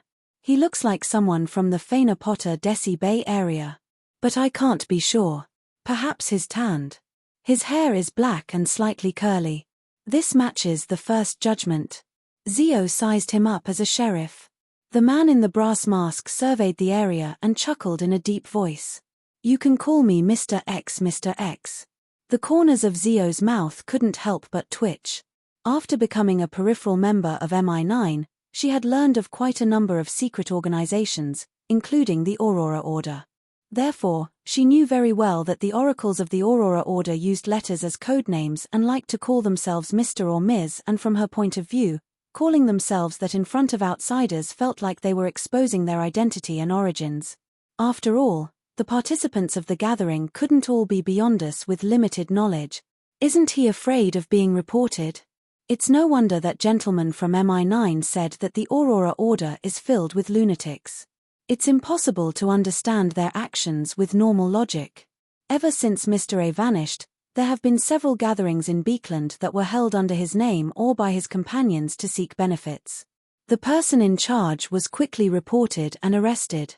Yes, this Mr. X might not necessarily be from the Aurora Order. Perhaps he's the same as the ones from before. Zio retracted her sizing up gaze and quietly watched the gathering. She rarely reported such matters because she had the experience of an unaffiliated beyonder struggling to survive. She understood that it wasn't easy for everyone, so as long as nothing unexpected happened, she wouldn't provide the corresponding information to MI9. If it's confirmed that it's an oracle from the Aurora Order, I'll have to report them. They're all lunatics and will bring great harm. As Zio thought, she watched the others exchange information or complete transactions. She didn't participate too deeply. Firstly, it was because there weren't any items or information that interested her. Secondly, it was to save up for the interrogator potion. After the gathering ended, Zio returned to her residence in Sherwood Borough. She saw Force wearing a facial mask that was said to be moisturizing. She was lying there leisurely reading. How was it? How was the gathering? Force feigned nonchalance as she asked. Zio threw her cloak to the side and said, there were quite a number of people at the gathering. There were also many items that appeared, but they were mostly low sequence beyond us. It's the first gathering, so it's impossible for anyone to directly take out anything good, Force said as she put down the thing in her hand. Yeah. Zio nodded. The organizer of the gathering calls himself Mr. X, but no one knows if he's related to Mr. A. Mr. X. A suspected oracle from the Aurora Order. Could it be Louis Veen? Force's mind jolted as she languidly leaned back. What does he look like? He's wearing a mask. Zio rolled her eyes at Force. Do you think my vision can penetrate the barrier? No. I mean, his overall appearance. Force had seen Louis Veen's full body portrait from her teacher, Dorian Gray. She knew what he looked like. As a sheriff, Zio effortlessly restored Mr. X's image and said in puzzlement, "It's Mr. X." She asked in puzzlement, regardless of whether he's related to Mr. A or not, such a name might very well be reported. Isn't he worried? After listening to Zio's description and seeing the portrait she had conjured with her sheriff powers, Force was secretly delighted. She felt that Mr. X was very likely the traitor of the House of Abraham, Louis Veen. He's not worried about being reported because he's a traveler. He can easily escape if anything happens. If the official organizations were to act according to their experience with Mr. A, there's really no way to make him stay. Force silently muttered and didn't continue on the topic. Instead, she asked about something else. After Zio went to take a shower, she hurriedly used her astrologer powers to ask her spirituality. She overlapped Louis Veen's image with Mr. X's and obtained the answer that they were the same person. It's really him. Force stood up and paced back and forth in the living room in excitement and joy. Her first thought was to report it to the various churches and attach a notification that the target had the powers of a traveler. Then, she recalled her previous attempt to hire Mr. World to assassinate Louis Veen. Regardless, I'll first ask Mr. World if he's free and if he wants to take on this mission. I can't offend him. Thinking of Mr. World's actions, Force shivered for some baffling reason. After making up her mind, she first confirmed that Zio was still taking a bath and wouldn't be coming out anytime soon. Then, she began praying to Mr. Fool. Please inform Mr. World that the Aurora Order's oracle, Louis Veen, has appeared. He's most likely a traveler, codenamed Mr. X. P.S. There will still be regular updates on Monday. Requesting monthly recommendation tickets in advance. M. Chapter 780. When he heard the stacked illusory pleas, Klein was sitting in a four-wheeled carriage, returning to Bokelund Street from St. Samuel Cathedral. A woman. It's not too urgent. With regards to this, he could only make a rough judgment. He wasn't able to immediately head above the grey fog to respond. Sweeping his gaze at the street lamps that dispelled the darkness, Klein retracted his gaze, picked up a white porcelain teacup with gold, and gently took a sip. When Richardson saw this, he mustered his courage and said, "Sir, I've already thought it through." "Sir, I've thought it through. You're right. Everyone has no experience. Very few people grow up with experience. Thank you for giving me such a chance to grow up." After confirming that Godotpose and his gang were dead, he finally stopped worrying and began considering his career. Changing employers in such a short period of time was a huge stain on a servant's record. Once he resigned from Dawn Dante's, Richardson believed that it would be difficult for him to continue being a valet. To him, this would be extremely detrimental. This was not only because a valet's annual salary was at least £25, which was far better than other non-managerial positions, and was comparable to a lady's personal maid. It was also because a valet and a personal maid had the highest chance of becoming a butler among the servant. They followed their male or female owners and helped them handle trivial matters. They could be their mouthpieces and assistants, effectively nurturing their own abilities and grasping the various skills of a butler. Through this, they could become their employer's trusted aide. As long as there was a chance, they could easily become a manor steward, butler's assistant, or assistant butler, slowly being promoted to butler. It was true that Richardson yearned for a peaceful life, but this didn't mean that he was willing to be a servant forever. Without a doubt, he wanted to rely on his own hard work to earn a higher salary and obtain a higher status. And being a butler of a wealthy family was his ultimate goal. "It's not too late to realize it now," Klein replied with a smile, allowing Richardson to stay. After returning to 160 Beauclund Street, he instructed housekeeper Tunaja to get the kitchen to prepare a midnight snack for him at 11:30. He went up to the third floor, took off his coat, and entered the bathroom. At this moment, the bathtub had already been filled with suitable hot water by a maid 5 minutes in advance. Klein wasn't in a hurry to take a bath. He went above the grey fog and found out who had been praying. Mr. X. Traveller. Miss Magician's sure is efficient. Without realizing it, she has grown up. Klein muttered to himself. After some serious consideration, he conjured the world German sparrow and made the fake person pray in the emanating grey fog. I'm not sure. Give me the time, location, and more information. Only then can I act. Klein's thoughts were very simple. It was that the powers of a traveller were rather useful, but it was difficult for Dawn Dantes to leave Beauclund Street or stay in his room for long periods of time. If Miss Magicians could provide detailed and reliable information, an assassination wouldn't affect anything. However, if he were to get the world to gather information bit by bit from the periphery, it would definitely be impossible. It would affect his more important matters. Soon, Magician's force replied. I'll collect them as soon as possible. As Mr. X's gathering hadn't been confirmed when and where it would be held, all she could do was wait patiently. After settling this matter, Klein returned to the real world, stripped himself naked, and lay in the bathtub. The warm water enveloped him as he squinted his eyes in comfort. He felt the exhaustion in his body and mind being washed away bit by bit. He had been to St. Samuel Cathedral several times recently to listen to Bishop Electra's explanation of the revelation of Evernight. He had also grasped the images and characteristics of the two keepers. However, as there hadn't been any repetition, he was still unable to determine the pattern of the keepers taking turns. And such actions would similarly bring trouble. Klein opened his eyes and looked at the fog above him. He sighed inwardly. The first inspection should be coming soon. A person who often entered and exited St. Samuel Cathedral's inner sanctum was likely to be investigated by the Nighthawks. And with his origins still unclear, such matters were almost certain. If I don't do an inspection, it would be a serious dereliction of duty for the Nighthawks. Klein slowly exhaled. In the basement of St. Samuel Cathedral, Leonard slowly walked out of a room that was so quiet that it was almost silent. His green eyes seemed to be dyed with strange black water as countless illusory bubbles and ripples appeared and disappeared. Not bad. You've become a soul assurer so quickly. You're almost catching up to me. Daily Simone, who was standing in the corridor, congratulated him in a self-deprecating manner. She was still wearing a hooded black robe. She wore blue eyeshadow and blush, giving her a bewitching beauty. When Leonard saw this familiar lady, he felt that her bearing had turned colder. It was as though there were countless shadows hidden around her, layer after layer, deep and cold. Clearly, I'm still a long way from you. In your state, you should be able to advance to gatekeeper, right? Leonard wasn't too casual in front of Daly.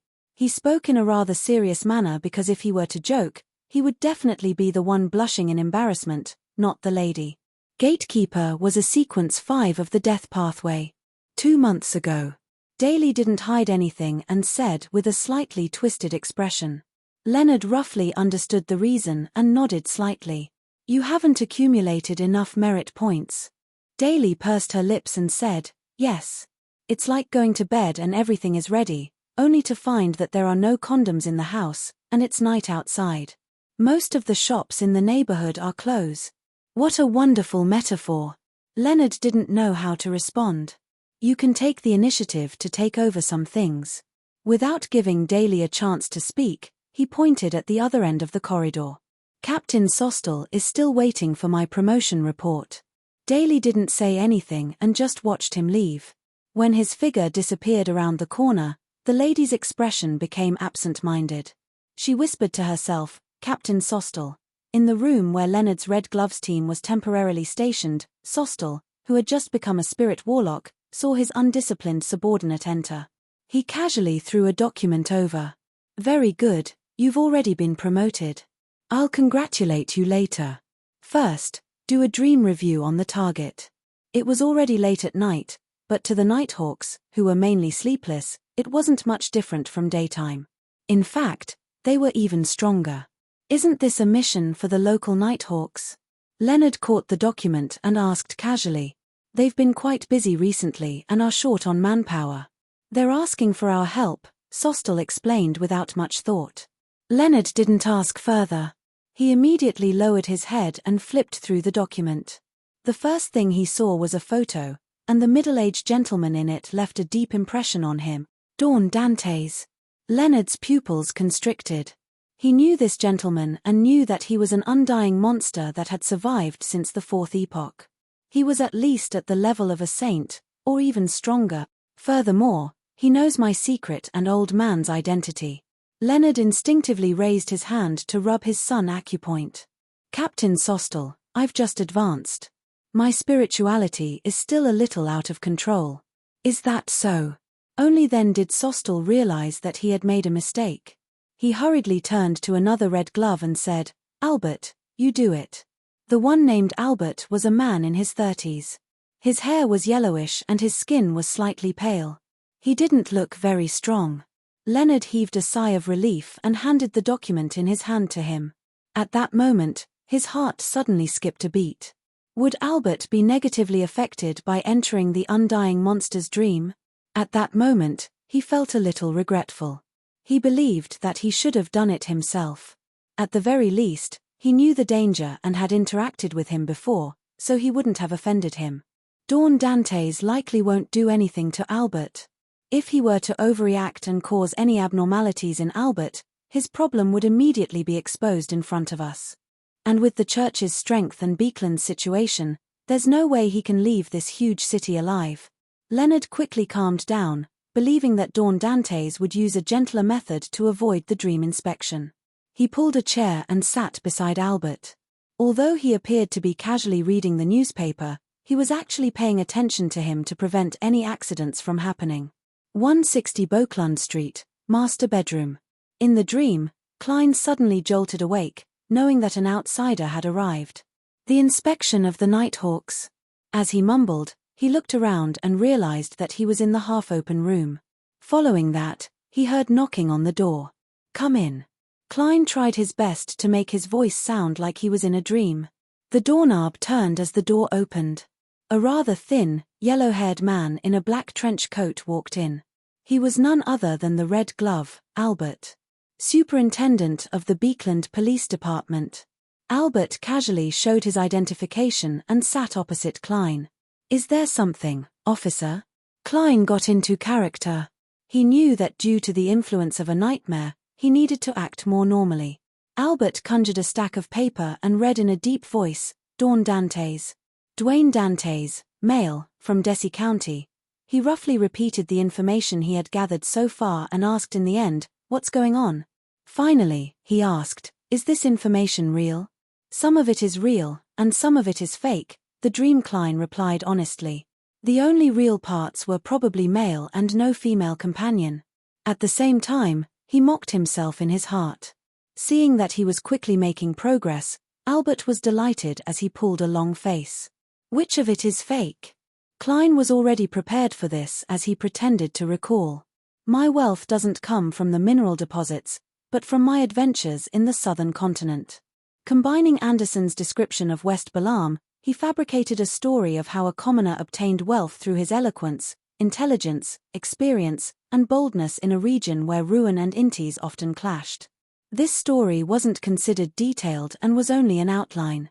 Its main goal was to make the Nighthawks believe that Dawn Dantes was an ordinary person with an adventurous spirit, and not a beyonder. There were many similar stories of people becoming rich in ruin, so it wasn't rare. P.S. Seeking monthly recommendation votes for Monday Tilda. Chapter 781. After Klein finished, Albert asked a few questions based on his description to see if any of the details matched. Dream follower. Without a doubt, he received a satisfactory answer. Thank you for your cooperation. I wish you a sweet dream. Albert smiled as he stood up and bowed.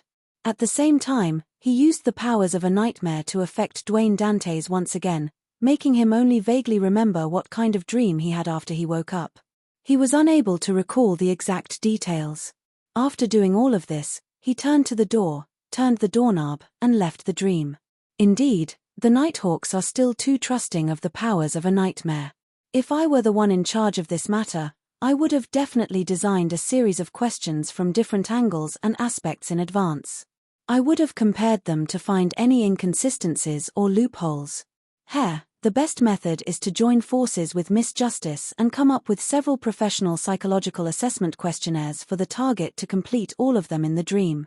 If he were to disguise himself, his mental state and the image he wants to present will definitely have contradictions in the different assessments. Unless, he's also a psychological expert and can notice the actual goal of each set of questions. Klein leaned back on the sofa and cast his gaze out the window. In the grey and hazy world, the light from the gas lamps was dim and pale, illuminating the surroundings in a gloomy silence.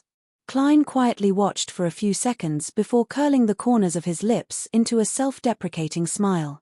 And in the basement of St. Samuel Cathedral, after seeing Albert wake up normally and hearing his report, Leonard first heaved a sigh of relief.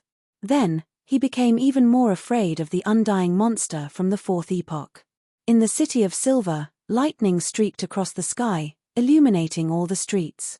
Derek Berg walked out of his house, held the axe of Hurricane, and headed for the Twin Towers in the north of the city. Along the way, he encountered many residents of the City of Silver. Some of them were busy, while others were sending their children to receive general education. Some were in groups of 3 to 5, patrolling every corner to prevent people from accidentally dying at home and turning into terrifying evil spirits if they weren't killed by their loved ones. The existence of these people made the City of Silver appear very lively. Occasionally, Derek could hear the children's cheers and laughter. He could not help but recall his life in the afternoon town camp. There were only a dozen or so humans he met every day, and most of the time, he had to stay in the sturdy but cramped buildings. Outside the camp were the monsters that hid in the dark. They were wiped out time and time again, only to appear out of nowhere again. Every member of the exploration party felt a sense of helplessness that came from the bottom of their hearts. It was as if they could never be truly safe no matter what they did. They could never be at ease, and they had to give it their all at all times without the slightest slack. No normal creature could maintain such a high state of vigilance for long. Therefore, the City of Silver had a mature rotation system. It didn't take too long for the first expedition team to return to the City of Silver from Afternoon Town, but what followed was an unavoidable period of isolated observation and rest. It was only today that Derek adjusted himself and believed that his mental state could withstand the negative impact of his advancement. And he had previously reported to Chief Colin Iliad that he had obtained the notary potion formula. He was allowed to use this harvest to exchange for the corresponding Beyonder ingredient, the tail feathers of a spirit-packed bird. As for the items he owed the moon, he had obtained them through patrolling Afternoon Town's surroundings and had passed them to him through Mr. Fool. After advancing, I'll have the right to choose a mystical item that isn't a high-sequence Beyonder.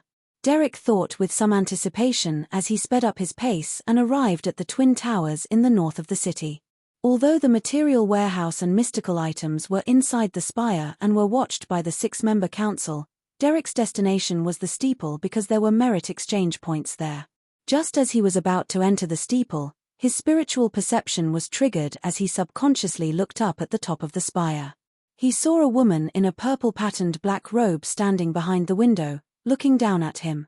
She had silver-grey curly hair, light grey eyes, and a beautiful face. She was none other than a member of the 6-member council, Shepherd Lovia. When their eyes met, Lovia's gaze seemed to be able to penetrate his soul. However, her expression didn't change at all. She even nodded slightly as though she was greeting him. She's not greeting me, but the person behind me. Suddenly, Derek came to a realization. This stemmed from the experience he had accumulated under the guidance of Tarot and the others. He nodded in response, retracted his gaze without any abnormalities, and entered the steeple at an unhurried pace.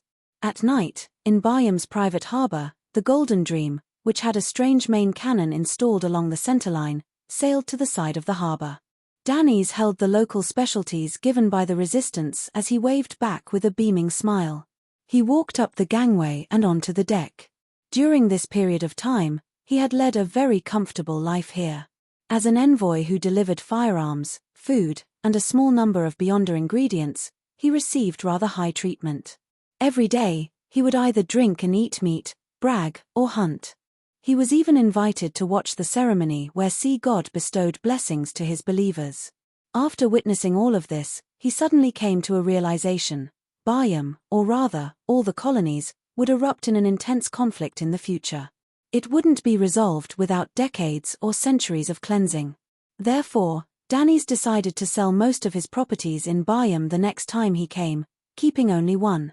Then, he would find an opportunity to buy properties in Trier, the capital of Intis, Beekland, the capital of Rouen, as well as a peaceful village with excellent scenery. I can make a trip back to Nosier Town and visit old man and mother. I can buy one less house and build a vineyard for them. Danis waved at the enthusiastic resistance once again. He then puffed up his chest and said to flowery bow-tie Jodson in a smug manner, "Where's Captain? I need to report to her on the situation during this period of time." Jodson clicked his tongue in disdain. "Of course she's in the captain's cabin." At the same time, he lampooned inwardly. This fellow, Danis, has become more and more arrogant after forming a relationship with German Sparrow. However, that crazy adventurer is truly terrifying. He actually successfully hunted Admiral of Blood. Heh! Danis laughed as he walked with infuriating steps into the cabin and met Vice Admiral Iceberg Edwina Edwards. He immediately put away his provocative look and said with a smile, "Captain, I've already completed the mission." "What exactly happened?" Edwina put down the book in her hand and asked. Danitz was already prepared. He described in detail what he had experienced during this period of time and exaggerated the role he played in the war. Finally, he said, "Captain, I met German Sparrow. He got me to ask you if there's anything abnormal about elvish songster Cyatas's corpse and the golden wine cup." Edwina didn't directly answer as she got up and walked to the corner of the captain's cabin. There was a black wooden crate there. The Golden Dream would only head for Sonia Island after this voyage, so Cyatas and Mobut's corpses were still on the ship. They had been placed in a specially prepared crate by Edwina. Bending one knee and half kneeling, Edwina opened the wooden crate, revealing the crisscrossed corpses inside. The golden wine cup that had been mostly flattened silently sat in a skeletal palm. It didn't look abnormal at all. "There's nothing abnormal," Edwina concluded. Danis peeked his head out to take a glance and memorized the answer. He planned on reporting it to the Great Fool when no one was around and getting him to pass it on to the lunatic German Sparrow. "There's nothing abnormal." Above the grey fog, Klein frowned slightly. He was half puzzled and half relieved. According to his inference, the chances of the golden wine cup being problematic weren't low. The lack of any abnormalities exceeded his expectations. However, he liked the answer because he didn't wish for Cyatas and Mobut's slumber to be disturbed.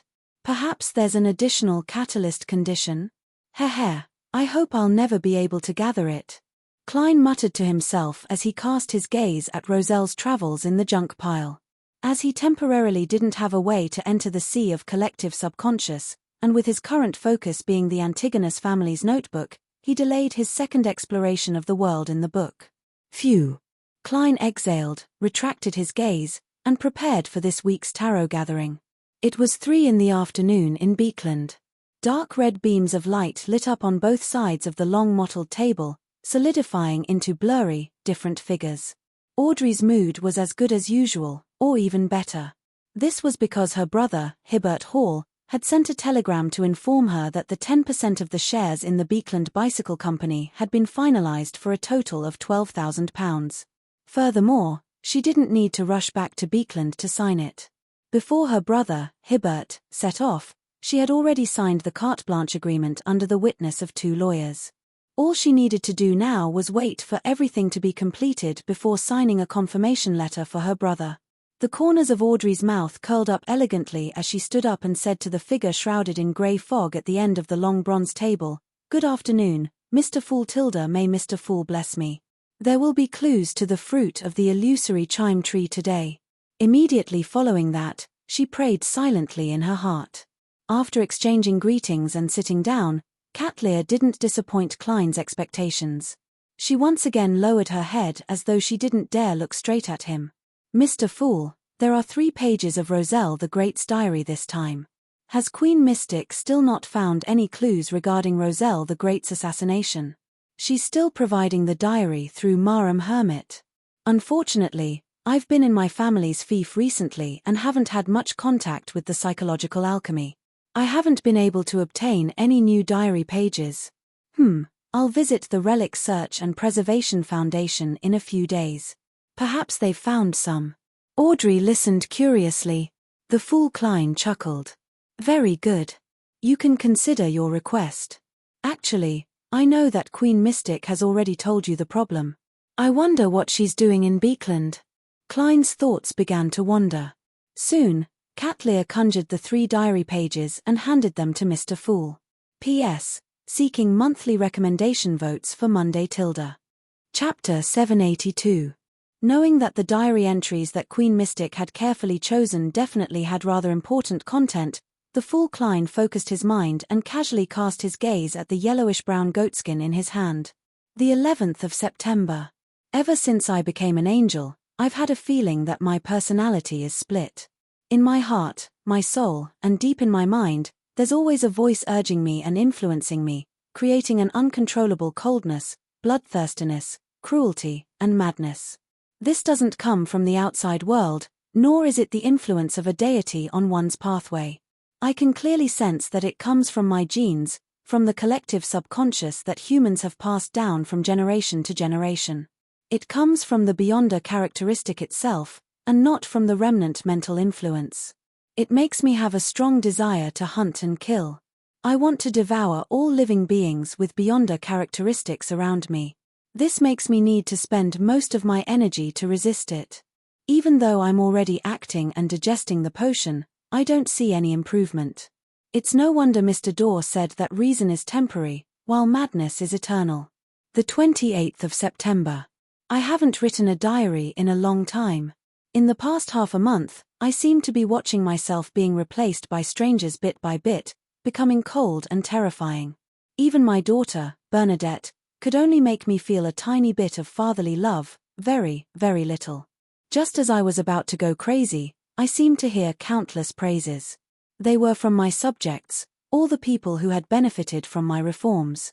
They were believers who viewed me as the son of steam. They were praising me, singing my praises, erecting statues for me, writing stories for me, and creating poems for me. Their voices were like the anchor of a ship, helping me to locate myself. I began to have the ability to resist that desire and that cry from the bottom of my heart. Bit by bit, I walked out and once again had the normal emotions of a father, a husband, and a man. Just at sequence 2, there's already such a change. At sequence 0, at the level of a true god, how terrifying would the madness I have to resist be? Perhaps they also need to locate themselves to resist the Beyonder characteristics and the strong inclination to lose control deep in the collective subconscious. I roughly understand why they established a church, why they spread their faith, why they wrote chapters for the saints of their faction, and why they left legends for the corresponding angels, but why don't they have human forms and are just symbols? I don't understand. I'll ask Mr. Dorr next time. He knows a lot in the domain of deities. If he hadn't been exiled back then, there might have been one more deity. The 29th of September. Rereading yesterday's diary, I recalled the rituals that corresponded to my sequence 4, sequence 3, and sequence 2.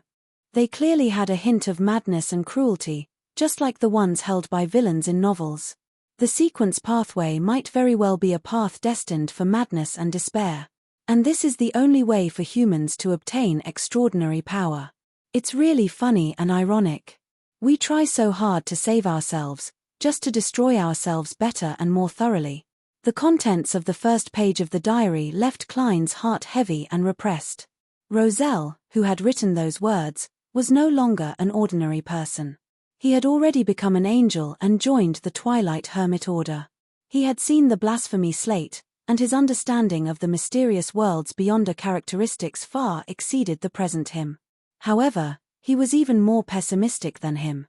He seemed to believe that the world was fundamentally distorted, crazy, and destined to self-destruction.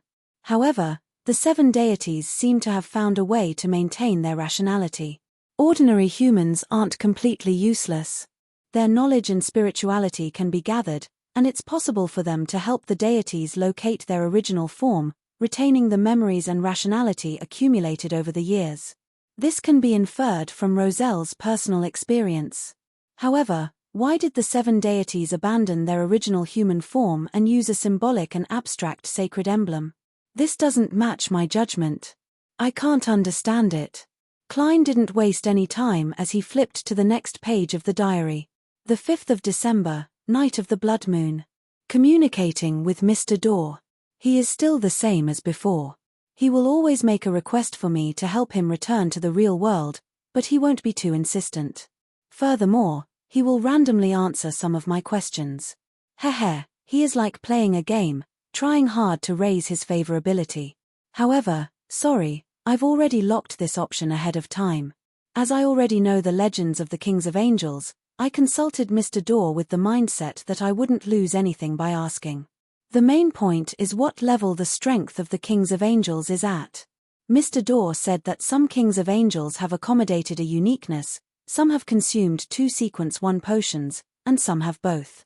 The word accommodate is used very strangely. I raised my doubts about this, but Mr. Dorr didn't directly answer. He only told me that if there's no way to accommodate a uniqueness, then before the ritual is held and the advancement to sequence 0, the uniqueness will only be a burden to a sequence 1 angel and not a help. Yes, it's understandable. It's just like using a grade 0 sealed artifact. The negative effects are always terrifying, and the uniqueness is definitely more exaggerated than that. I also asked which Kings of Angels have accommodated a uniqueness. Mr. Dorr similarly didn't directly answer. He only said that Amorn and Adam made all the angels jealous from the bottom of their hearts. This is because they were born with a uniqueness, so there's no need to consider the problem of accommodating. From another angle, it means that Amorn and Adam have consumed the uniqueness of a sequence 1 potion. As expected of the Creator's Son, that Creator, also known as the ancient Sun God, is actually so powerful that he can pass on a uniqueness to his 2 children, as well as a sequence 1 beyonder characteristic. Is he purifying himself to eliminate unnecessary interference? Then, did Mr. Dorr also accommodate a uniqueness and even consume 2 sequence 1 potions? I didn't ask, because I knew that he definitely wouldn't answer. During the exchange, Mr. Dorr reminded me not to directly say Adam's full name, or it would be discovered and our conversation would be discovered. I roughly understood the reason and asked him with a smile, didn't he already say Adam's full name? Mr. Dorr replied that it was fine because the apprentice pathway sequence 4 is called Secret Sorcerer. It has a certain meaning of keeping secrets. Although it's inferior to the Servant of Concealment of the Evernight pathway, it's enough for an existence at his level to shield his senses. I asked many more questions regarding deities, but Mr. Dorr didn't answer. He only said that when I have the ability and opportunity, I'll head to the moon to take a look and understand many things. This matches some of my previous thoughts, but I suspect that he is tempting me to use this opportunity to return to the real world. After all, his every appearance is related to the moon. As long as Mr. Dorr appears, there will be a lot of information. It will always take up an entire page. Yes, his explanation of the strength levels of a King of Angels is very consistent with my theory. In a broad sense, a King of Angels refers to a quasi-deity that exceeds sequence 1 without reaching sequence 0 through various means. This includes accommodating a uniqueness and consuming additional sequence 1 potions. In a narrow sense, a King of Angels refers to the Creator that the City of Silver worships, the 8 kings who lead all the angels by the side of the ancient Sun God. Of course, they definitely match the broad definition. Many thoughts flashed through Klein's mind. As for Roselle's guess about the ancient Sun God, he strongly agreed with it. He believed that the Creator that the City of Silver worshipped had recycled too many authorities of the ancient gods, resulting in signs of chaos and madness. Hence, he decisively gave birth to 2 children, using this to eliminate a portion of the miscellaneous items. To put it simply, Amorn and Adam were given to them by drinking the potion. From the looks of it, Angel of Imagination Adam clearly has the spectator pathway's uniqueness. He should be the mysterious leader of the Twilight Hermit Order. From ancient times to the present, He has interfered with the changes of the times in order to revive his father. I wonder if he has advanced to sequence 0. Even if he hasn't, the number of angels that the Twilight Hermit Order can mobilize will probably exceed my imagination. Secret sorcerer actually has the meaning of guarding secrets and concealment. Klein immediately thought of the symbol behind the fool's chair. The pupil-less eye that symbolizes concealment, and the contorted lines that represent change. He quickly reined in his thoughts and flipped to the 3rd page of the diary. The 28th of November. I dreamt of Grimm again. He was the smartest one among my subordinates. Unfortunately, when he was exploring that nameless island, he was infected by an unknown force and died in the fog sea. He didn't even leave behind a child. Back then, I knew that the nameless island hid secrets and unimaginable dangers. However, my level and strength were lacking, so I could only forcefully endure it. This dream was likely a reminder from my spirituality that I could explore that island and grasp its secrets to completely end Grimm's matter. On the 29th of November, I gathered 3 of my subordinates, and with Benjamin Abraham's help and a period of searching, I finally found that nameless island again. We didn't directly enter and decided to rest in the periphery for a day. Edwards said that he often dreamed of Grimm, and he felt deeply guilty for not being able to save him. This isn't your responsibility. It's my problem, I said to Edwards, because I'm their leader. The 30th of November. We went deep into the island. There are a large number of Beyonder creatures that are said to be extinct here. They didn't fight but gathered together as though they were worshipping something. Such a group of Beyonder creatures without much intelligence seemed to be holding some kind of ritual. They were praying to an unknown deity. During the ritual, I saw Grimm. P.S. Recommend a book. I pretend to have superpowers. It's said that many readers will laugh themselves to death from the middle of the novel. PS2. Recommend another book, Dungeon Players. A devil lord tricked earthlings into working for free to build a dungeon. I've really been reading this book. It's quite interesting. Chapter 783. Grimm, who was infected on the nameless island and was dead for sure, appeared on that nameless island again. Great Emperor, when did you change to writing horror? Moreover, what about after that? Klein's gaze froze on the last line of the diary on the 3rd page. There was no more content. Apart from that, he was also horrified by the strange gathering of Beyonder creatures described by Roselle the Great. It had to be known that not all Beyonder creatures had intelligence and could communicate. A large number of them were monsters that had lost control and only had crazy instincts. And these monsters that had lost control actually gathered together to worship an unknown existence. It's a pity that the Emperor didn't leave behind the coordinates of that nameless island. However, even if he did, I wouldn't dare head there at the moment. If I were to be infected and die in the outside world, I would be reborn in the island. That would be troublesome. At the very least, I have to be a sequence 4 or even a sequence 3 to have the confidence to explore it. As Klein thought, he made the diary page in his hand vanish. He turned to look at Catlear and said with a smile, "You're right. What is your request?" Catlear didn't think as she directly asked, "Why are you here?" "Honorable Mr. Fool, I wish to know if Roselle the Great has ever joined a very secretive and ancient organization." "Extremely secretive and ancient. Twilight Hermit Order? Roselle the Great used to be one of their members." Audrey suddenly recalled the organization that Mr. Fool had mentioned. The hanging man Alger also recalled the corresponding matter.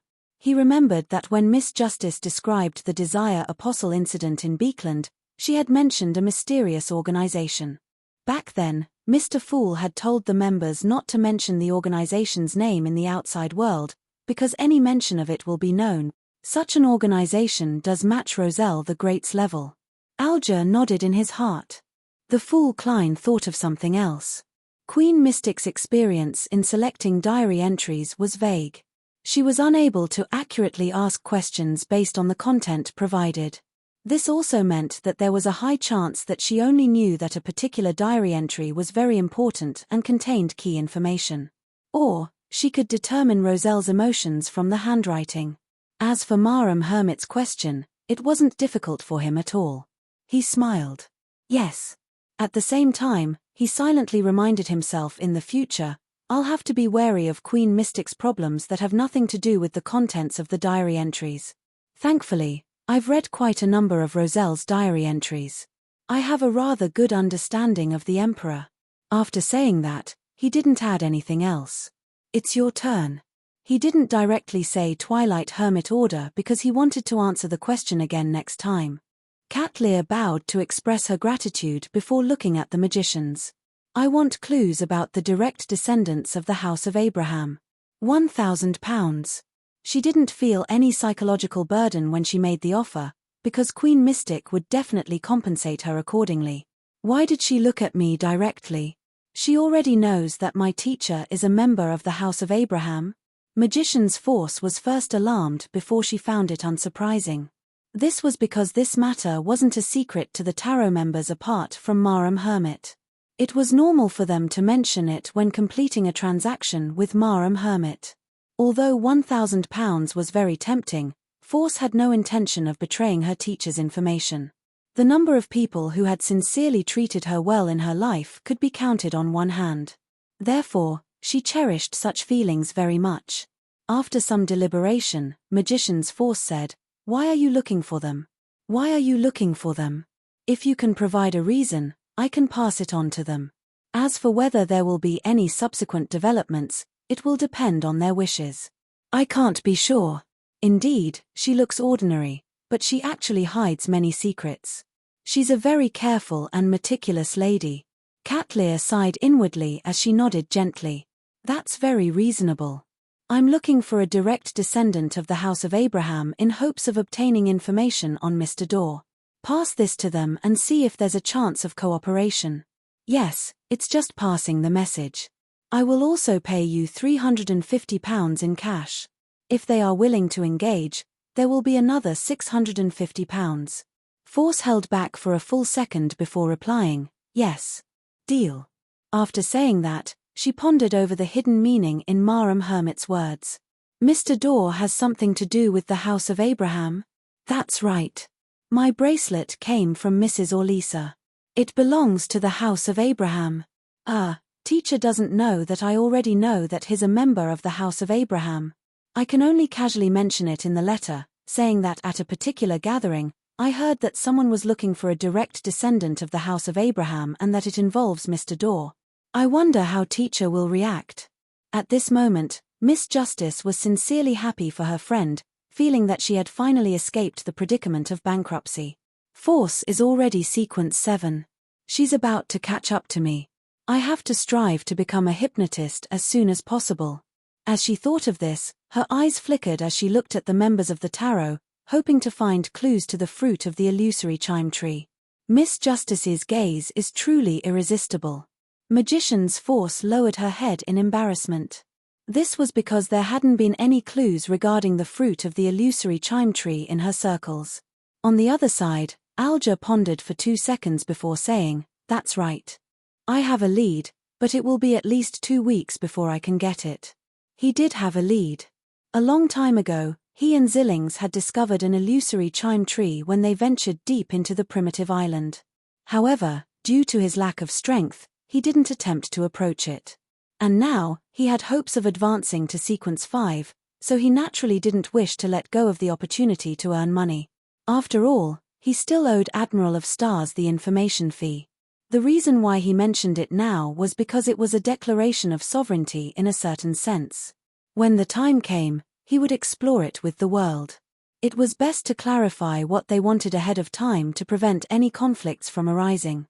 Of course, this way, when dealing with the illusory chime tree, there was a high chance that the world, German Sparrow, would stand by the side and not provide any help. No problem. Audrey was delighted. She didn't even ask about the price. She was already considering finding an excuse to buy it directly from Psychological Alchemy when she returned to Beekland in June. After the 2 transactions were over, the members temporarily didn't have any other requests.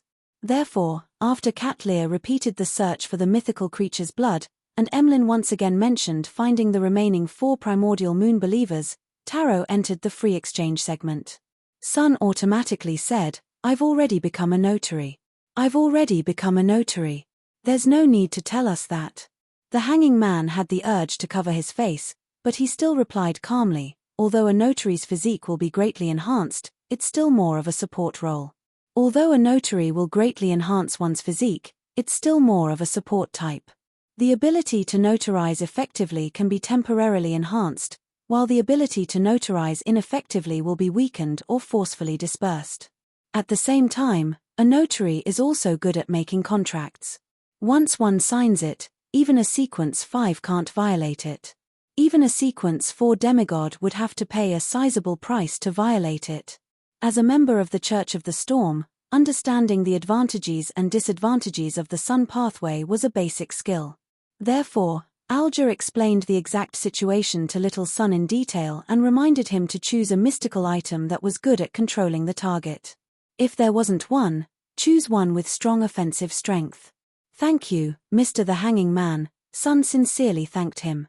In his heart, in the entire tarot, the greatest and most revered was Mr. Fool, the most admirable and yearning was Mr. World, and the most reliable, kindest was undoubtedly the wise Mr. the Hanging Man.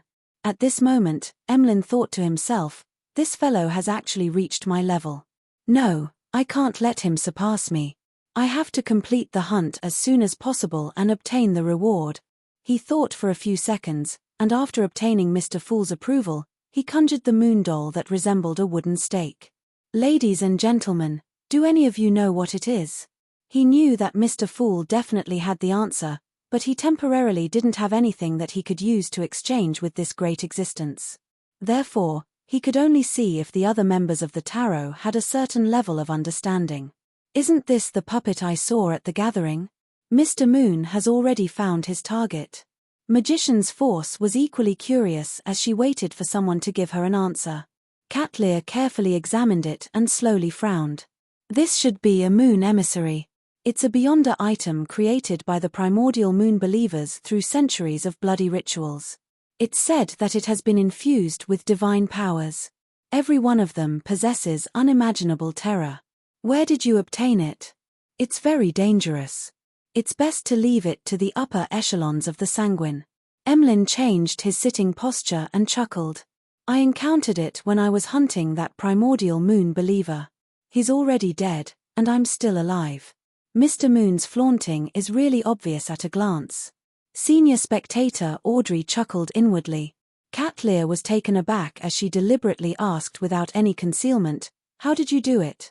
How did you do it? The upper echelons of the sanguine provided help. Emlyn opened his mouth, but he was at a loss for words. Only then did he realize that this topic wasn't suitable for in-depth discussion. Ahem. He cleared his throat and looked at the end of the long bronze table. I've requested Mr. Fool's help. Chapter 784. He requested Mr. Fool's help? That's possible. Catlear was stunned when she heard that. She didn't doubt Mr. Fool's level and abilities. After receiving punishment and discovering that his blessed, German sparrow, was becoming more and more powerful, she no longer had any doubts regarding such matters. Back when Mr. Fool used an ancient item to pull her here, allowing her to avoid the pursuit of knowledge, she already knew that he was at least in existence at the level of the hidden sage or primordial moon. However, due to various reasons, he was unable to directly interfere with the real world. He was suspected to be an ancient god in the process of awakening. The moon's words left her surprised that Mr. Fool would actually provide effective and substantial help to the members of the tarot, and not impart knowledge or pull them in. On the one hand, this means that I can also directly request Mr. Fool's help in times of danger. This is more exaggerated than any ritual. On the other hand, it vaguely reveals that Mr. Fool's awakening process is faster than I imagined. Many thoughts flashed through Catlear's mind. Audrey, Sun, and company weren't surprised by this. They had more or less prayed to Mr. Fool for help, and they had seen the angels under this great existence. Seeing everyone cast their gazes at him, Emlyn shrank his head and raised his chin. I paid the price. This is an equivalent exchange. An equivalent exchange. The immediate response and effective feedback from a great existence is priceless. Catlear couldn't help but retort inwardly. The reason why she didn't directly say it was that she also hoped to have such an opportunity for an equivalent exchange in the future. and this often meant that she would have one more life than others. Magician's Force expressed her puzzlement at Mr. Moon's deliberate emphasis on equivalent exchange. Those who had prayed to Mr. Fool for help had all provided corresponding rewards. Mr. Moon really is a person who cares about his reputation. No, a sanguine. Audrey seriously evaluated Emmeline's momentary emotional changes. As the exchange continued, the tarot gathering slowly came to an end. After returning to the City of Silver, Sun first seriously memorized the pros and cons of a notary given by Mr. the Hanging Man. Then, he headed to the Twin Towers in the north of the city to choose a mystical item. He hadn't done it before because his condition wasn't stable after his advancement. He was worried that he would lose control when he came into contact with a mystical item. Inside the spire, Derek Berg, who had completed the process, raised his request. He saw the selected items and obtained the corresponding documents. After careful reading and observation, he quickly narrowed down the scope to two choices. One was Cardi's ring. It had an ancient appearance and was completely iron-black in color. It was engraved with dark and complicated patterns. It was left behind by a resident of the City of Silver a long time ago. It could help the wearer intimidate their target, causing them to pause for a certain period of time. It could also cause normal humans to temporarily lose their rationality, or awaken the hidden warmth and memories of crazy monsters. It could make them fall into a state of confusion for a short period of time, preventing them from attacking. The other was Thunder God's Roar.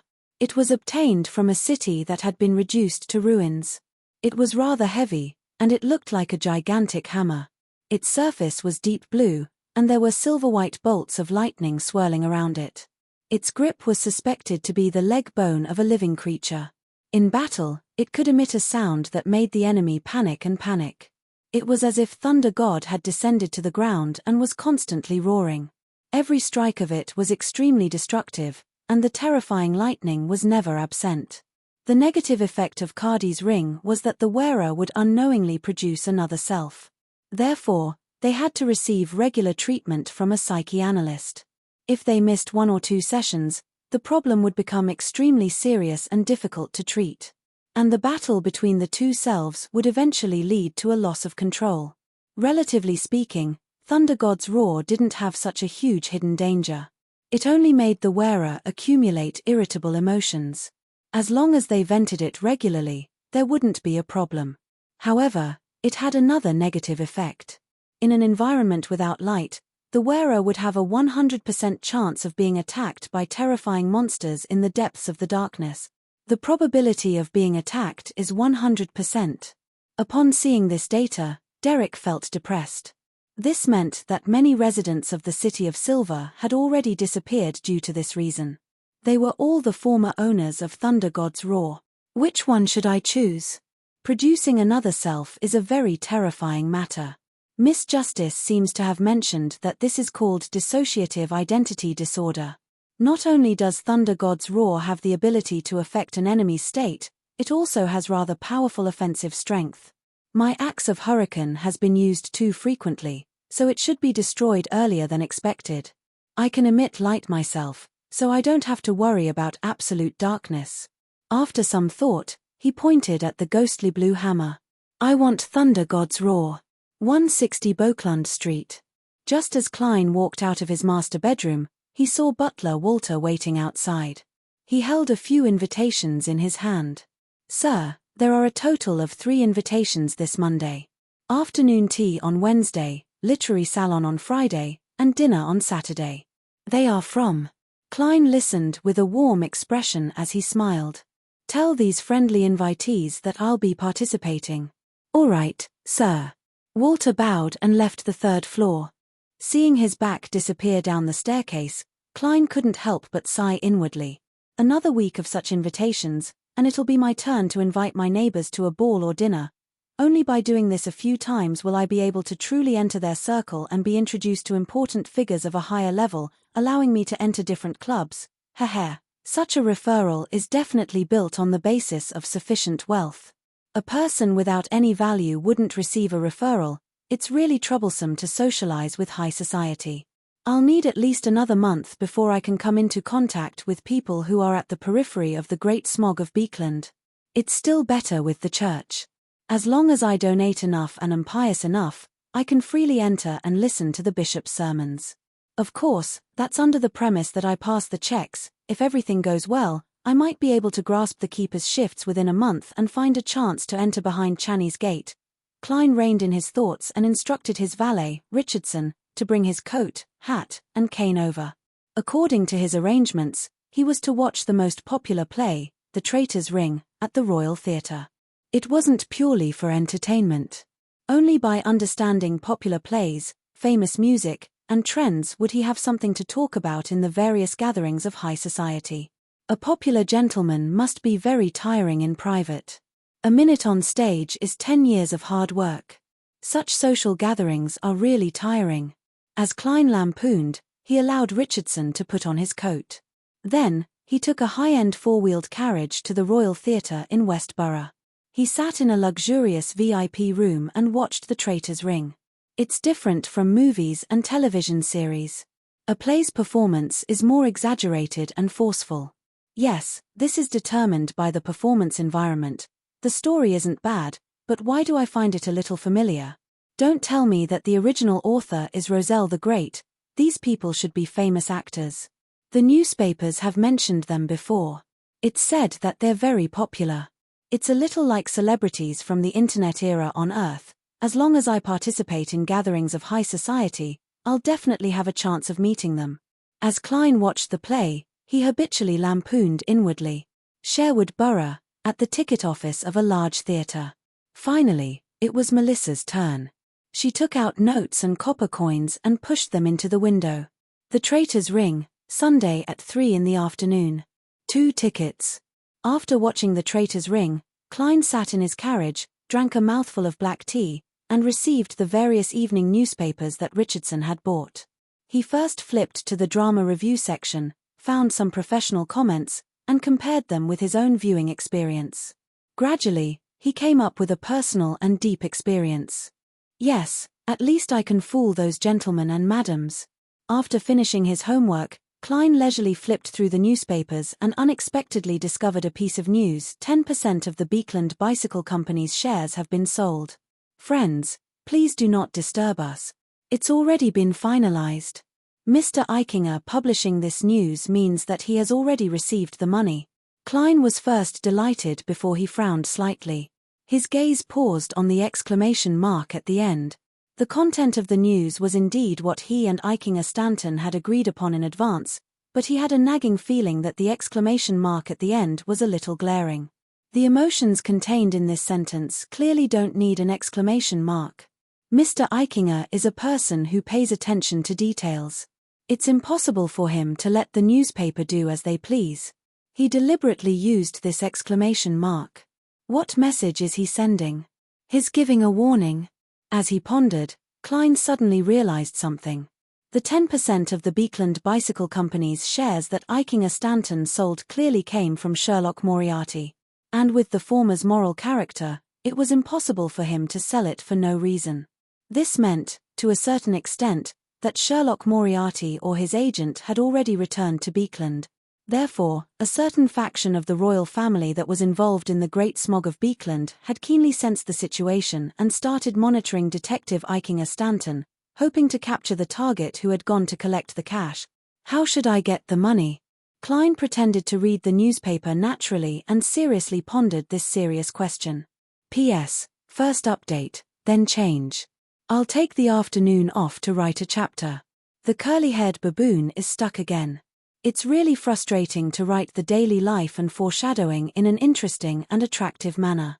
Chapter 785. At 10 o'clock at night, it started drizzling in Beekland again. The thin mist gave the light from the gas lamps a hazy sense of beauty. Eichinger Stanton's assistant, Bowen, patrolled the bottom floor and walked to the oriel window, preparing to close the last window.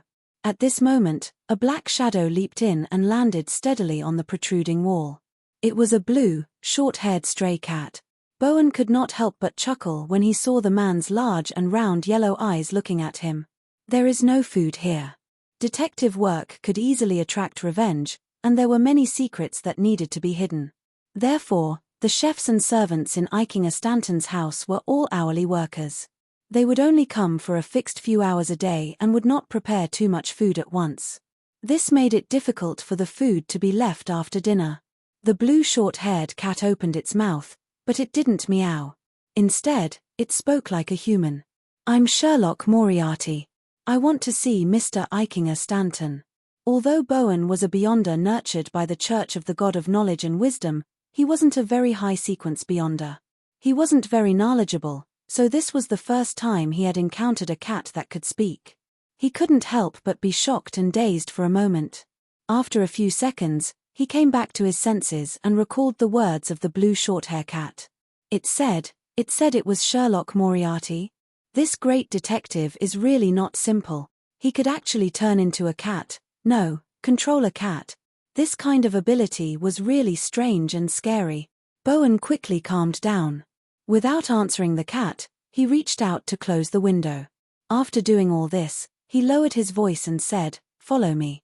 The blue short-haired cat immediately jumped off the platform behind the oriel window. With its tail raised, it walked agilely behind Bowen, following him all the way to the second floor, and watched as he knocked on Eichinger Stanton's bedroom door. "What's the matter?" Eichinger, who was wearing light striped pajamas, opened the door and asked. He was enjoying his bedtime tobacco. Bowen cautiously pointed at the blue short-haired cat beside him. "Mr. Sherlock Moriarty is looking for you." Isengard, who had white sideburns and a thin face, raised his eyebrows slightly. He looked down and took 2 steps back, allowing the blue cat to swagger into his bedroom. "Go back to your room and sleep. Wake up on time tomorrow. We still have a case waiting to be investigated." Eichinger instructed Bowen as if nothing had happened. After the assistant left, he closed the door and turned to look at the blue cat squatting beside the reclining chair. He chuckled. "I never expected you to have such beyonder powers. I was just worried that you would come over directly." "I noticed that exclamation mark," the blue short-haired cat said with a smile. It had to be said that it was quite strange for a cat to have such an expression on its face. Anyone who saw it would feel a chill run down their spine. Eichinger did not have any unusual reaction to this. He took a puff of his pipe and sat on the reclining chair. He enjoyed the smoke and slowly exhaled. "I believe in your wisdom. Thank you for your praise." The blue short-haired cat politely extended its paw and bowed. Eichinger looked at it and stroked his pipe as he smiled. "You should already know what has happened. Although that group of people doesn't dare to monitor me very strictly, afraid that I'll discover it and inform the Church of Evernight and the Church of Steam. They will also be in quite a bit of trouble once they are exposed. However, I believe that there must be a demigod among them. This is both an inference and a conclusion given to me by some feedback. After all, I've lived on this street for many years. Therefore, humans and animals won't be stopped from entering my house. This is something you have already thought of. But when you leave, you will definitely be tailed. What means do you have to escape from them? That sum of money isn't a small amount. It will be very eye-catching to bring it out. Let me think. Do you plan on communicating with me and get me to deposit the money into a designated bank account? Then, you will find many people to withdraw the money in batches at different places outside Beekland at the same time?" Upon saying that, Eichinger gave a self-deprecating laugh. "This is the best solution I can think of, but it will be very troublesome to carry it out." The blue short-haired cat didn't give a direct answer as it chuckled. "I only need you to lend me an empty room and 3 candles. No problem." Eichinger Stanton didn't press further as he said, "The price of the shares this time is £12,000. The buyer is Earl Hall's daughter, Audrey.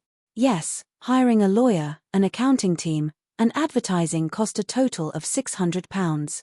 In addition, after paying 0.5% stamp duty and 20% Type D income tax, there are £8,940 left.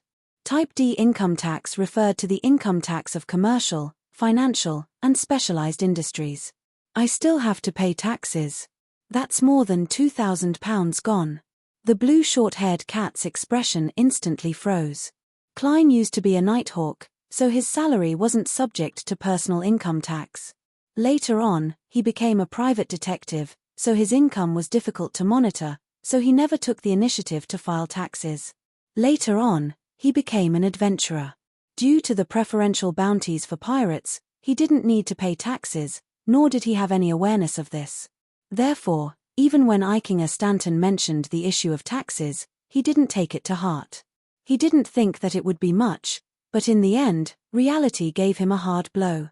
As for why he didn't pay taxes for the share transaction, it was because the Ruan government encouraged initial investments in inventions, so there were corresponding exemptions. After a brief silence, the blue short-haired cat's whiskers moved twice. "All right, give me the cash." Move it to the empty room. There's no problem with the cash, right? I've already checked. They won't pull any tricks in this area. That would be an insult to my intelligence. Ikinger stood up with his pipe in hand. Remember to add a signed confirmation of the transaction later and mail it over. It's already on its way, the blue short-haired cat replied, having long prepared for it. Ikinger then walked to the safe in the master bedroom and opened it with a passcode. Then, he took out stacks of cash and stuffed them into different briefcases. Following that, he took the briefcases and left the master bedroom, entering the guest bedroom diagonally across from it. "Do a count," Ikinger said to the blue short-haired cat as he put down the briefcases filled with cash. "I trust you," the blue short-haired cat said after taking a few glances. Ikinger nodded and pointed at the cabinet. "There are candles inside." With that said, he retreated to the door, held the handle, and said with a smile, "I'm really curious how you will leave. I believe this will definitely be a wonderful magic." With a click, Ikinger Stanton closed the door, returning the guest bedroom to silence and desolation.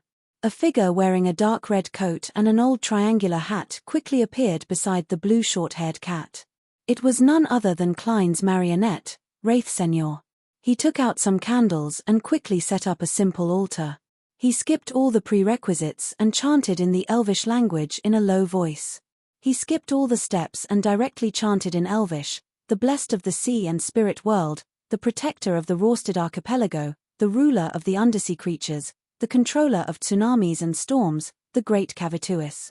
Your loyal servant prays for your attention. I pray that you accept his offerings.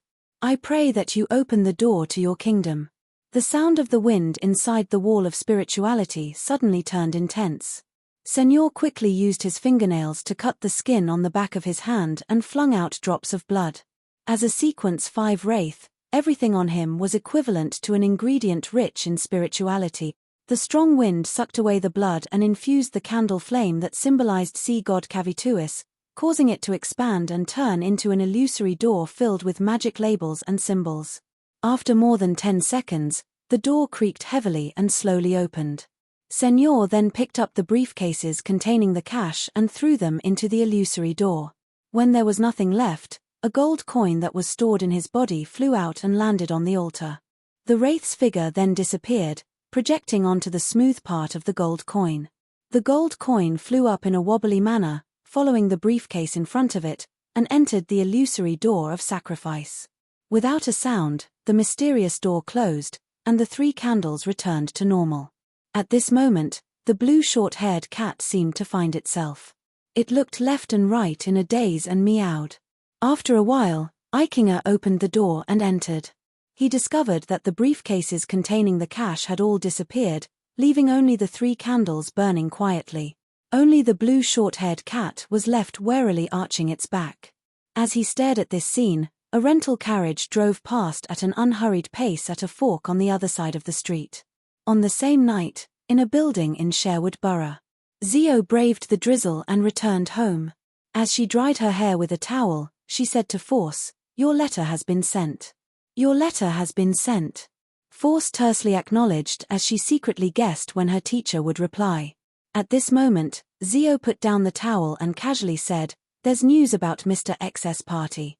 It's the same place as before, Friday night." "Very good, I can tell Mr. World. I wonder how much I'll need to pay." Force's eyes lit up when she heard that. Before she could ask for details, Zio had already added, "Mr. X also gave a mission that said to pay very handsomely. Mr. X also gave you a mission that is said to be very rewarding. Yes, tell him about the people you know who have abnormal luck. People with abnormal luck. Force muttered in puzzlement. Is there something wrong with this gentleman's brain? Who would divulge the situation around them at such a gathering? It'll make it easy for others to discover their true identity. Who knows? Perhaps he really is a lunatic. Zio didn't know anyone with abnormal luck, so she replied indifferently. Force thought carefully for a moment, but she still couldn't figure out the true purpose of the mission. All she could do was throw it to the back of her mind. She planned on praying to Mr. Fool when Zio went to take a shower and pass the corresponding information to the world, German Sparrow. Divine Emperor of the Nine Heavens. Chapter 786. Mr. X is searching for people with abnormal luck. Above the grey fog, Klein pondered over the information provided by Miss Magicians in an attempt to analyze it for any useful information. After thinking for a while, he decided to think from a different angle due to his lack of inspiration. It was to recall the people around him who had abnormal luck to see if there was any internal connection. The Fog Sea's strongest hunter, Anderson Hood, counts as one. Dr. Alan Series counts as another. They were all affected by one of the snakes of fate. Angel of Fate Ouroboros is one of the founders of Rose Redemption. This secret organization supports and believes in the true creator. The Aurora Order is equivalent to the Church of the True Creator. A series of situations surfaced in Klein's mind as he quickly came to a conclusion. This is the Angel of Fate Ouroboros searching for the Snake of Mercury, Will Orseptin. He is driving the members of the Aurora Order to help him find the Snake of Mercury, Will Orseptin. And this means that behind Mr. X, there's a king of angels somewhere in Beekland. Under such circumstances, assassinating Mr. X is equivalent to sending myself to my death. It's no wonder that Mr. X doesn't care about how special Beekland is. The official factions will at most believe that he has a saint backing him. Yes, in the official files, there are only 5 saints in the upper echelons of the Aurora Order. If that's the case, I'll make the wrong response. After Klein came to a conclusion, his first thought was to reject Miss Magician's request and warn her not to provoke Mr. X. If it wasn't for the fact that making a report would implicate the Snake of Mercury, Will Orseptin, and the Beyonder dossier of the Church of the Evernite Goddess clearly recorded Dr. Alan Series' luck, Klein would have gotten Miss Magicians to report the Angel of Fate Ouroboros and Mr. X to a particular chur. He calmly pondered for a few seconds before conjuring the World German Sparrow and making him pray in the grey fog. That's right. I'll confirm the situation and give you an answer tomorrow. He didn't reject it directly because he planned on asking the Snake of Mercury, Will Orseptin. Then, he returned to the world of reality. He carefully took out the paper crane that had become very fragile from the interlayer of his wallet and gently unfolded it. Klein was not in a hurry to write down the content. Instead, he first thought about what questions he needed to ask and carefully wrote a mental draft. Then, he took out a pencil and sharpened it with a knife. After flexing his muscles, Klein wrote, "The members of the Aurora Order are looking for people with abnormal luck. I wonder if you know how to use worms of time to create charms. Is your umbilical cord blood considered the blood of a mythical creature? If it does, and I want a drop, what price do I have to pay?" Klein originally wanted to ask Will Orseptin how he was able to maintain his rationality. After all, the Church's information didn't indicate that they publicly worshipped the Snake of Fate. However, he restrained himself in the end, afraid that Will Orseptin, who was in the state of an unborn fetus, would answer indecently, "When did you have the illusion that I'm rational?" If that happened, he wouldn't know if Will was joking or telling the truth.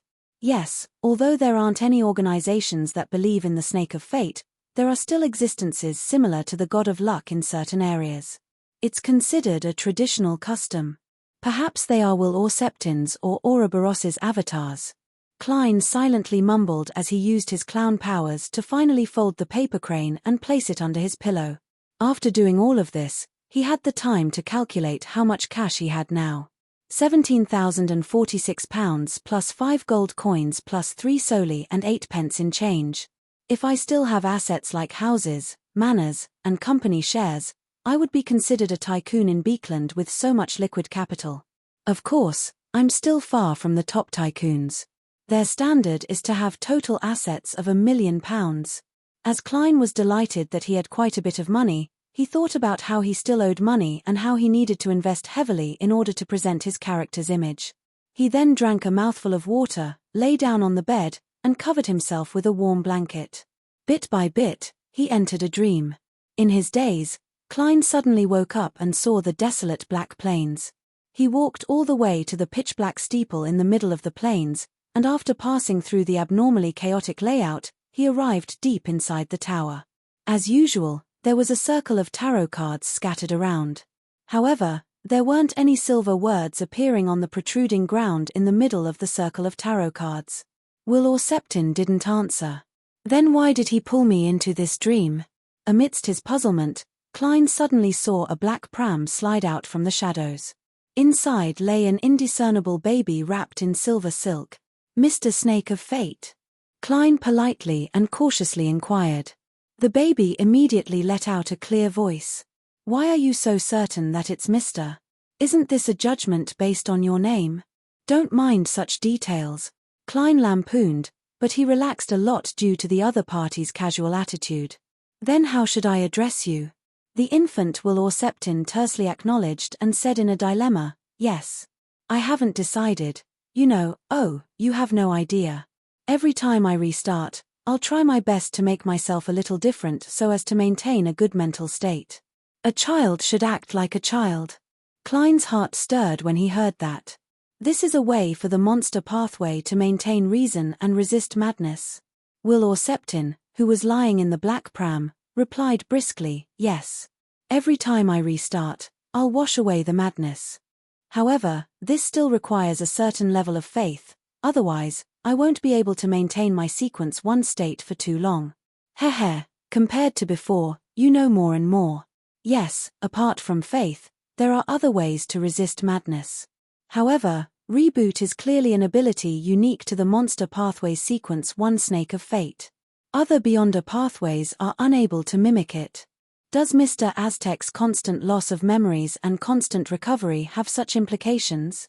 Klein nodded in thought and seized the time to ask, I suspect that Ouroboros is looking for you through the Aurora Order members.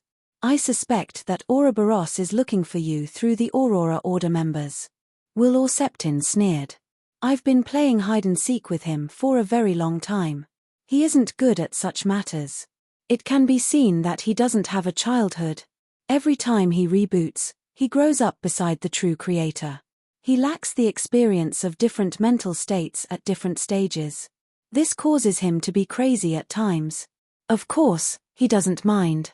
I've instructed Ricardo to use the die of probability to leave a certain mark in certain places. This will confuse Ouroboros's judgment, and he will soon leave Beekland again.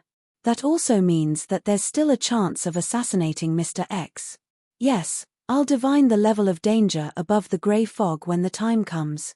Klein didn't continue on the topic. Instead, he asked, do you know how to use a worm of time to create charms?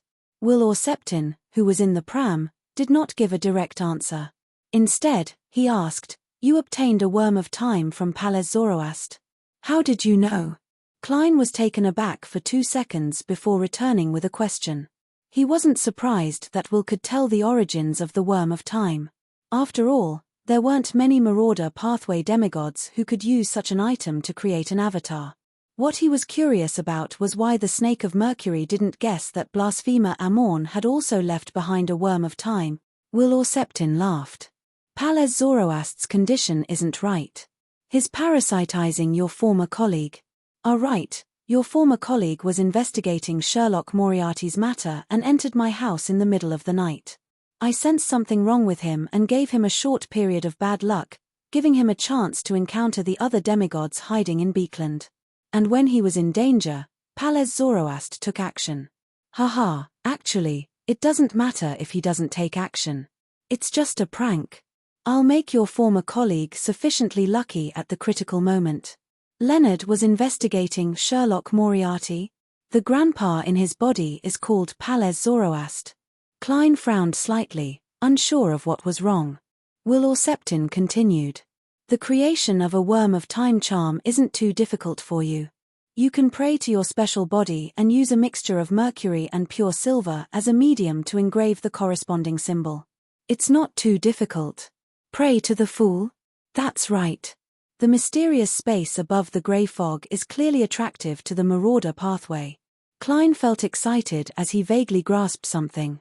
At that moment, Will Orseptin added with a smile, "As for the corresponding symbol, I don't know." What a huge turn. The corner of Klein's mouth twitched involuntarily.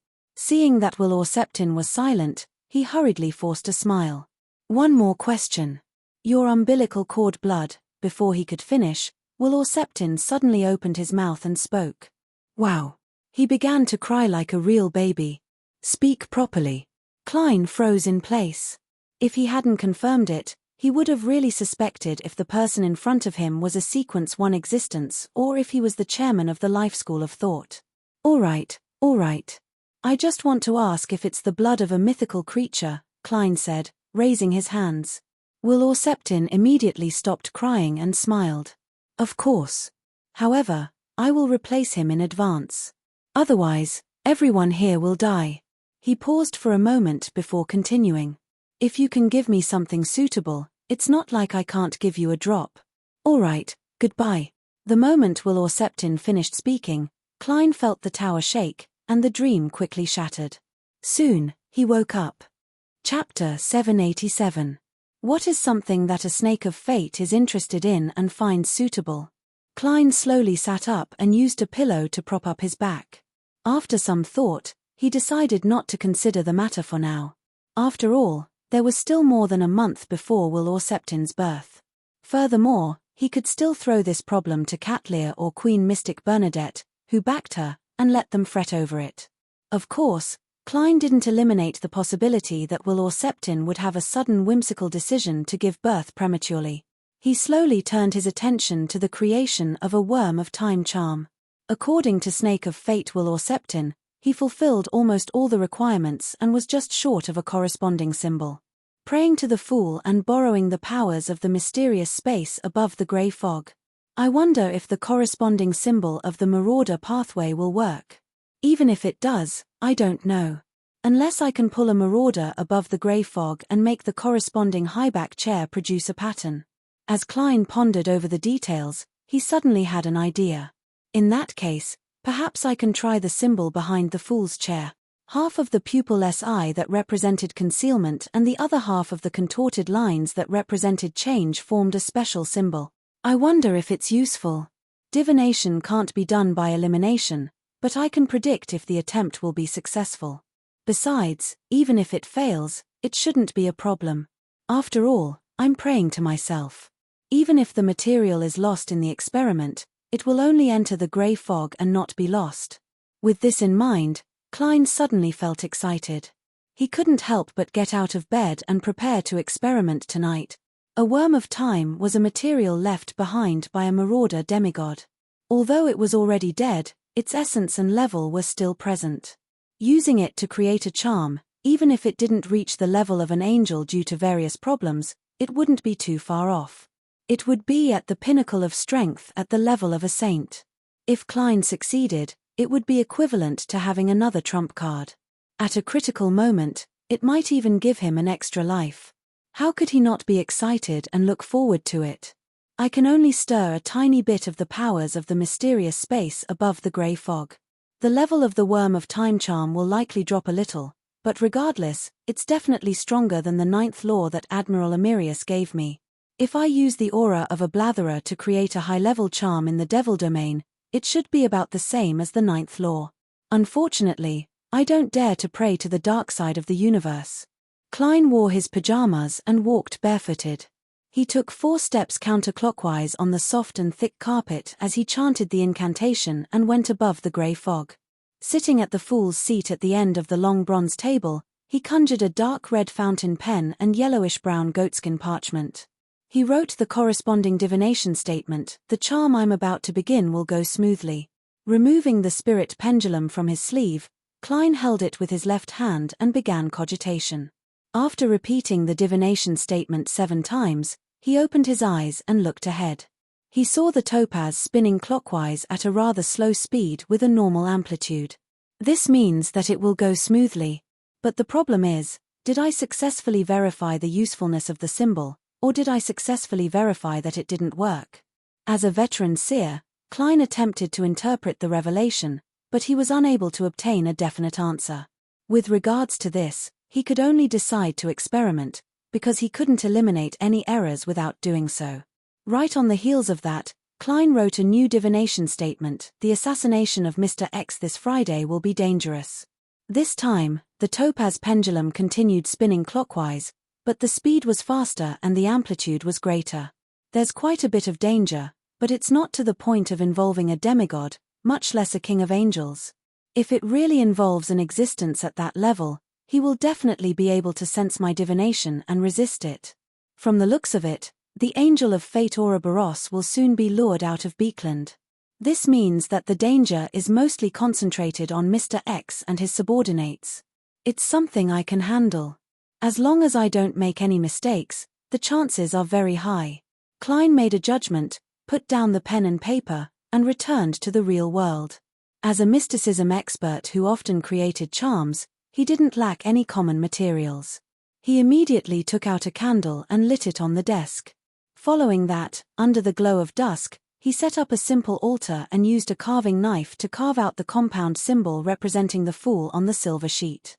As Klein didn't know what numinous digit corresponded to the Fool or what magical label there was, he could only make the front and back sides be the same. According to the books of charms he had read, this also satisfied the rules of mysticism, but the corresponding power would be reduced, and the chances of failure would be increased.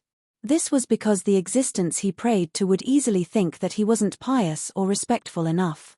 Of course, this wasn't a problem for Klein. He wouldn't despise himself. After completing the initial carving, Klein found a small metal bottle and used his spirituality and a vessel to guide out the mercury inside, filling it into the patterns on the silver sheet. This time, he only completed the front for the time being. Then, he summoned himself and responded to himself. He brought the little worm with 12 transparent rings back to his room and placed it on the silver sheet.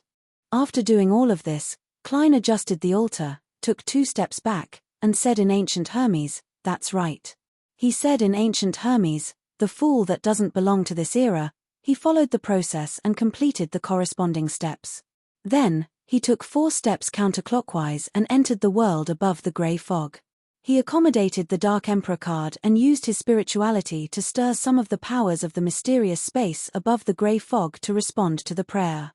As the surging power surged into the halo, Klein didn't hesitate to return to the real world. He saw that the altar had turned dark and gloomy, as though it hid countless secrets. As for the silver sheet, it had already floated up and was in a half-fused state with the worm of Time's corpse. Klein took 2 steps forward and flipped the silver sheet over, filling the runic patterns on its back with mercury. Lines lit up one after another, emitting a blurry grey luster. Klein quickly retracted his hand and watched as the luster thickened, enveloping the silver sheet and the worm of Time's corpse. Suddenly, the deep darkness of the altar distorted as the entire space seemed to turn abnormal. This change happened in a flash as a charm covered in strange patterns slowly landed on the desk surface. It was translucent and black in color, like a miniature card made of special crystal. It also looked like the eye of a certain existence that was watching over this world. Success. It really works. Klein was delighted as he hurriedly picked up the charm. He felt its coldness in his hand, as though he was touching snowflakes. Regardless of the final effects of the charm, the formation meant success. Klein had once again obtained a high-level charm at the demigod level. He busied himself for a while before bringing the finished product above the grey fog. Using dream divination, he roughly understood its effects. This black crystal card-like charm's effect was very simple, but it was very powerful. It was to steal the fate of others. To be more precise, it was to graft fate. It could graft the target's fate for a period of time onto oneself. The simplest situation is when the enemy is about to kill me, I can use this charm to steal the fate of his survival, grafting the fate of my imminent death onto him. Then, there will be a situation where he succeeds, but the one who dies is him. It matches the characteristics of the Marauder pathway, but it's even more sinister and terrifying. This is stealing fate from stealing money. If the worm of time is alive, and I can fully use the powers of the mysterious space above the grey fog, then this charm might even point to the time domain. As Klein thought about it, he felt a lingering sense of fear. If not for the grey fog's isolation and disinfection, without the help of the mysterious space's powers, he wouldn't have been able to do anything to a worm of time. Phew, it's mine now. I can't call it a worm of time anymore. I'll just call it Fate Siphon. Klein busied himself once again as he brought the Fate Siphon charm back to the real world. After dealing with the remnants of the ritual, he solemnly placed the high-level charm into the iron cigar case and placed it together with Aztec's copper whistle and Señor's gold coin. Then, he used a wall of spirituality to seal and isolate it. In a good mood, Klein instantly lost his sleepiness. He drew the curtains slightly, allowing the crimson moonlight to shine in, illuminating the room with peace and tranquility. While enjoying the scenery, he suddenly saw a figure sneak out of Member of Parliament Markt's house and approach him through the shadows. It was none other than Hazel Markt. She had once again arrived at the saw's entrance, moved the manhole cover, and climbed down without forgetting to restore it. Why is she always running into the saws? It's unlikely that she's heading to another zone to act as a superhero like the mysterious world. After all, it's less than an hour each time. Unless she has extremely powerful intelligence, it's very difficult to accomplish anything.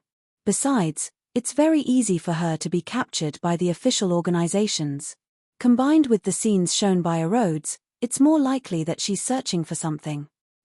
It's very easy for me to encounter danger if I keep exploring the saws like this. Klein stood behind a gap in the curtains as he observed the various things he discovered under the silent night. He didn't attempt to warn Hazel, nor did he directly use a wraith to possess her to make her understand the dangers of the Beyonder world. Firstly, this was because his judgment of Hazel's lack of understanding of mysticism and her strong sense of superiority was biased. He was temporarily unable to be certain. Secondly, he didn't know why she had Beyonder powers and mystical items. Giving her a warning out of goodwill to repay her for her previous kindness would easily attract unnecessary attention or even trouble. After enjoying the night's peace, Klein returned to bed and slept all the way until dawn. Before Richardson came in, he had transformed into German Sparrow and prayed to the Fool, "I'm sorry.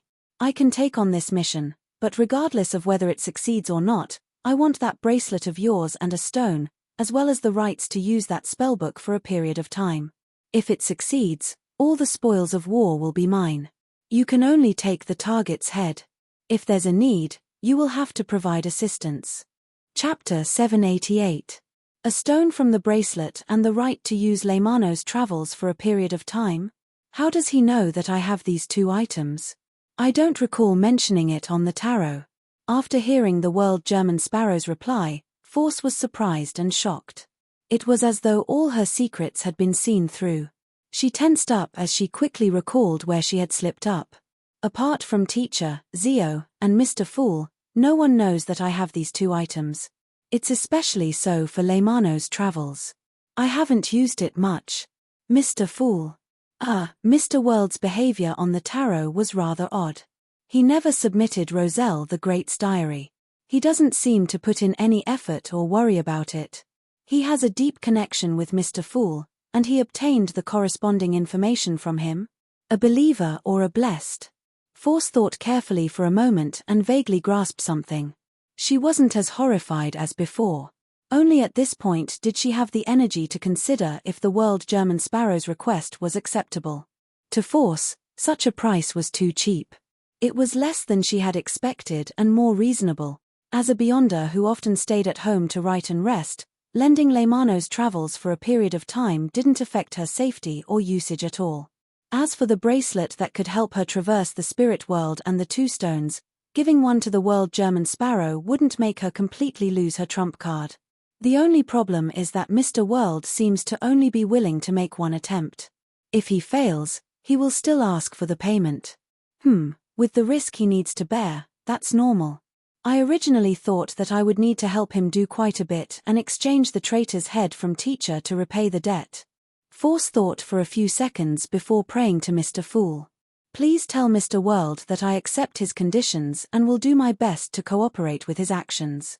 She had originally wanted to remind the World German Sparrow that using the stone would result in the repercussions of the full moon ravings, but she immediately realized that only Beyondus of the apprentice pathway would receive such treatment. Regardless of success or failure, with that stone, I'll be able to silently leave Beekland and rendezvous with Mr. the Hanging Man to explore that primitive island. When the time comes, I'll use the stone and the spellbook to record. I won't have to worry about returning unless my luck is too bad and the recording fails. Klein secretly heaved a sigh of relief. He opened the door and got his valet, Richardson, to help him tidy up his clothes. Sir, after breakfast, your scheduled itinerary is to visit the royal family's collection exhibition at the Royal Museum. As Richardson helped his employer put on his coat, he informed him of the day's arrangements. As Dawn Dantes' social dance progress was extremely fast, the etiquette classes in the morning were reduced from 5 to 3 a week. This allowed him to have extra time to do other things. And such an exhibition would definitely become a hot topic of discussion in high society. It wouldn't look good if he didn't visit it personally. As for going to St. Samuel Cathedral to listen to the bishop's sermon, Klein had also consciously reduced the frequency. This wasn't because he needed to donate dozens of pounds every time, but because he was worried that after the initial novelty period, going too often would arouse suspicion. Being natural and reasonable were the core elements of his plan. He planned on randomly choosing 2 out of the remaining 6 days apart from Sunday. He wanted to accumulate intelligence over a longer period of time and figure out the pattern. There's no rush. I can't wait any longer, Klein said to his valet with a smile as he looked at his outstanding bearing in the mirror. Upon thinking of St. Samuel Cathedral and the Church of Evernite, he naturally thought of Leonard Mitchell's secret investigation of Sherlock Moriarty. He didn't understand what the other party was suspecting. Was it Emlyn White's purchase of Tinder that made Leonard decide to investigate the people around him, or was it the faint figure of the detective in Capim's case and Lenivas's case that made the red gloves in charge of the investigation sense something? Or is it a combination of both? Klein thought about the traces he had left behind and had a general guess. He wasn't afraid that Sherlock Moriarty would be placed on the wanted list of the Church of Evernite and have a bounty placed on him. After all, apart from contacting a few acquaintances, the great detective wouldn't appear again. What he was worried about was people discovering that the early Sherlock Moriarty resembled Klein Moretti, and from there, they would be able to track down the deceased former Nighthawk. In fact, even if they discover me, it's nothing. I'm no longer the clown or magicians from back then. There aren't just 1 or 2 demigods who want to find me. Even if the high-ranking deacons of the church are added, the problem wouldn't change qualitatively. Besides, Barnson and Melissa are truly ordinary people. The church definitely won't implicate them or disturb their lives. I wonder if they will take back the pension. Probably not. There's no way to explain it to ordinary people. Klein didn't fret over his debts. This was also the reason why he was so calm when he heard the Snake of Mercury, Will or Septon, point out his identity as Klein Moretti. How could a Sequence 1 angel who had interacted with Sherlock Moriarty a long time ago, and who was adept at destiny-related powers, not be able to discover where the great detective came from? Even with the grey fog in the way, interfering with many details, Will or Septon would definitely know that Sherlock Moriarty came from Tingen. And back in Tingen, Klein had interacted with a youth of the monster pathway, Aid Missile, causing his eyes to bleed. As long as the Snake of Fate Will or Septon grasped this information and made a comparison, the answer would be obvious. If Leonard were to really discover Sherlock Moriarty's hidden identity, I wonder what kind of expression he would have. Klein gave a self-deprecating laugh and walked out of the master bedroom. He went down to the 2nd floor and enjoyed the breakfast that his chef had meticulously prepared. West Borough, 2 Kings Avenue, Royal Museum. Klein led butler Walter and his valet, Richardson, through the ticketing booth and entered. This exhibition was organized by the Ruan royal family. They brought all kinds of historical collections from the founding of the country to the outside world for the public to view and understand, so as to raise the respect and recognition the citizens had for the royal family. As a graduate with a degree in history, Klein was rather interested in this exhibition. Many of the events that he was very familiar with had their corresponding items here. From another angle, it made one immersed in the long and fascinating past. What surprised Klein was that Walter had a deep understanding of most of the exhibits. He introduced them to Dawn Dantes in great detail. As expected of someone from a noble family, Klein nodded to himself. As they walked and listened, the trio constantly encountered other visitors. The entire exhibition hall was quiet and orderly, with only murmurs. When passing by a display case, Klein noticed that Walter's footsteps had suddenly come to a halt. He looked to the side as his expression turned complicated. As he wasn't a spectator, Klein was unable to decipher the exact meaning of the complicated emotions. All he could do was trace Walter's gaze and look in front of the display case. There were two people standing there, a man and a woman. The man was in his 30s, wearing a black formal suit and a silk top hat. He held a gold-inlaid cane and looked like a rich gentleman. The woman was wearing a yellow dress and a golden necklace. Her overall attire was rather gorgeous. Mr. Butler is looking at that man. Klein instantly made a judgment as he swept his gaze across the target without leaving a trace. He realized that the gentleman looked rather old. His skin was dark from frequent exposure to the sun. His hands were like dried wood, and his fingers were extremely rough. If I didn't look at his attire, I would believe it if you said that he's a farmer, gardener, or carriage driver. Klein retracted his gaze as he felt a little puzzled. The reason why he could notice these details was because when he was constructing the identity of Dawn Dantes, he had seriously considered the appearance of an ordinary person who had been adventuring in the southern continent for a long time. He believed that in addition to the eyes, temperament, and innate facial features precipitated by rich experience, Dawn Dantes must have skin that had been exposed to the sun for a long time, inconspicuous scars, rough and powerful palms, and other details. Otherwise, it would not be enough to support the character's inner qualities. I have to say that ever since I became a faceless, I'm becoming more and more experienced and knowledgeable about how to create a new character. If I were to return to Earth, even without my Beyonder powers, I would still be good at acting. Amidst his self-deprecating thoughts, Klein saw that Butler Walter had already recovered his solemn and proper look, as though nothing had happened. The old man with rough skin pointed at the flags in the display cabinet.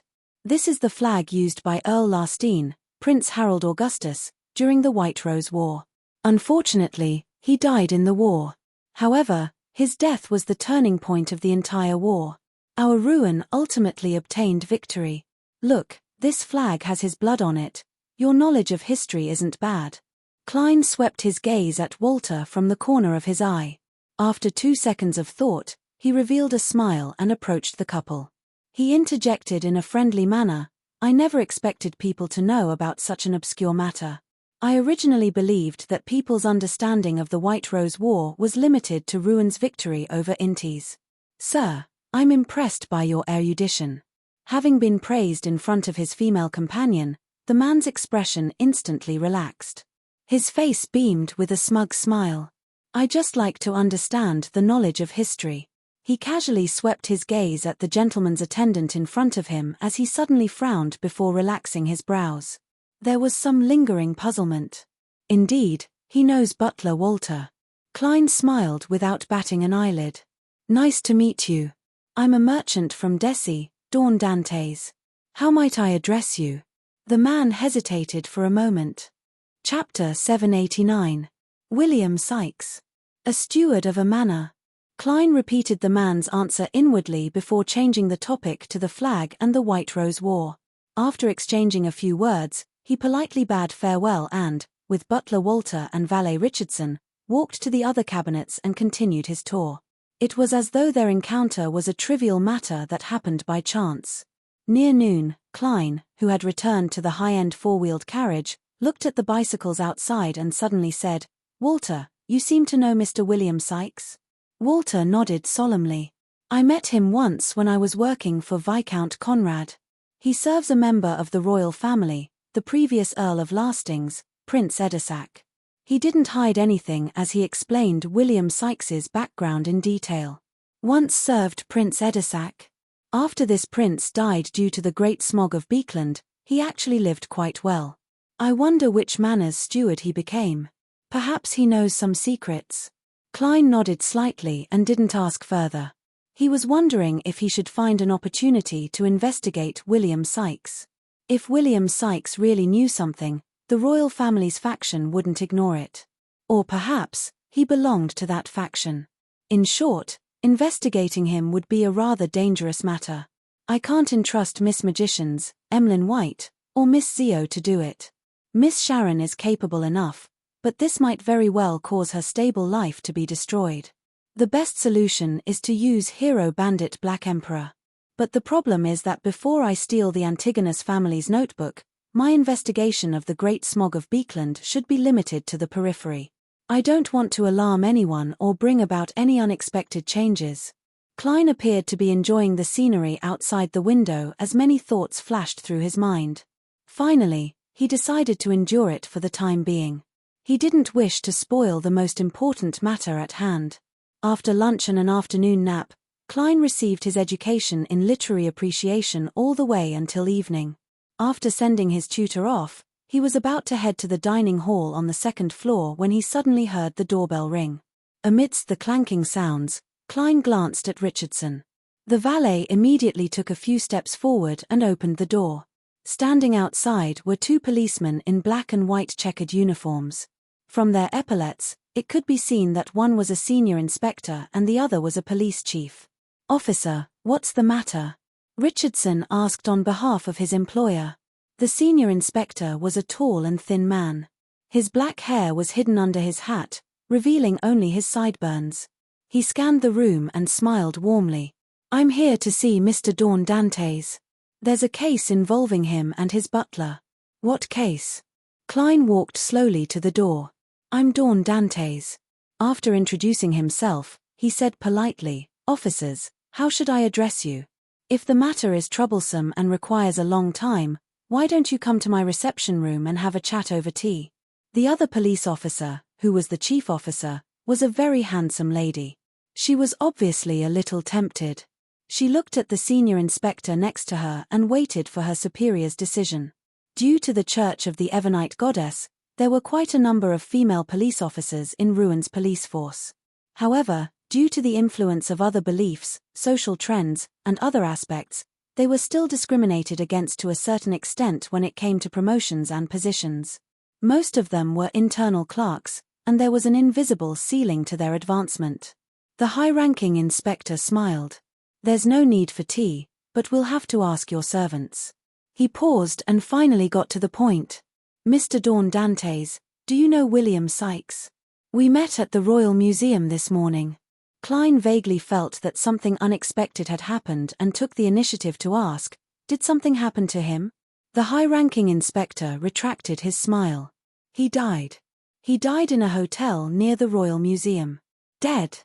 Klein did not hide his astonishment. "I just met him and he's dead."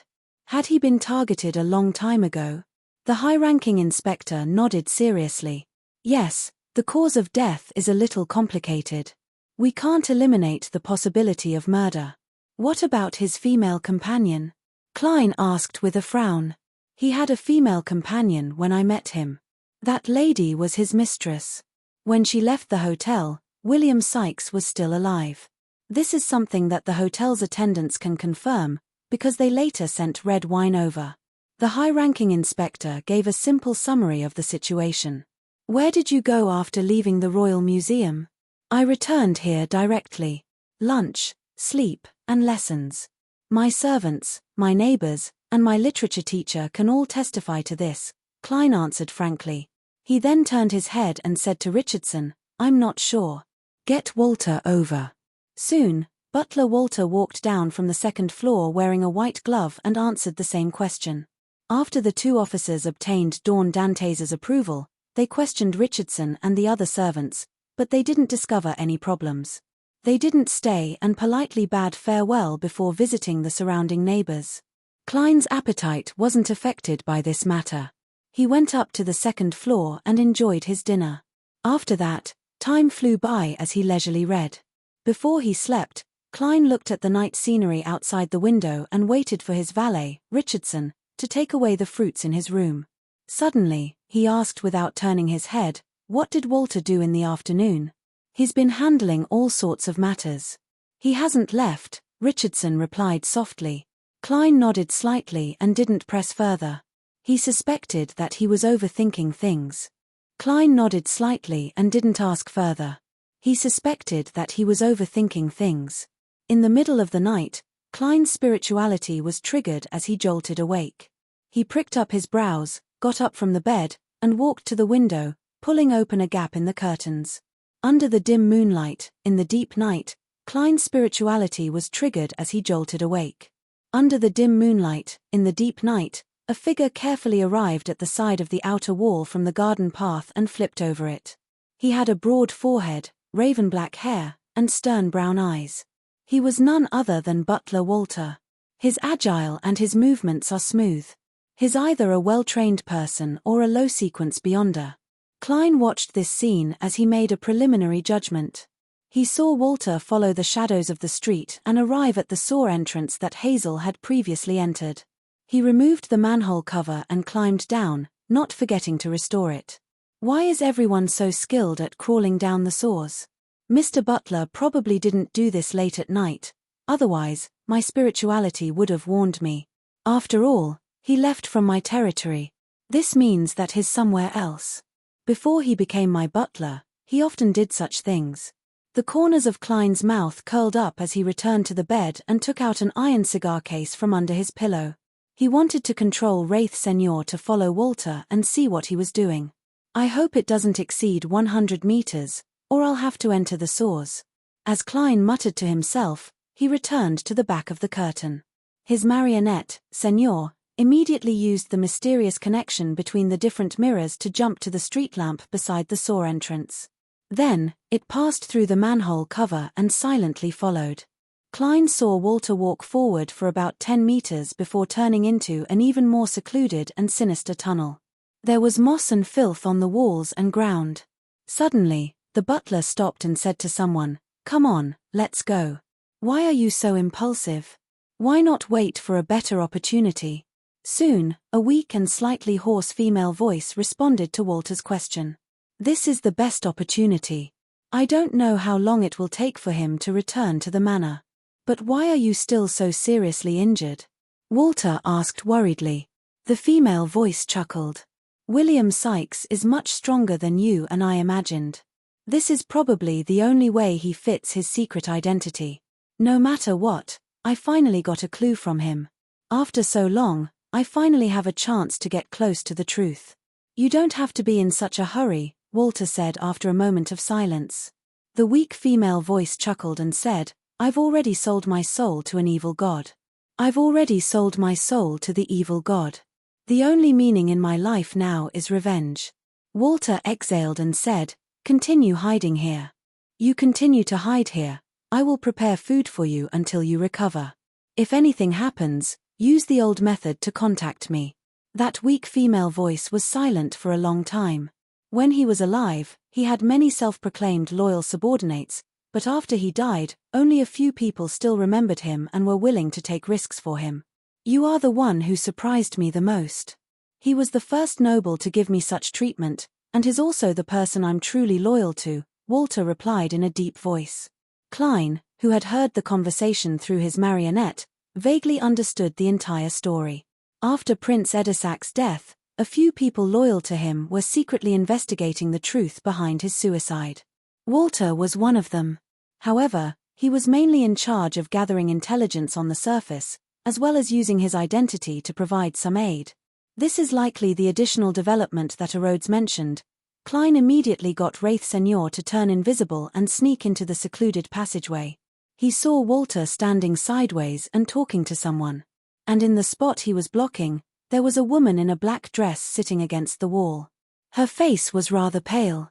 After the woman heard Walter's words, she chuckled and looked towards the exit. "It's time for you to leave. Be careful not to be discovered." She turned her head, allowing Klein to see her clearly.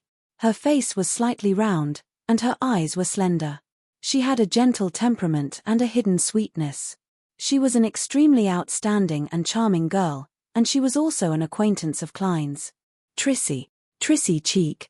P.S. Update before making changes. M.